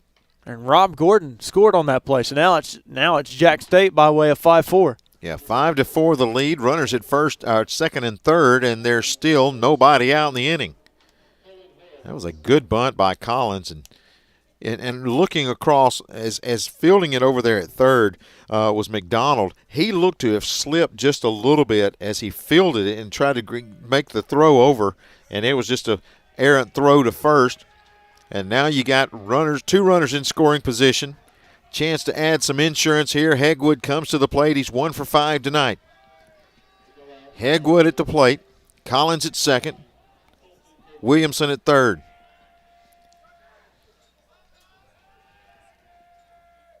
Rip down first. It's bobbled. It's going to be close at first. They flip it. They do get the out at first, but scoring another run is going to be Williamson, and the Gamecocks take a 2-run lead.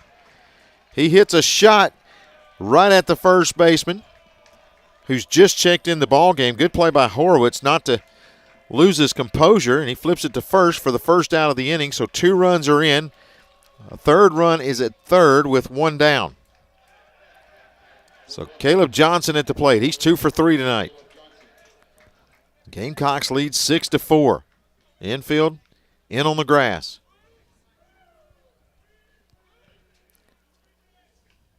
And pitch is going to be low for ball 1. Drew Collins getting a good lead over there at third. 1 down, top of the 10th. And swing and a miss that time by Johnson. Well, it is Johnson's heroics that are the only reason that Jacksonville State is in this game right now. See if he can come through again. Anything to the outfield. And it's a 3-run lead. There's a shot to second base. Good field out there. Good catch by Ince. He hit that one on the button, but Ince was there, and that's the second out of the inning. Well, Ince showing off the glove there. There's a fantastic play out there at second base. Here comes Horning to the plate. He is 0 for 2 tonight. He has walked in the first, the third, and the sixth, and struck out in the fifth, and then he has flown out to center in the ninth. So here with 2 down, swing and a miss. Strike 1. Gamecocks now leading 6-4. Scoring 1 in the ninth to tie, and here's 2 in the 10th to take a 2-run lead. Horning fouls that one straight back. 6-4 the score. Horning on the left-handed side of the batter's box. He'll take the 0-2 and take it low for ball 1. Noah Berry for Samford on the mound. 1-2 count. Yeah, you see the same thing happening here. Mm-hmm. You have the holding the glove up to the ear to try and hear. And that pitch is going to be inside for ball 2. 2 balls, 2 strikes, 2 outs here in the top of the 10th inning. You have the earpiece. That's a very interesting addition. Right. To college baseball. And college football as well. It's coming next year. Or was this year there this past year? This one's going to be a high fly ball to left center. Calling for it is going to be Gupton. He'll make the catch and retire the Gamecocks, but not before Jax State will score 2 in the top of the 10th inning. We move to the bottom of 10.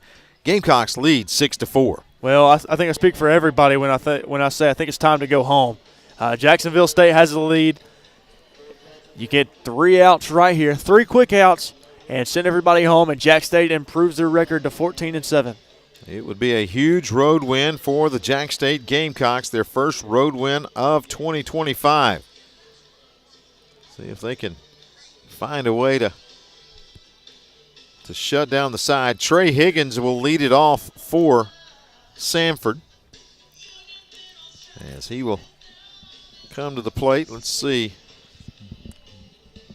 For the Gamecocks, making sure we got the pitcher out here so we can try to take a look. Is that Williamson? Austin Williamson in there? Trying to see a number there.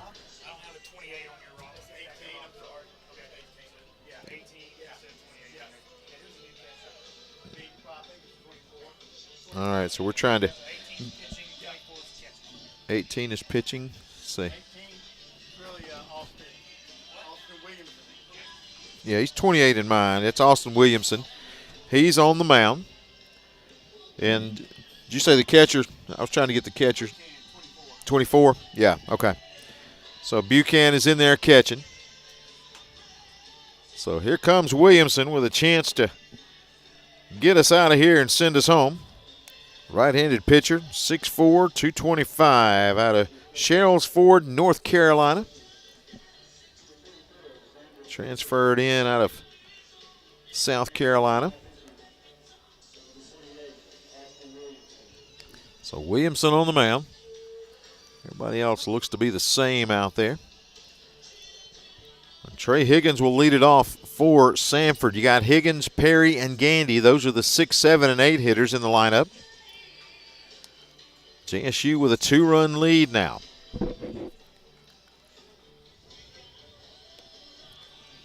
Chance to get out of here with a win, as they will get hopefully the first road win of the year is what the Gamecocks are trying to do. Try to move to 14-7 on the season. So here comes Higgins. He'll face Williamson. Austin Williamson's first appearance of the year on what I'm seeing here. Let's see, just on the stat sheet. But he will step out there, and they'll pretty much play straight away against Higgins. 2-run lead for the Gamecocks. Nobody out, nobody on, and here we go in the bottom of the 10th inning. Higgins 0 for 1 today, as he'll take a strike to start him off with a fastball, 0-1. Higgins has walked twice, struck out looking, and he sacrificed.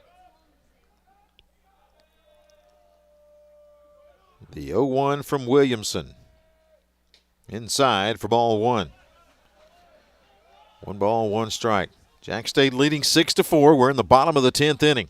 Thanks for listening and hanging in there with us throughout the night tonight. Gamecocks trying to get the big W here. Williamson. Trey Higgins hits a shot to left center, but Ace Williamson over, and he'll haul it in for out number 1. Higgins got a lot of it, but it hung up there long enough for Williamson to track it down over in left center for out number 1. Well, now you've got 2 more outs to go, and it'll result in a Jacksonville State win. Now you've got to get 2 more, though.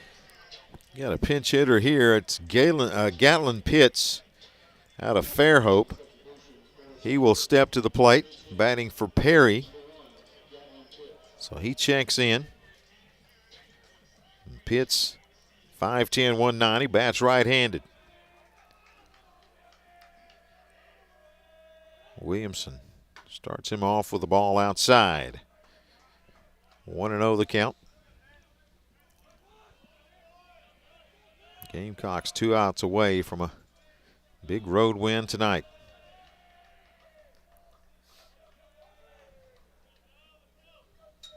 Williamson with the pitch. Swung on, going to be hit to first. It's into right field for a base hit. He went the opposite way, just out of the outstretched glove of Brady Thomas. And Samford got a runner on first and one down.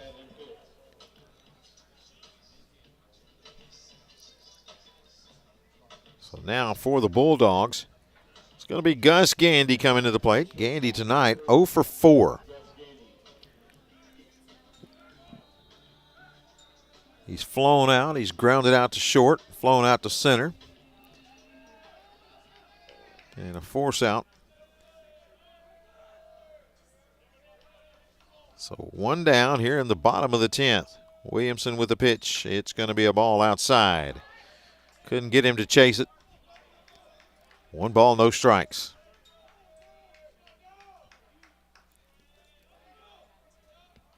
Williamson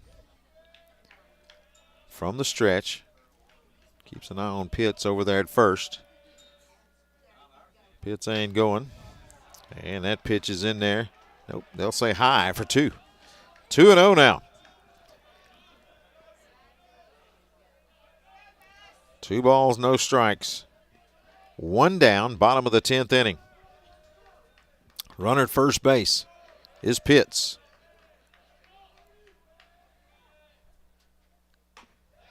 That's in there for a strike. 2 balls, 1 strike. To Gus Gandy. Batting .282 on the year. As we said, 1 for 4 tonight. Or 0 for 4, I should say. The 2-1 swung on, same spot to right field. Runner around second. He'll hold right there. Now runners at first and second with 1 out. Again, going the opposite way and just in between first and second. It rolls out there into right field. So a couple of CNI base hits. Puts 2 runners on. Yeah, and he was a little late on it too, but he puts it over in between the first and second baseman and is really, really nice piece of hitting there. Now you've got Gupton coming up for Samford, and now you've got a mound visit for Jax State. Yeah, mound visit taking place. Gupton 1 out of 4. He's batting .314 on the year. He's 1 of 4 is Gupton. All strikeouts. He struck out 3 times. In the 3rd, the 6th, and the 8th. He did hit that big double in the 4th. And when he hit that double, he crushed it. So he's very dangerous. A lot of power for Gupton. Runners at first and second. The lead is 2. 1 out. After retiring the first batter in Higgins, a couple of back-to-back singles have Samford in business here with 1 down. Beautiful night here. Wind is blowing in here at Joe Lee Griffin Field, campus of Samford University. 1 out. How about a double play right here? The pitch is outside for ball 1. Good block back there by Buchanan. Well, I got to say, I think I speak for everybody in the stands when I say I think it would sound good. All the Jax State fans, anyway. Absolutely. 1 ball, no strikes. Wouldn't hurt to walk away from Joe Griffin Field with a win. We would definitely take it. The 1-0 from Williamson. Outside, 2-0. Samford fans starting to feel the momentum. Gamecocks lead by 2. We've got 1 out. Austin Williamson on the mound. Facing Gupton. The 2-0 swung on. It's going to be high. Fly ball right field. Over to catch it and pulling it in is going to be Hegwood for out number 2. And the Gamecocks are 1 win away. The runner at second, Pitts, will move to third. Runners at the corners, but 2 down now. Gamecock lead is 2, 6-4. So Ince is going to bat for Samford here with 2 down. Looking back at his night, he's 1 for 4. He flew out to right field in the 1st. He walked in the 3rd, struck out looking in the 5th, struck out swinging in the 6th. and then had a base hit in the ninth. He bats here with 2 down. 2-run lead for the Gamecocks. Jax State trying to hang on. It's going to be foul back for strike 1. Austin Williamson trying to come in here and shut the door. Yeah, it was a good cut there by Anderson. He's had a pretty decent night. Of course, we all know what he's able to do with the bat in his hands. Right now, it's up to Williamson to get Jacksonville State out of this game. 1 out away. Williamson's pitch in there, or inside, gets away from the catcher. Gandy moves down to second. So runners at second and third. A base hit more than likely ties us up. That was a big pitch there to get away from the catcher. Now that both runners are in scoring position. 2 down. And they're going to put him on. So Ince will go down to first, and that's going to load the bases up with 2 outs. It's going to bring Colin Horowitz.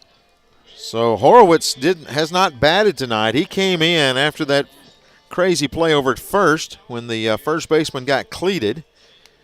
And so he will come to the plate. Let's see what he's done on the year. He's batting .091. He's had 1 hit and 11 at bats. Pinch runner over at first. Coming in that's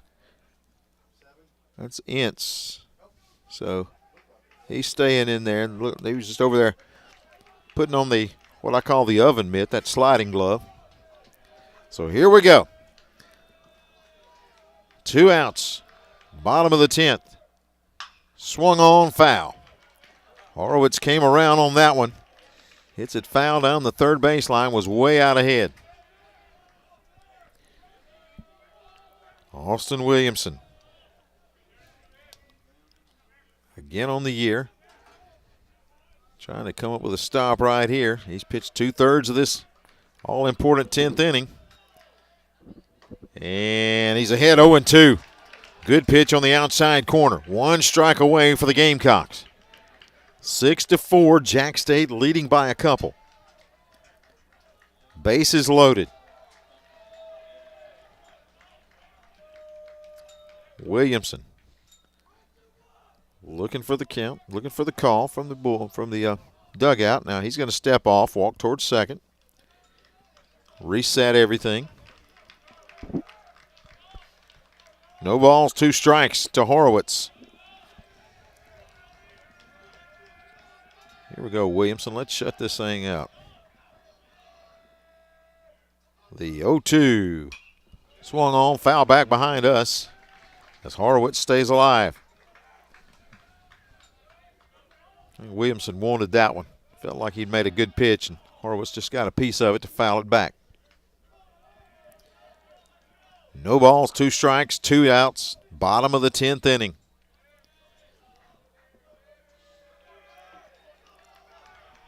We've now officially played 4 hours and 3 minutes, and we are done. Already came off. Nope, didn't catch it. He fouled it off. Buchanan had it momentarily, but it bounces out of his gloves, or his glove, I should say, and they're going to check on him. I think it got the meat hand on the right-hand side, too, so he's taking a long walk out to the mound. They're going to look at it. And the count remains 0-2. He gets back behind the plate and wants to finish the deal here. So we started at 6:05, and now we're at 10:09. So making sure we enjoy a long broadcast tonight. Yeah. Yeah. All right. Bases loaded. The 0-2. Williamson with a pitch. Swung on, hit the third, tagging third, and the Gamecocks will win this ball game 6-4. A come-from-behind win for Jax State, and they'll get a 6-4 win over the Samford Bulldogs. And a little bit of jawing. Whoa. The umpires again coming out. Not really sure what the umpires were seeing that we missed. I must have missed that, but that's going to be it for the ball game. Gamecocks will win 6-4 over Samford. An exciting game here at Joe Lee Griffin Field. Well, I guess it was Horowitz was talking to. I guess it was. I'm trying to think of who it was. I'm not necessarily sure who it was of Jax State, but they were jawing back and forth. Well, and you got the coaches on the field talking to everybody. Yeah, they got control of it in a hurry, so that's going to be the end of that. So, again, the Gamecocks will move to 14-7. Well, look here. And down at home plate, we've got some. Yeah, we'll just kind of close the door on it and just know that the Gamecocks get the win tonight, 14-7. The game is 6-4, but the Gamecocks move to 14-7 on the year. That will do it from here. Again, we appreciate you being with us here throughout the night tonight. I know it's been a long night for you. Thanks for everyone that's listening and cheering for the Gamecocks tonight. Again, a big win. Hayden, a lot of fun. Go on the road tonight and broadcast this game. Absolutely. I appreciate you for being along here with me. Fantastic game to call. Now it's over with, and I believe we can go home and get a little shut-eye. You've got a 2-hour drive. I've got a hour, 10-minute drive. Well, in the words of my friend Chris Stewart, let's get out of here. Let's get out of here. Gamecocks 6-4. They win over Samford tonight. We'll join you next time with more Gamecock sports and Gamecock baseball right here on the Gamecock.